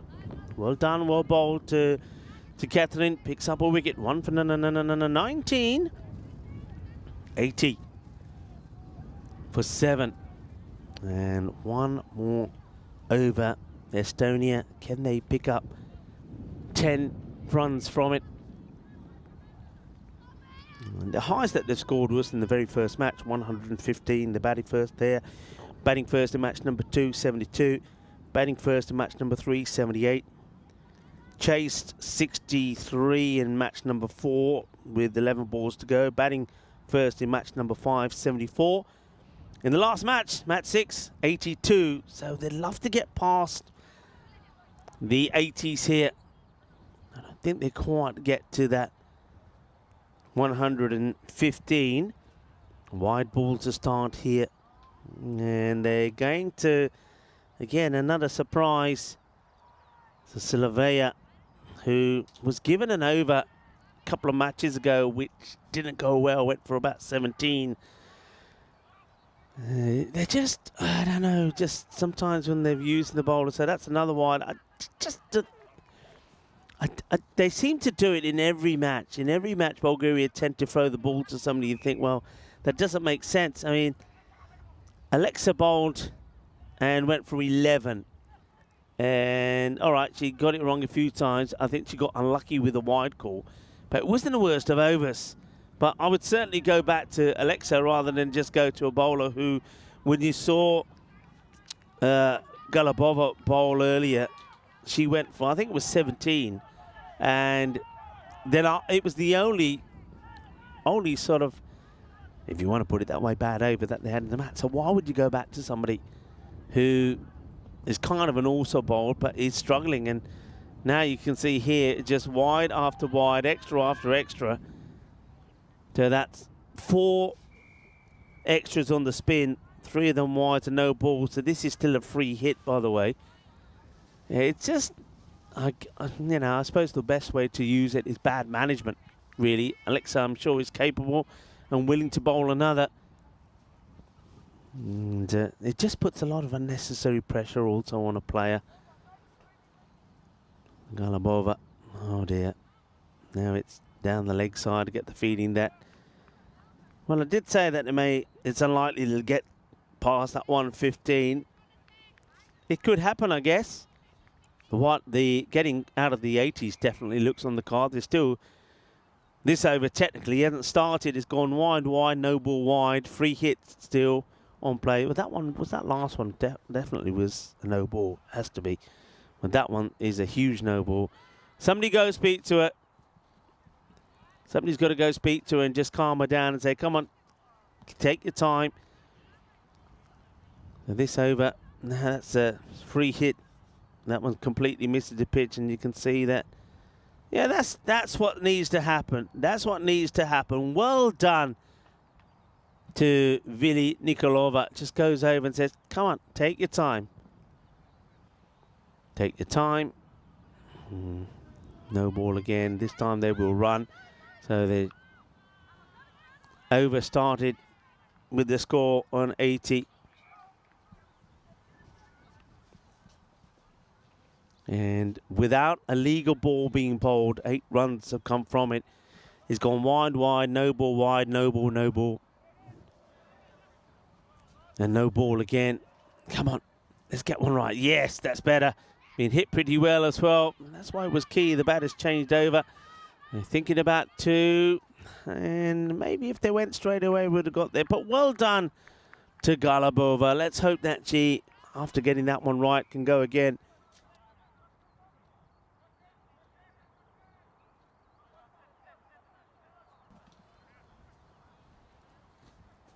It's going to be another wide.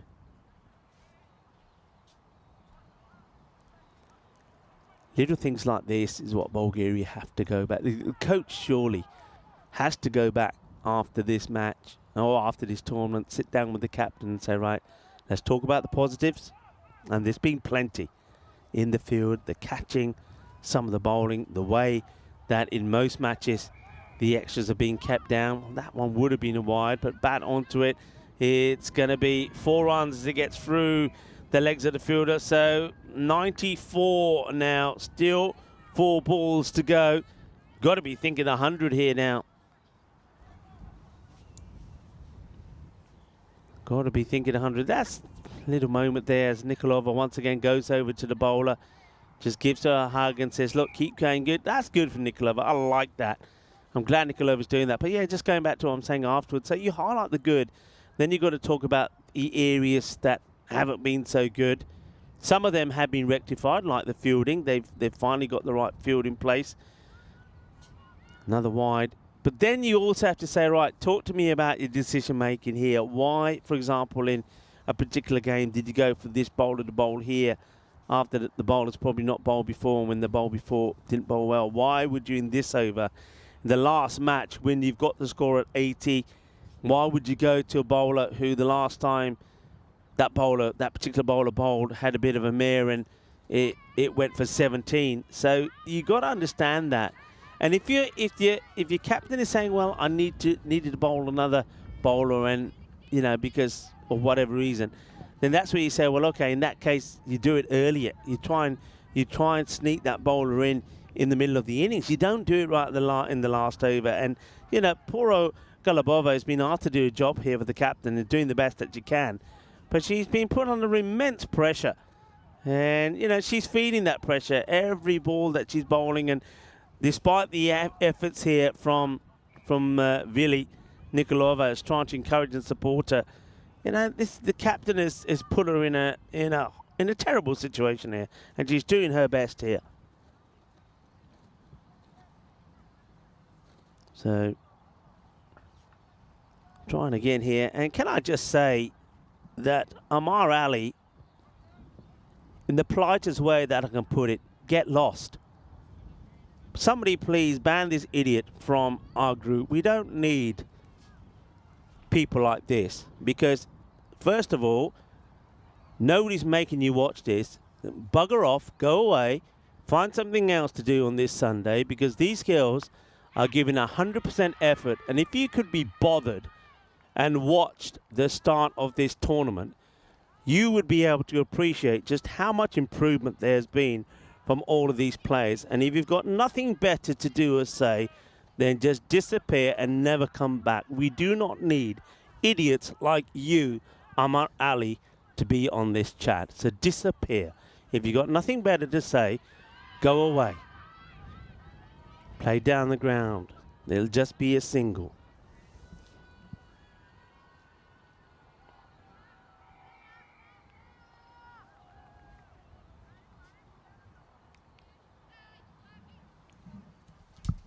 In fact, I'll do it myself. Adios, Amar Ali. I think that most people will know that the European Cricket Networks, is all about supporting and encouraging the players, some of which haven't played before, some of which are learning the game. The 100 has come up now, by the way, so this over is now gone for 20. 3 hits still on play. And they need encouragement. They don't need idiots to be giving them grief. They need support. That's what we're about on the European Cricket Network. But Slavia Galabova has been put into a pickle. She will finish, though, the over. It gets played away. And it will be the second highest score that's going to be posted by Estonia. They do get to the 100 mark. I think that's it. I think that was the last ball on 102. It will finish that last over, which really, I think the coaching staff and the captain really have to come together and talk about that decision to put poor Galabova in that position. And 22 will come from it. You can see that she's pretty distraught about it as well. It wasn't the best of decisions. So it was 80, remember, at the end of the 9th over, and it finishes with a score of 102 for 7. So Estonia certainly in a very good position now to go on and win 7-0 here, unless we see something quite spectacular.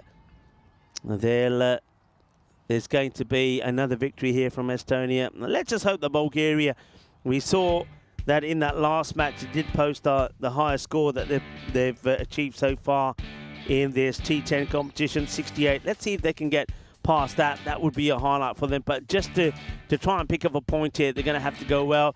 They did well, didn't they, early on. They managed to pick up 5 wickets in the first 6 overs. In fact, from over number 2 to 6, and they picked up a wicket in every over. The only thing was that the runs did keep coming. That was a good moment, wasn't it? You can see that that was Miliana chasing the ball. She gave up because her legs were cramping. Now I can't be bothered. And then the ball just slows up.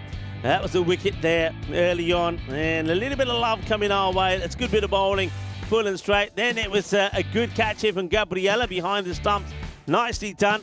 So wickets were coming. Catalina gets the wicket there. They were dancing, they were grooving, they were partying. And that was a great effort to make a stop there. And then this one thumped down the ground. Gitama played some nice quenching shots on her way to 19. Lisa was the one who got run out. There's Catalina taking the catch. This is Victoria. She goes for the shot. Good catch there, taking cordon bowl by Stanislava. Nice to see her smiling and back in the wickets. Wickets were falling pretty frequently though, but there were runs at the same time. There were boundaries, and this was another one that Meda won't be very happy with that shot.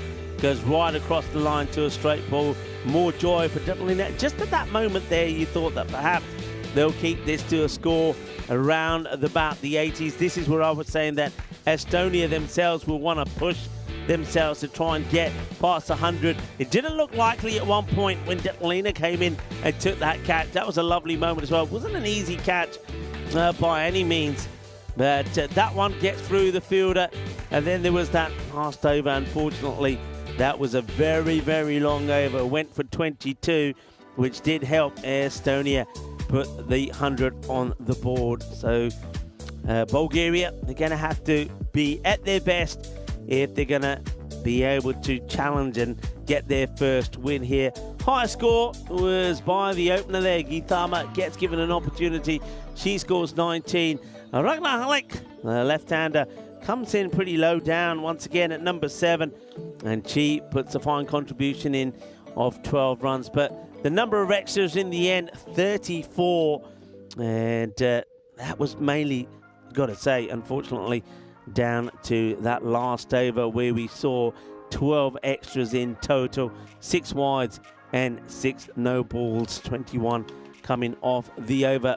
And here's the rest of those bowling figures. 2 wickets for 18 for Miliana. She's certainly put a massive effort in for her team, as has the captain, Detalina Unakova. She picks up another couple of wickets there, 2 for 19.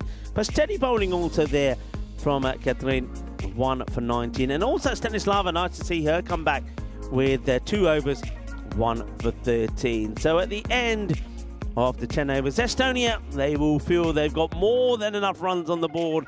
102 it will be. Bulgaria needing 103 for what would be a very unlikely victory. Join me, Riga Full, when we come back in about 10 minutes time. And remember the question that I did put out to you as well, that who is the only bowler to have taken a 10-4, which has included a hat-trick? I'll give you the answer when we come back in the second innings.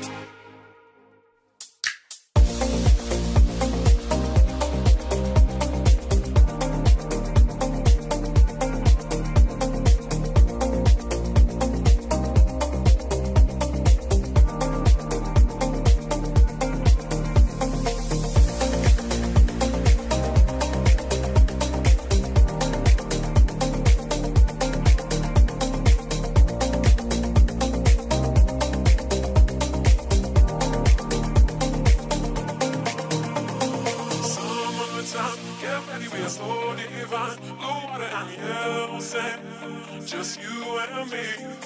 Summertime, get ready, we are so divine. Blue water and yellow sand, let's live our dream. Summertime, get ready, we are so divine. Blue water and yellow sand, just you and me. Summertime, get ready, we are so divine. Blue water and yellow sand, let's live our dream. Summertime.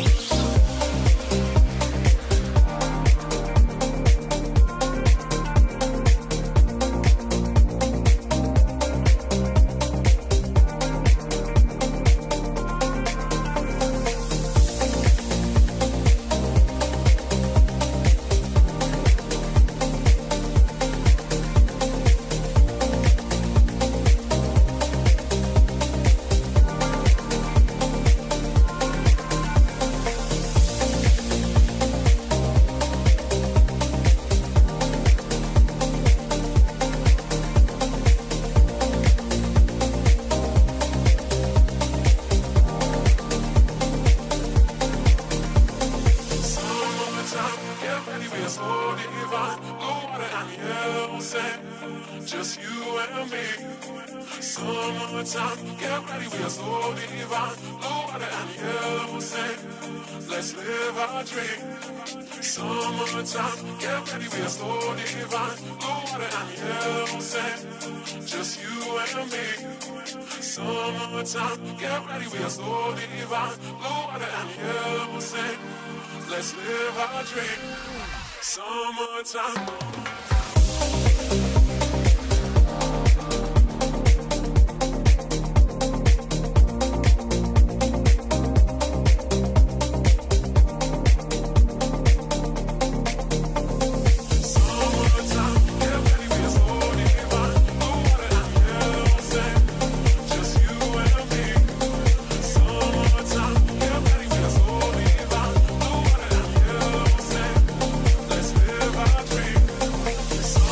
Time.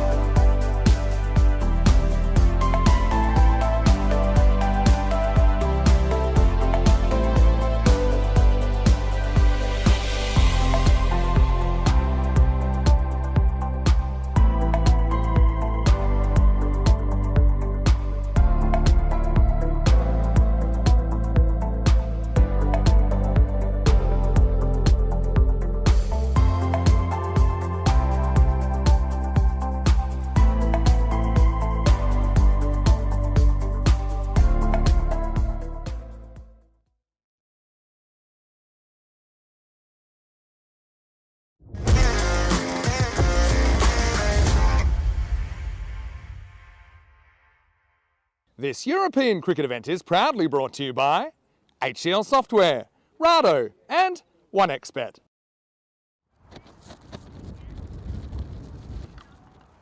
Hello viewers and welcome back to the final innings of this Women's European Cricket International Series between Estonia, the host, and Bulgaria. Well, Bulgaria have, if they're going to get their first win here in Estonia, then they're going to have to chase a score that they haven't got close to scoring themselves yet. They've got to get past 100, 103 for victory. We just had a slight shower which seems to have stopped now, which has probably added to the cold wintry conditions that we've got here. So let's see how Bulgaria fare here. You can see that the captain, Anne-Marie Vesic, is not making any changes. She's going to bowl the first over. She wants this win. They want to win every match. Of course, that's what good teams want to do. Bulgaria, they want to end the rot here. 72 is the score that they need to get to just to pick up a point. And of course, we know that if they were able to get scores in the 70s, they would have won a match or two by now already. So this is going to be a real uphill task. And it's not going to be easy at all.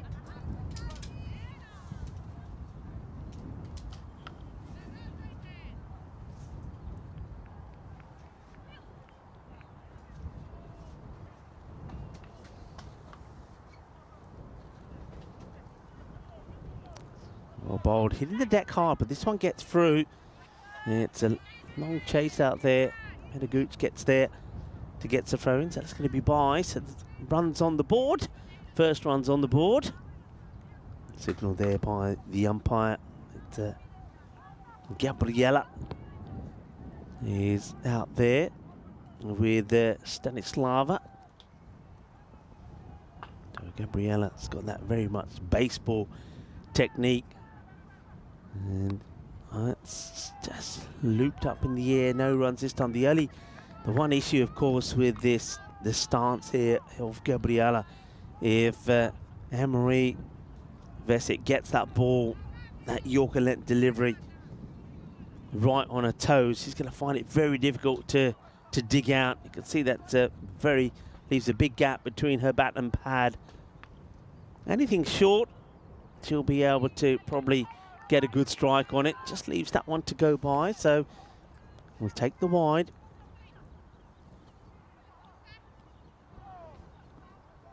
I think once again here, I mean, the win is unlikely. Don't want to be unkind to Bulgaria, but if they win this match chasing 103, it's going to be quite incredible. I think most people won't believe it. That's up in the air. Keeper is after it and just can't hold on to it. Disappointment there, I think, from Helena. She does well here. We often say that these ones for a wicketkeeper are not easy. They go up and you've got to try and find it first. And when you're wearing the helmet, it's quite difficult. Got to try and find it from over the peak. And when she finds it, she does get gloves to it. And that's why in the end she's disappointed. Having found it and got there, she's just not able to keep it in the gloves. So runs at the bat for Gabriela. And that just carefully played by Stanislava. Gone with a cautious approach here, Bulgaria again. So rather than go with the key batters who probably can at least keep them kind of up with the rate, Detlina, Nikolova and Simona, they've gone with certainly Stanislava, who's a bit more cautious. Gabriela, we haven't seen too much of her, the top of the order. She looks like somebody who can give the ball a good wallop. But the first over, as is often the case from Anne-Marie Vesic, it's a very tidy one. Just the 3 runs come off it in general. 52 matches now we've gone without a golden ball. So don't look like the women are going to deliver us once. It's going to be down to the men. See if they can deliver us one there tomorrow when things do start.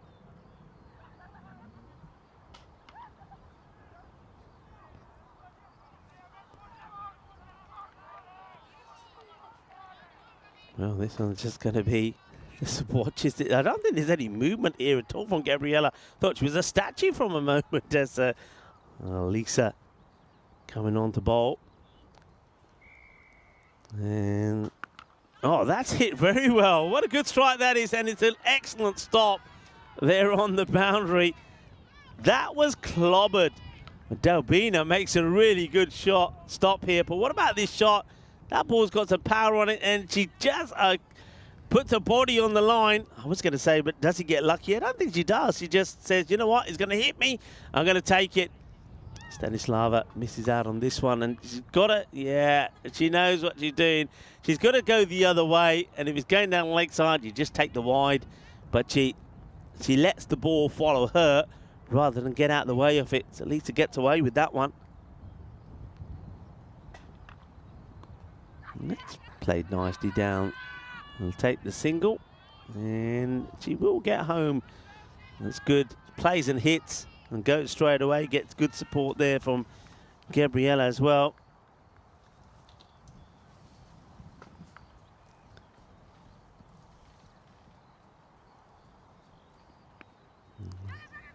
Oh, let's take another single. Come on, come on, come on.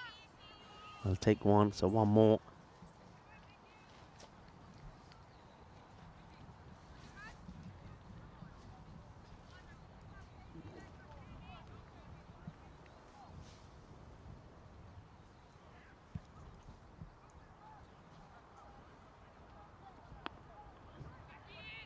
Played back to Lisa, no run on this occasion.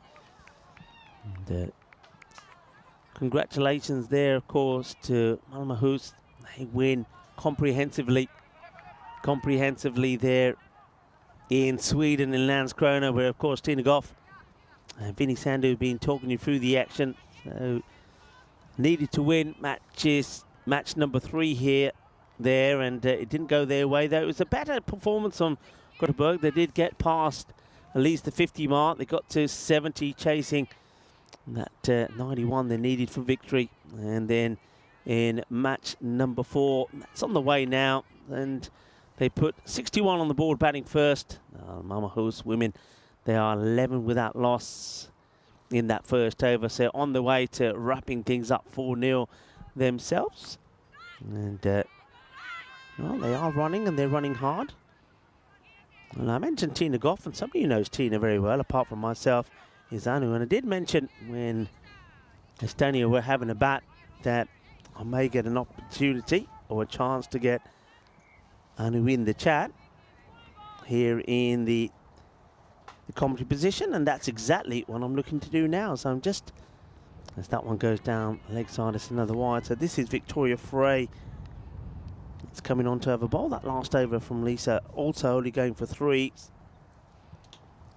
So it's a great pleasure for me to actually mention somebody that I know pretty well. When she was, last time I think we met was when Anu was captaining the German national side. That's played away. It's a nice looking shot. It goes straight to the fielder. So before the start of the next ball, I want to welcome Anu into our commentary igloo. Welcome. I hope you're well. And you've got a massive smile on your face, and of course you've got every reason to be smiling. Hey, thanks Rico. Thanks for the warm welcome. And yeah, warm welcome to all the viewers. Although super cold here in Tallinn, well, outside Tallinn in Tiskre. The wind has sort of caught me by a bit of surprise. Missed a few layers. But yeah, great to be here. Thanks for having me. It's great to have you here. It's a nice shot played away. I'm liking this from Gabriella. If you bowl it short to her, you can see she's got that stance, that baseball style to put it away. It's a nice shot from her. Stanislava now gets back on strike. Here's Victoria Frey, a player that you must be very, very happy with, Victoria. Isn't she a trooper? Absolutely. I think she's one of the young guns in the team and the future of Estonian cricket, most certainly. I think she brings, already for that age, I think she brings quite a bit of experience, also having played in the men's league here in Estonia, I'm told, and coming through the pathway and sort of, yeah, putting her skills on show. Great to see, trying to impress everybody who's watching as well. Well, she's impressed a lot of people, impressed me. Well, the thing is, though, she impressed me when I saw Estonia play in Cyprus last year with bat and with ball. That one gets played away to the fielder. Good pick up, good throw. Oh, yeah. Well, if that had hit, that would have been out. It's a brilliant pick up and throw. Fantastic. Ragnar Halleck, I'll ask you a little bit more about Halleck a bit later, because I think that she's just seen her a few times with the bat. I like the way she bats. She's a very aggressive hitter of the ball. And I think we might see a lot more of her, maybe even higher up the order, because she's a handy left-hander. But first things first, how about you? Last time we met, you were playing the game, and here you are now coaching. How did that happen? Tell me a little bit more about that story. Well, I have been coaching for nearly 10 years now, lots in Germany and a little bit more outside of Germany in the last 2-3 years, I suppose, just adding on to my portfolio. So I think a couple of years ago, I got my ECB level 3 or the advanced coaching qualification. So I've always been interested in supporting and helping players grow and develop their skills. And having played cricket for nearly 2.5 decades now. The bails have come off here. Oh, yeah. I think this could be out. This could be hit wicket. Let's have a look here. So, what happens? She hits the top. Oh, no. That's so unfortunate. It's so, look, she knows she did it as well. And Stanislava, you got to feel for it. She goes too far back and she ends up hitting the top of the stumps. And you can see Victoria Frey then turning around and saying to the umpire, well, how is that then? And the umpire has to say, that's out. And look at the square leg umpire saying, yeah, that's gone. What an unfortunate way to go, Stanislava. And I'm expecting to see a lot more from Stanislava. I think she's a good player, been good with the ball, good in the field. But unfortunately, on this occasion, as you see here, she does hit her own stumps. The umpire's calling a wide, doesn't see it straight away. So it's going to be hit wicket and another wicket for Victoria Frey, though on this occasion she can't take too much credit for that one.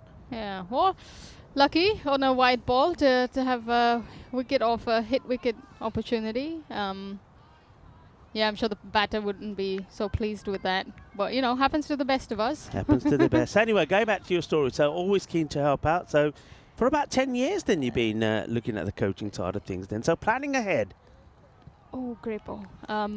Yeah, so as I mentioned, so I'd been coaching in Germany at a club level. So I set up a women's team in Frankfurt, which is where I lived for a little more than a decade. So sort of realized there's so much more you can add based on your playing experience, develop the sport in Germany. I grew up in India playing cricket in the backyard, playing a bit of state cricket, had the privilege to represent my state. So I think all of that experience over time, you figure out what's the best way to pass that on to the next generation, if you like. So that's what got me into coaching. And yeah, I think in the last 2 years, I've sort of thrown my hat into opportunities that can challenge me as a coach as well. And Estonia came in the beckoning, and here we are. And here you are. And we'll pause on that thought for a moment. It's probably not the right time to go and talk about this player. Geethama made her debut for Estonia in the T20s, and as well as Chamali. Very good player. Absolutely, absolutely. So we had her open in the batting in our T20s. I think she's done quite well in the indoor league over the winter, and we thought it would be a good opportunity to put her up the order. And I thought she did quite well. A good start, has a good understanding of the game, and always keen to develop. And I think she's been quite handy with the ball as well. So really, really pleased for her. Same with Chamali, I think being a left-hander as well, just trying to mess up a little bit with the bowlers. I think that's worked. So I think what I've seen from both of them, obviously they have played a fair bit of cricket before. You can see that. It's good that they now have become part of the setup here in Estonia. You can see that's well hit, and this time doesn't lead this away. It's not going to go to the boundary. I wonder if they will double up for 2. They will. As it's been hardly chased. Meta gets there first and gets framed. 2 runs, valuable runs there. Gabrielle, a good hit. But what I found from both of them is you can certainly see the cricketing skills coming in, not so much just because of their bowling and batting, which has been good, but just in the general play in the fielding. They've been outstanding in the field. Oh, yeah, absolutely. I think particularly in the close-in field, whether they're in cover or mid-wicket or point, I think they've been really grabbing onto the balls, catches, some really good stops. I'm guessing Chamali is going to have a few bruises I when think she so. goes home. See, she's been, like you said, close normally in that mid-wicket area. Oh, that's great well shot struck and well fielded. And once again, excellent work from the fielder out there. That's Ragnar Halleck. Oh, wow. She really has impressed me a lot, Ragnar. I think it's hard to contain her energy. She's probably the voice of the team, if you like.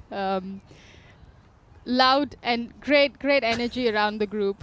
Oh, she's targeting and goofing up all the time. So Vili there. Was it Vili or no? It was Gabriella that gets caught by the throw that comes in. But no, you got some good players there, good finds, very good in the field. I was talking about Chamali having a close in. She's really been impact there, taking catches, also involved in a very good run out the last one. But like you said, being a left-hander, and what I would say is a typical left-hander, as in anything loose on the leg side, she puts it away. Yeah. And I mean, Ragnar is quite a character. I think she's been batting both left and right-handed, I was told, when I just got involved. So it was a bit of a task to get her to pick a side and work on that. But, you know, hey, we had a challenge yesterday and today that whoever goes for a switch hit gets a drink on me. Or a Pepsi or a cola. And then boom, yesterday, or was it this morning? I don't know. We played so much cricket. Yeah. She went for one and she forgot to run a second because she was just celebrating that switch hit. It was yesterday. That's why when she came into bat today, I remembered it well and I thought, well, she's somebody who can play that typical powerful hit on the leg side as a left-hander does, but anything outside the off, she's not shy to switch hit it. Absolutely. And not only did she play the shot, she hit it really well. So she's a good player, and I think you've already touched on the fact that she's certainly one that probably could, especially in the shorter format, feature higher up the batting order for you. Yeah. I mean, I guess for us, all of these games. Oh, that's up in the air. Safe. So I think the opportunity with the T10s, having now played, this is the 7th one this weekend, to try out players in different roles, challenge them a little bit, and also sort of back them for their strengths, whether they're batting, bowling, or fielding in certain positions. And I love the fact that they've all taken these challenges really positively, tried to sort of impress with their skills and, you know, learn from it. So every time we do a debrief at the end of the day, for me it's the smiling faces at the end of it. They've enjoyed the cricket, they've learned something, and they're really proud to be, you know, representing the country at this level and getting some wins. So I couldn't be more pleased. And what a great ball. Yeah, top of the stumps, that's the way you want to see it. I know that's what all the coaches say. You've got to be bowling so you hit the top of those stumps, and that's exactly what Dalbina does here. We didn't see her playing in the T20s, so when she first came into the scene, it was a little bit rusty. Liking the way the wicketkeeper has taken evasive action there as well. Oh. Because I think that was going straight into the helmet of Helena here. Watch this. Off the bells, and, well, she does well. Quick reactions. Well, that's why she's a keeper, I suppose. But I think you hit the nail on the head there. I mean, you know, what you're saying about in the debrief, the smiling faces. I've certainly seen that. But, of course, not just from Estonia, from Bulgaria as well. They're a team. They're probably where Estonia were maybe 18 months ago. They're learning quickly. They've got some good players in there. They too, I mean, they'll learn so much from these, not just the T20, the 3 matches there, but the 7 matches that they played here. And I think already, I mean, certainly that's another one. Good catch taken there, close up. No mistakes there, Lisa, showing just why she is such an important part of the setup for your team. Great with the bat and very good tidy bowler as well. And then when it comes to catching the Grizzly, no problems whatsoever. You got to feel a little bit for Savleya Galabova. First of all, she was asked to bowl that last over, which I thought was probably not the best of moves from the captain, and now she's going to have to depart for a first ball golden. Sometimes it's just not your day, is it? Yeah, as I said, lots of things happens to the best of players, but it's how you recover from that and what you can do with it for the next one. So I completely second what you said. I think just it's great to see how Bulgaria have grown with each game. And with every performance. I think they've had some standout batters striking the ball really well, as well as bowlers really getting that line and length in, taking some wickets, some exceptional fielding, I thought, also along the boundary. There were some girls who were just throwing themselves around. And what a fantastic show of skills. And I think having been a player, sort of playing this level of cricket for a while, and again learning from this, I think it's nice to also reflect on how players start and how we get to a certain place. So I'm really pleased for both the teams that they're able to take off. I think this, well, I think that for me, unless I'm mistaken, wasn't that a hat-trick ball? I think that might have been a hat-trick ball because we saw the wicket beforehand, great delivery to remove Vili, and we saw Galabova go first ball, so that was definitely a hat-trick opportunity, and it was Frey that had the chance to take it, but just couldn't wrap her hands around it, and the opportunity gets missed. Yeah, a good recovery to pick up the ball and still look for a run out there. Now, one thing that I would want to ask you, because as you heard me mention, I saw a fair bit of Estonia playing last year, actually. Saw them play in Cyprus. But since then, it seems like a lot of work's been done. That's certainly evident. I know speaking to Anne-Marie Vesic after you had the victories in the T20s. And the shape of the team, when you see them in the field, looks very different. Field positionings, field placements, the movement in the field. Seems to be like a lot of work's been put in between yourself and the captain and getting that right. Yeah, to be honest, credit where it's due. I think the players have been showing up, putting in the commitment to get better weekly basis. And we've got Dave Robson, who's now with us this tour as manager, who's also the development officer at EKL. And he's working with the squad on a regular level as well. So that's been great to see. And the girls, they usually train twice a week. And over the winter, they've had quite a bit of games, as well as working on cricket skills. I've been involved with the squad now a little more than 6-7 weeks, so since the beginning of April. So I'm working closely with Anna-Marie, the captain, as well as Dave Robson. And, EKL's really showing some great potential, of course, and interest in developing the women's game. And we're at a stage where what they're doing is having an impact, of course, on the results, but there's been so much work done in the background as well.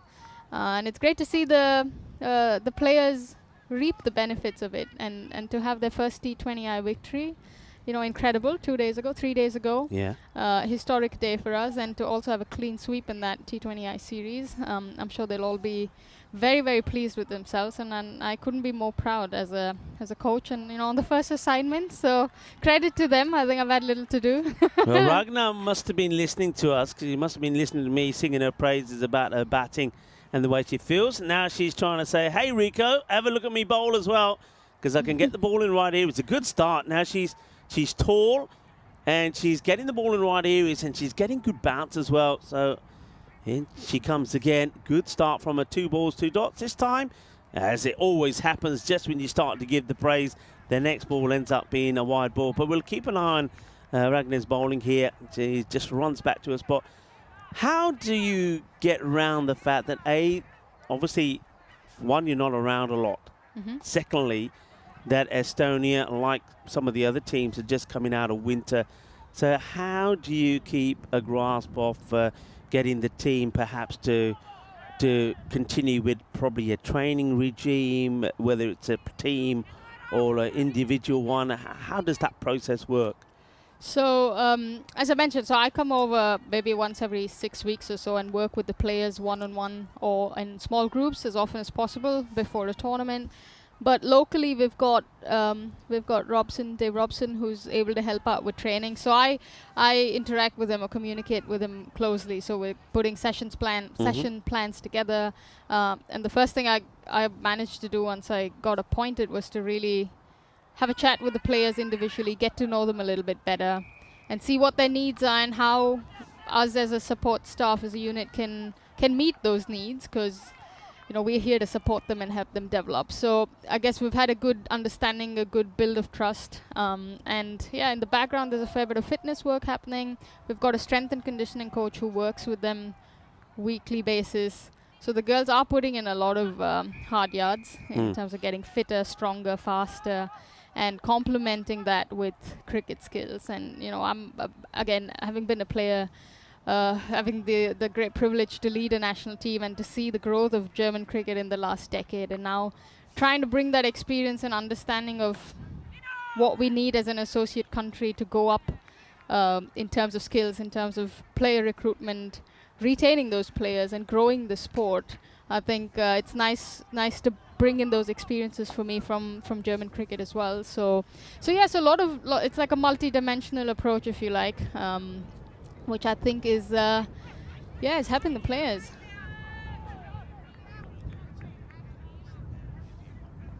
Well, a few people in the chat, I know Shona saying, who's that in the igloo with you? Well, it's Anu who's here with me. Anu is the coach, the national team coach of Estonia.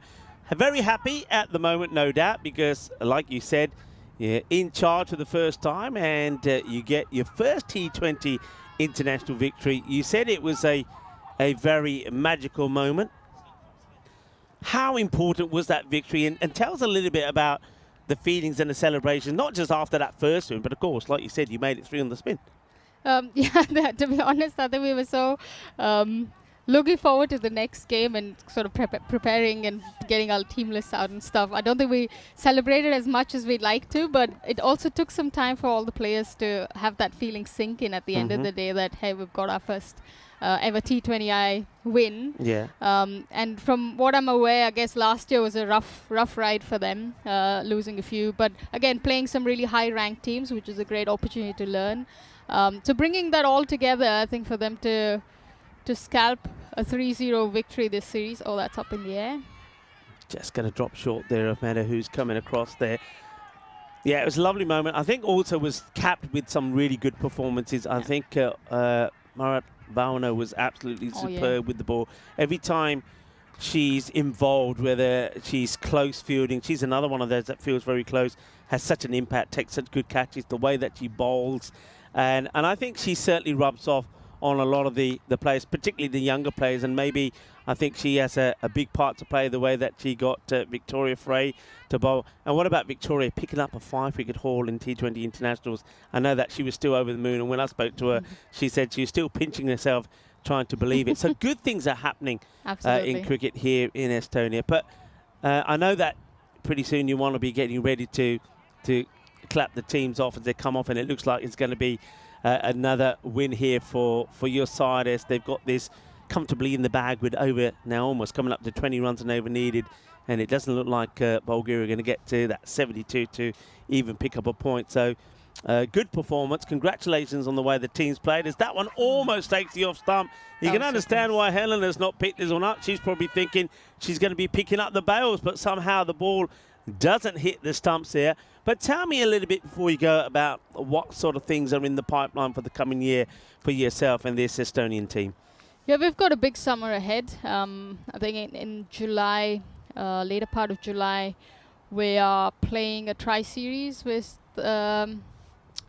Finland and Switzerland. And in August, we've got a T20I series planned against Gibraltar, a home series. And then finally, to wrap up the summer in September, we play another home series versus Czech Republic.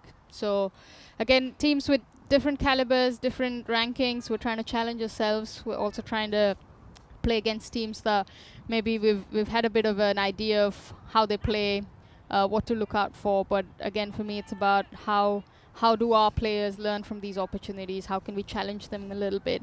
And this is a great few months to really see how they're able to apply or implement what they're learning now over the winter and now the onset of the summer season. So it's going to be an exciting summer, and it's a lot of cricket. I'm really pleased to see that the EKL, or the Estonian Cricket Association's scheduled these many games for the women. Again, shows it is a priority and not just an afterthought. Oh, some confusion there.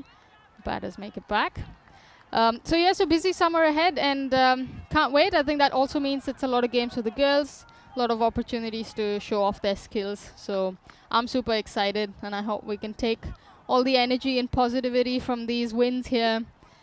Yeah, I think that's the important thing, isn't it? Yeah. I think that's when that thing we said, that's going to be 4 runs. It's a good hit from Detalina, gets her first boundary, there's the captain of Bulgaria. But I think that's one thing that I know that I've been saying a lot with not just the Estonian side, but I think with all women's cricket, really, it's fine playing, but you need to play continuously. And we know that in the past, perhaps you might play in a tri-series or something, and then you haven't played again competitively could be 4 or 5 months. In some cases, could be until the next year, the next season, which doesn't really help the growth, the development.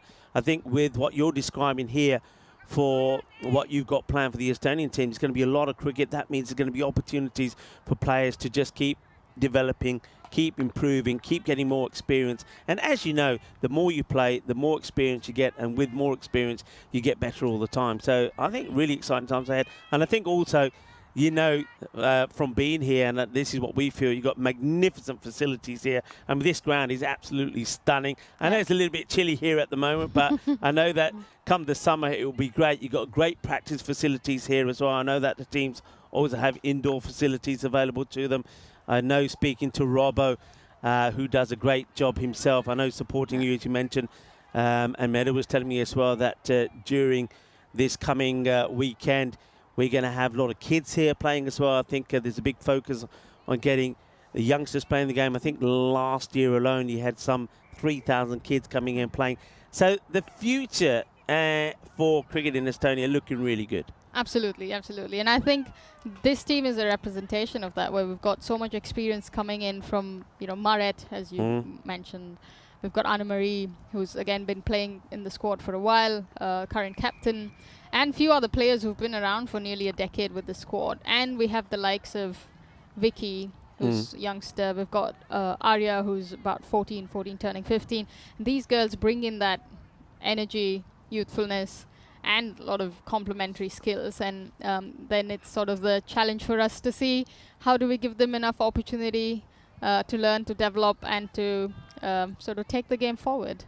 Yeah, well said. Well, I know that you want to get back and get ready as the players are getting to the end here. I want to thank you very much for your time. Congratulations to doing a fantastic job. And I know you've got a big season ahead, and I wish you the best of luck going forward. Super. Thank you so much, Rico. Pleasure to be here, and see you around later. Definitely will. Well, there you go, folks. The coach of the women's Estonian team here, who are playing brilliantly. It looks like they're going to have a clean sweep here as well after winning the T20 internationals. It's going to be 7-0 in this one against Bulgaria as well. It's nicely played away. Good shot. But once again, something that I just spoke to Anu about. The fielding is right. They seem to have done the homework. They've looked at the batters. They know where to set the field. And you can see a little bit of frustration creeping in there from Gabriella and Detalina. They're playing some nice shots, but they just can't get the ball past the fielders. That one just gets lofted into the area of the fielder. No run this time. And Githama, we talked about her a little bit, has made a very good debut for the Estonian side. And showing once again that she too, like several of the other players, are very good all-rounders. And that certainly makes life a lot easier for the captain when you got so many people that you can turn to. And I'm going to say hi to Wayne, who's in the chat there at the moment. I think Shauna's there as well. And John Hesham. And everybody's saying that they enjoyed listening to Anu there. Yeah, enjoyed having Anu on board as well. So we saw there on the screens a little bit earlier that, of course, the action here from Estonia does continue tomorrow when we have the start of the European Cricket Series. Of course, that will be, I think it's going to be a high-scoring one as well. And we're going to start off actually with the two teams that featured in the final last year as well. So the Stallions and the Strikers will be in action. And we will see all the teams that will be playing. That one's just outside the line of the off stump. And it's bouncing around is Ditalina there. I think she got that right on the end of her toe. And those toes, which are probably frozen at the moment. Probably a good thing, because she probably doesn't feel that as much as she would have last time. But she's hit that pretty well. But once again, fielders are on hand. It's the captain herself, Anne-Marie Vesic, that makes the stop. What a proud moment it is for her as well. Not just the winning team captain of the T20 internationals, but also for this T10 series. And as I said, hope to get her in the igloo a bit later to say a few words. Just a few words though, because I think, as she already told me a little while ago, she's losing her voice pretty quickly. I guess with the wind that's been howling to be heard, you're going to have to just shout a little bit harder. So, end of the 8 overs. 51 for 3. And dot balls to start as Lisa comes back onto bowl.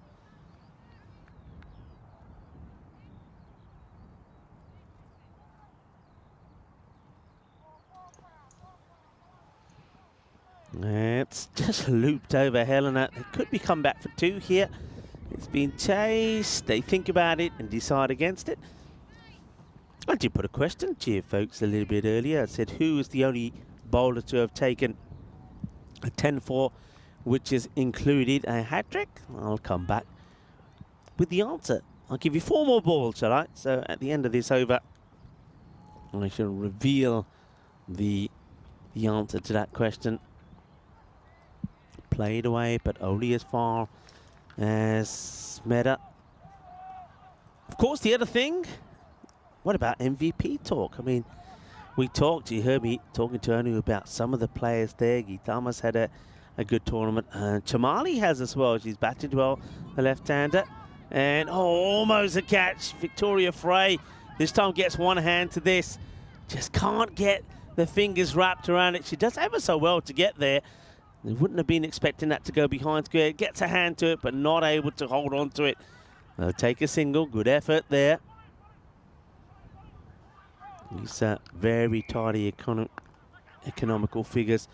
One thing I like about Lisa Barring's bowling is she's not trying always. She's not greedy. She's not trying to get the wicket. She's just quite happy to keep that ball outside the off stump and just keep it tidy. And tidy she has been. Economy at the moment is just 3 runs per over. That is brilliant in this format. And that's up in the air, and it will be a catch that's finally taken. And Victoria Frey, she's had a couple of opportunities, hasn't been able to take those, but on this occasion she does. And I think she's no real celebration from Victoria. You can see here she takes the catch, and she's just happy to have taken it.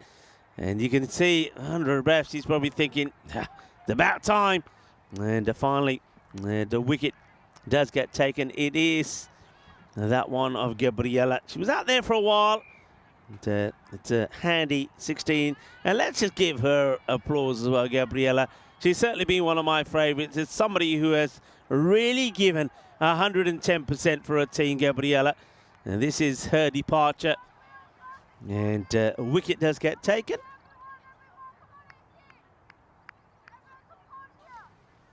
So here's the last over. It will be the captain to bowl it. 2 wickets to Delbina. Remember, could have had a hat-trick, and that one's gone all the way through. I think he's probably missed everything. It will be a bye. So the answer to my question is it was the great Hedley Verity. That's right, who was born today in 1905. And one of the long line of famous Yorkshire slow left-armers. Took 10 for 10 against Northamptonshire at Headingley in 1931, as well as surprisingly being the only 10-4 to include a hat-trick. It was his second of the summer, Warwickshire having also been on the receiving end of some at the same ground. 10 for 36 he took on that occasion. And there's the wicket. It's the captain, Anne-Marie Vesic.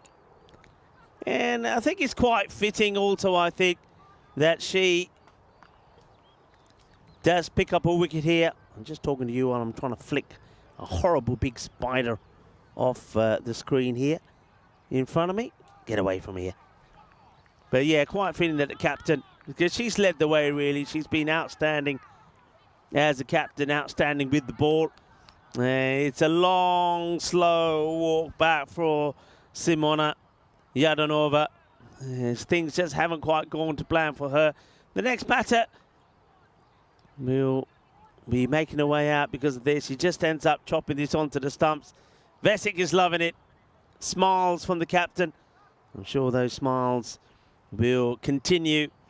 You heard that Anu saying that the team didn't really, you can understand what you were saying, didn't really get a chance to celebrate. It was literally you finished the T20 internationals then straight into the T10s. But maybe tonight they'll get the opportunity to do that. A new batter comes out. That's Alexa, who was saying and singing the praises about Gabriela for Bulgaria. Well, what about Alexa? She's just been given a helping hand there with the pads from Lisa. And she's, look, I know we don't have a lot of individual awards here, but if you did have, Alexa would be, without doubt, my fielder of this series. She's been fantastic. And, oh, she said, I don't know what to do. Do I give it back to her, do I not? In the end, Victoria comes along and says, I'll help you out with that one, don't worry. But yeah, she's been outstanding. She really has. They call her Speedy Gonzalez. She is quick. She runs around. She covers that leg side area really well. It's in the air, and she's running hard. She will get a run to her name. Almost gives Vesic a caught and bowled opportunity. I think it was up there long enough, but just dropping in front of Marie. So she gets off the mark and hands the strike back to her captain, Titalina. Couple of balls then to go. And that's played away to just be a single. And they actually just be a single. They've actually run two there. That's well run. So just one more ball to go.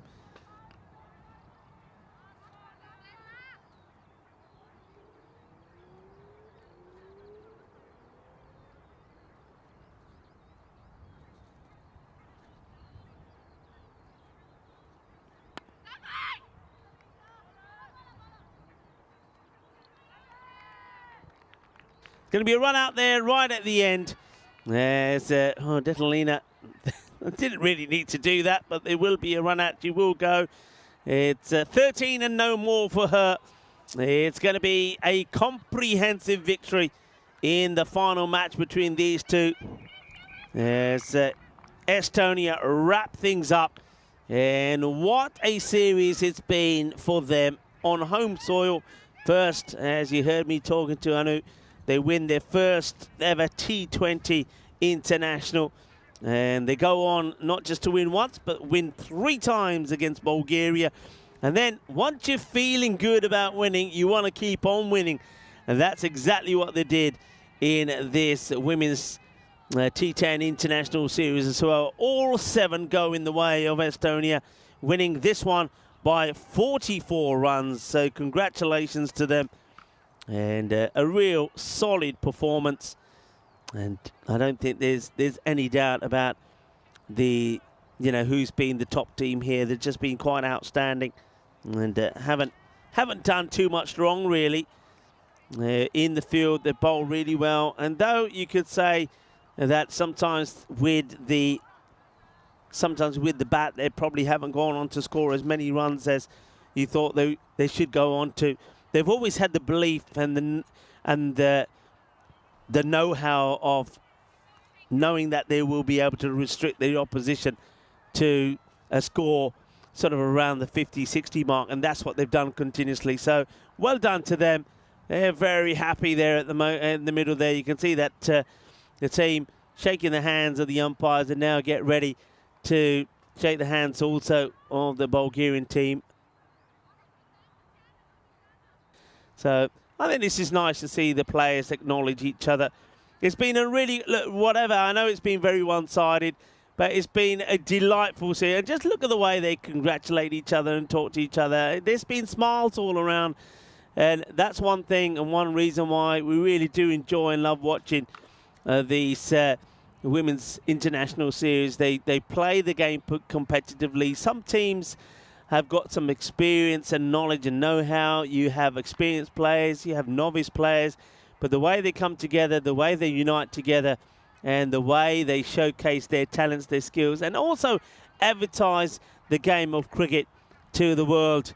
I think that's quite spectacular, it's quite charming, and I know that cricket lovers amongst us have really enjoyed this, and I know that our cricket community and our cricket family around the world have really enjoyed seeing this Women's International Series, not just T10, but the T20s that we started with. So that's absolutely fantastic. I'm loving the smiles on the faces. There's Robbo. Well, Robbo, we're probably getting ready to see you in action now tomorrow when the men start. And looks like little gifts being given out by the Bulgarian team as well. And I get the feeling that's the rose oil, which we know is very, very famous. And I think Bulgaria are known for that. So maybe it's a little bit of the rose perfume. Well, there you go, girls.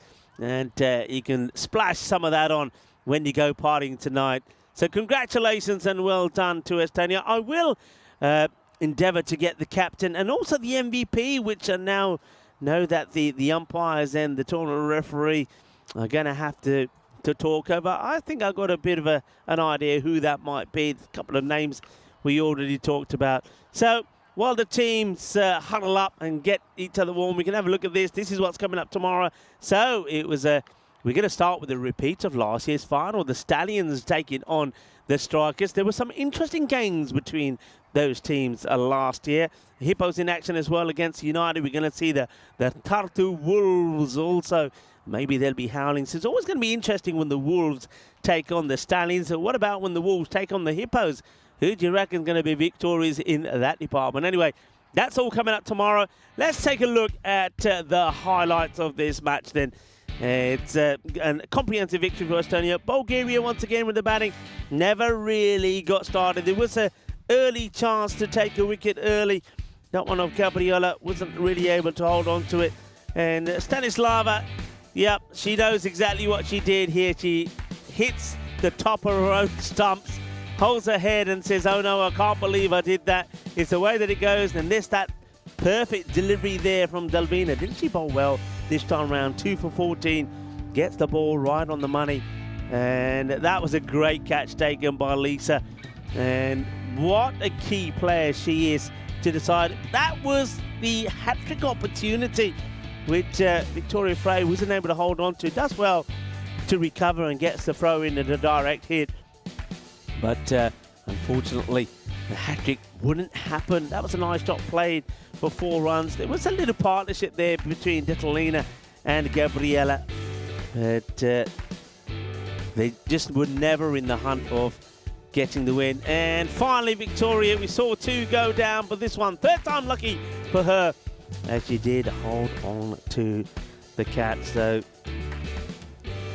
straight on to the money, onto the stumps. That was Simona who, well, chops on to her stumps. Then it was a long, slow and painful walk back for her. And right at the end, we would see a run out. Detalina is here. Didn't really have to do this, but I suppose she had no choice because Alexa says, well, whether you're coming or not, I am. And you don't often see celebration from a batter who gets run out, but that sort of sums up the way Bulgaria have been as well. You know, they've been absolutely marvellous. They've played some good cricket, I think, with the ball, especially after that first match. The way that they've come back, the way that they've cut down the extras, the way that they've taken some of the catches they've taken, they've really been good. I think you could probably say that they've been more than competitive when it has come down to the bowling and the fielding department, but unfortunately it's the batting. So they know what they've got to work on. They've got to work on the batting. They've got to come up with a good batting kind of partnership. They've got to know who the top 4 are and maybe stick with that top 4. And perhaps while they do that, they can then start to get a little bit more consistency going. So a quick look at the scorecard. Stanislava, unfortunately, hitting her wicket when she loses her wicket. Gabriela, 16 of 25 for her, 13 from Detalina, the captain. And on the bowling front, there's 2 wickets from Dalbina. Well done to her. And Victoria Frey and Lisa and Anne-Marie Vesic also getting in the wicket. So it's a good tight bowling there from Estonia and a good win from them. And like I say, we'll get a chance now to maybe get first of all, I think we'll chance to speak to the captain and get the captain in here. So we're just going to leave that out on the screen for you. So it's been a really good performance. We already had a chance to have a chat with Anu, the coach, and now I think it's right that we invite the captain in from Estonia, Anne-Marie Vesik. Anne-Marie, first of all, welcome. Congratulations. Thank you. You are the winner of this women's T10 International Series. A very, well, I would say another very proud moment for you. Definitely. It's a moment to remember. Yeah, it's been very long, 4 days. I'm proud of my team. They have given like everything what they have and left it on the field. So proud of them. It's a teamwork. So everyone has done their bit, and yep. Here we are. I know the last time I spoke to you was after the T20 International victories, and we talked a lot about the improvement in the team from the last time that I'd seen Estonia play. And you carried that on. I mean, you got your first win. Then after that, you got 3 more in the T20 Internationals. And I think after that, the team were definitely on a high. But you didn't make it any easier for Bulgaria. I think you liked the taste of success. You liked the taste of winning, and you just carried on winning. And I think the improvement all the way around from the whole team has been great. And I think what you did very well, and I commend you for that as a captain, is the way that you managed the squad and the way that you still remain strong and you still remain victorious, but you gave several of your players an opportunity to play. Yes, thank you for the good words. Yes, we had quite a long list of our squad. And we definitely wanted to give everyone a chance to get the experience and show their skills and improve themselves. And I think throughout all the games, everybody improved. And you can see from their performances. And when somebody doesn't have that good day, we have another one who's stepping up. And as said, team sport and team wins. Yeah, now you must have had some goals, some objectives, maybe not just for individual players, but mainly I'm talking about for a team before you came together and played Bulgaria, not just in the T20s, but in this T10 series. Do you feel that having seen the way the teams played, that those goals and objectives that yourself and maybe Anu, the coach, had, that you fulfilled those? I think we have, yes. Yeah? Yes. And I think it's a good start for the season, and we are taking this with us to the next games. And yep. Yeah, well, I think you have as well, and therefore I think definitely there's no doubt that you deserve this trophy. So you are the winners of this lovely trophy, and it will stay here in Estonia. So congratulations, well done. 7-0 victorious. Congratulations. You can probably hear some of the screams from the players in front of me. So Estonia are here. Now, before I invite all of them in here, of course, there is a small matter of the MVP to discuss. So I would after looking at a lot of good performances, and I know that myself and Anu talked about some of these as well. There was performances from Chamali for the first time. I think she was very good. Gitama was good as well there. Victoria Frey was sensational. Even yourself with the ball. Every time you came onto bowl, they just couldn't get you away. You bowled very tardily. But with 137 runs and also 5 wickets, the MVP, and I know that she's around here somewhere in front of me, and I like Lisa Bowering to come forward to receive her trophy. Lisa, come through. Where are you? Come on through. Lisa, congratulations. Well played. Thoroughly deserved. Well done. Round of applause. Now, you come closer this way. Now, I just want to say let's just remind everybody what's coming up tomorrow first. I wonder if we can have on the screen what's starting tomorrow. So we will have the European Cricket Series starting tomorrow. 5 matches starting with, well, the repeat of last year's final. It's Stallions taking on the Tallinn Strikers. That's coming up tomorrow. But here right now, it's time for me to say goodbye. So I want to say to all of our viewers around the world, from me anyway, thank you for watching. I think you've been absolutely brilliant. I want to thank the umpires. Umpires have been absolutely brilliant here. Let's give them a round of applause. Also, I want to thank the ECN crew. They've done a wonderful work. Once again, how can I not say a big thank you to the Federation here in Estonia, looking after us, making us feel at home. And I think this ground is looking absolutely marvellous, and I'm looking forward to 7 more days of action on it as well. And of course, to all of our viewers around the world, wherever they're tuning in. So thank you for watching. Be good, be kind, be safe, be happy. Shukriya. But before I go, Let's have all of you in here. I'm getting out of the way. Come here and celebrate.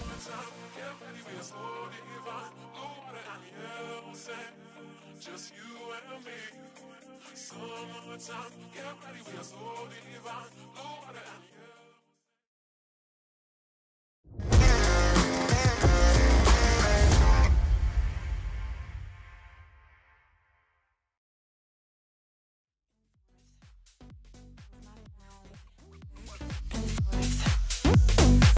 my body back and forth, my body.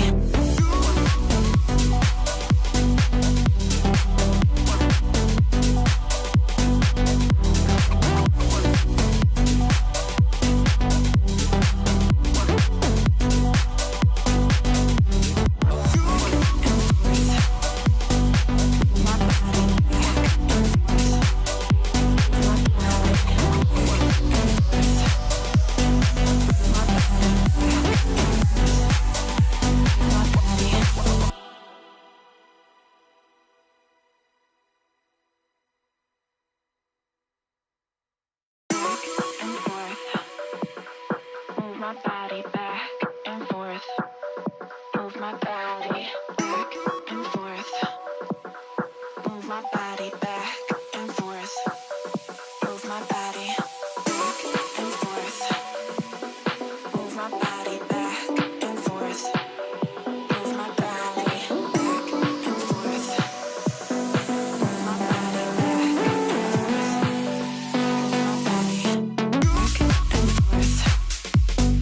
Move my body back and forth. Move my body back and forth.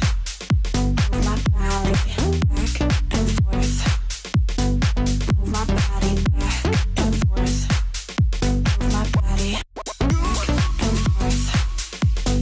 Move my body back and forth. Move my body back and forth.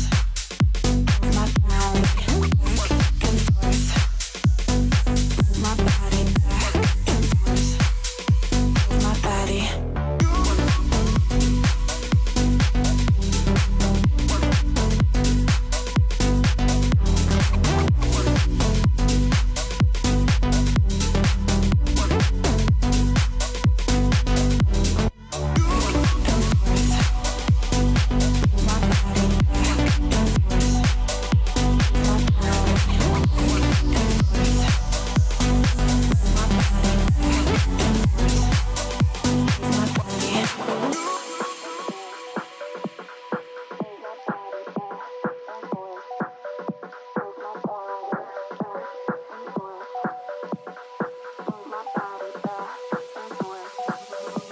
my body and forth. Move my body back and forth.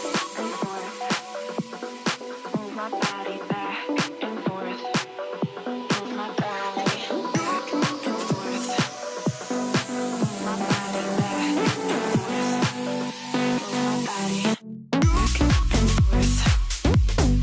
Move my body back and forth. Move my body back and forth.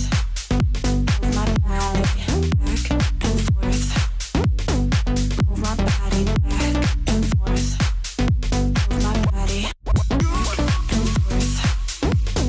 Move my body back and forth. Move my body back and forth. Move my body back and forth. Move my body.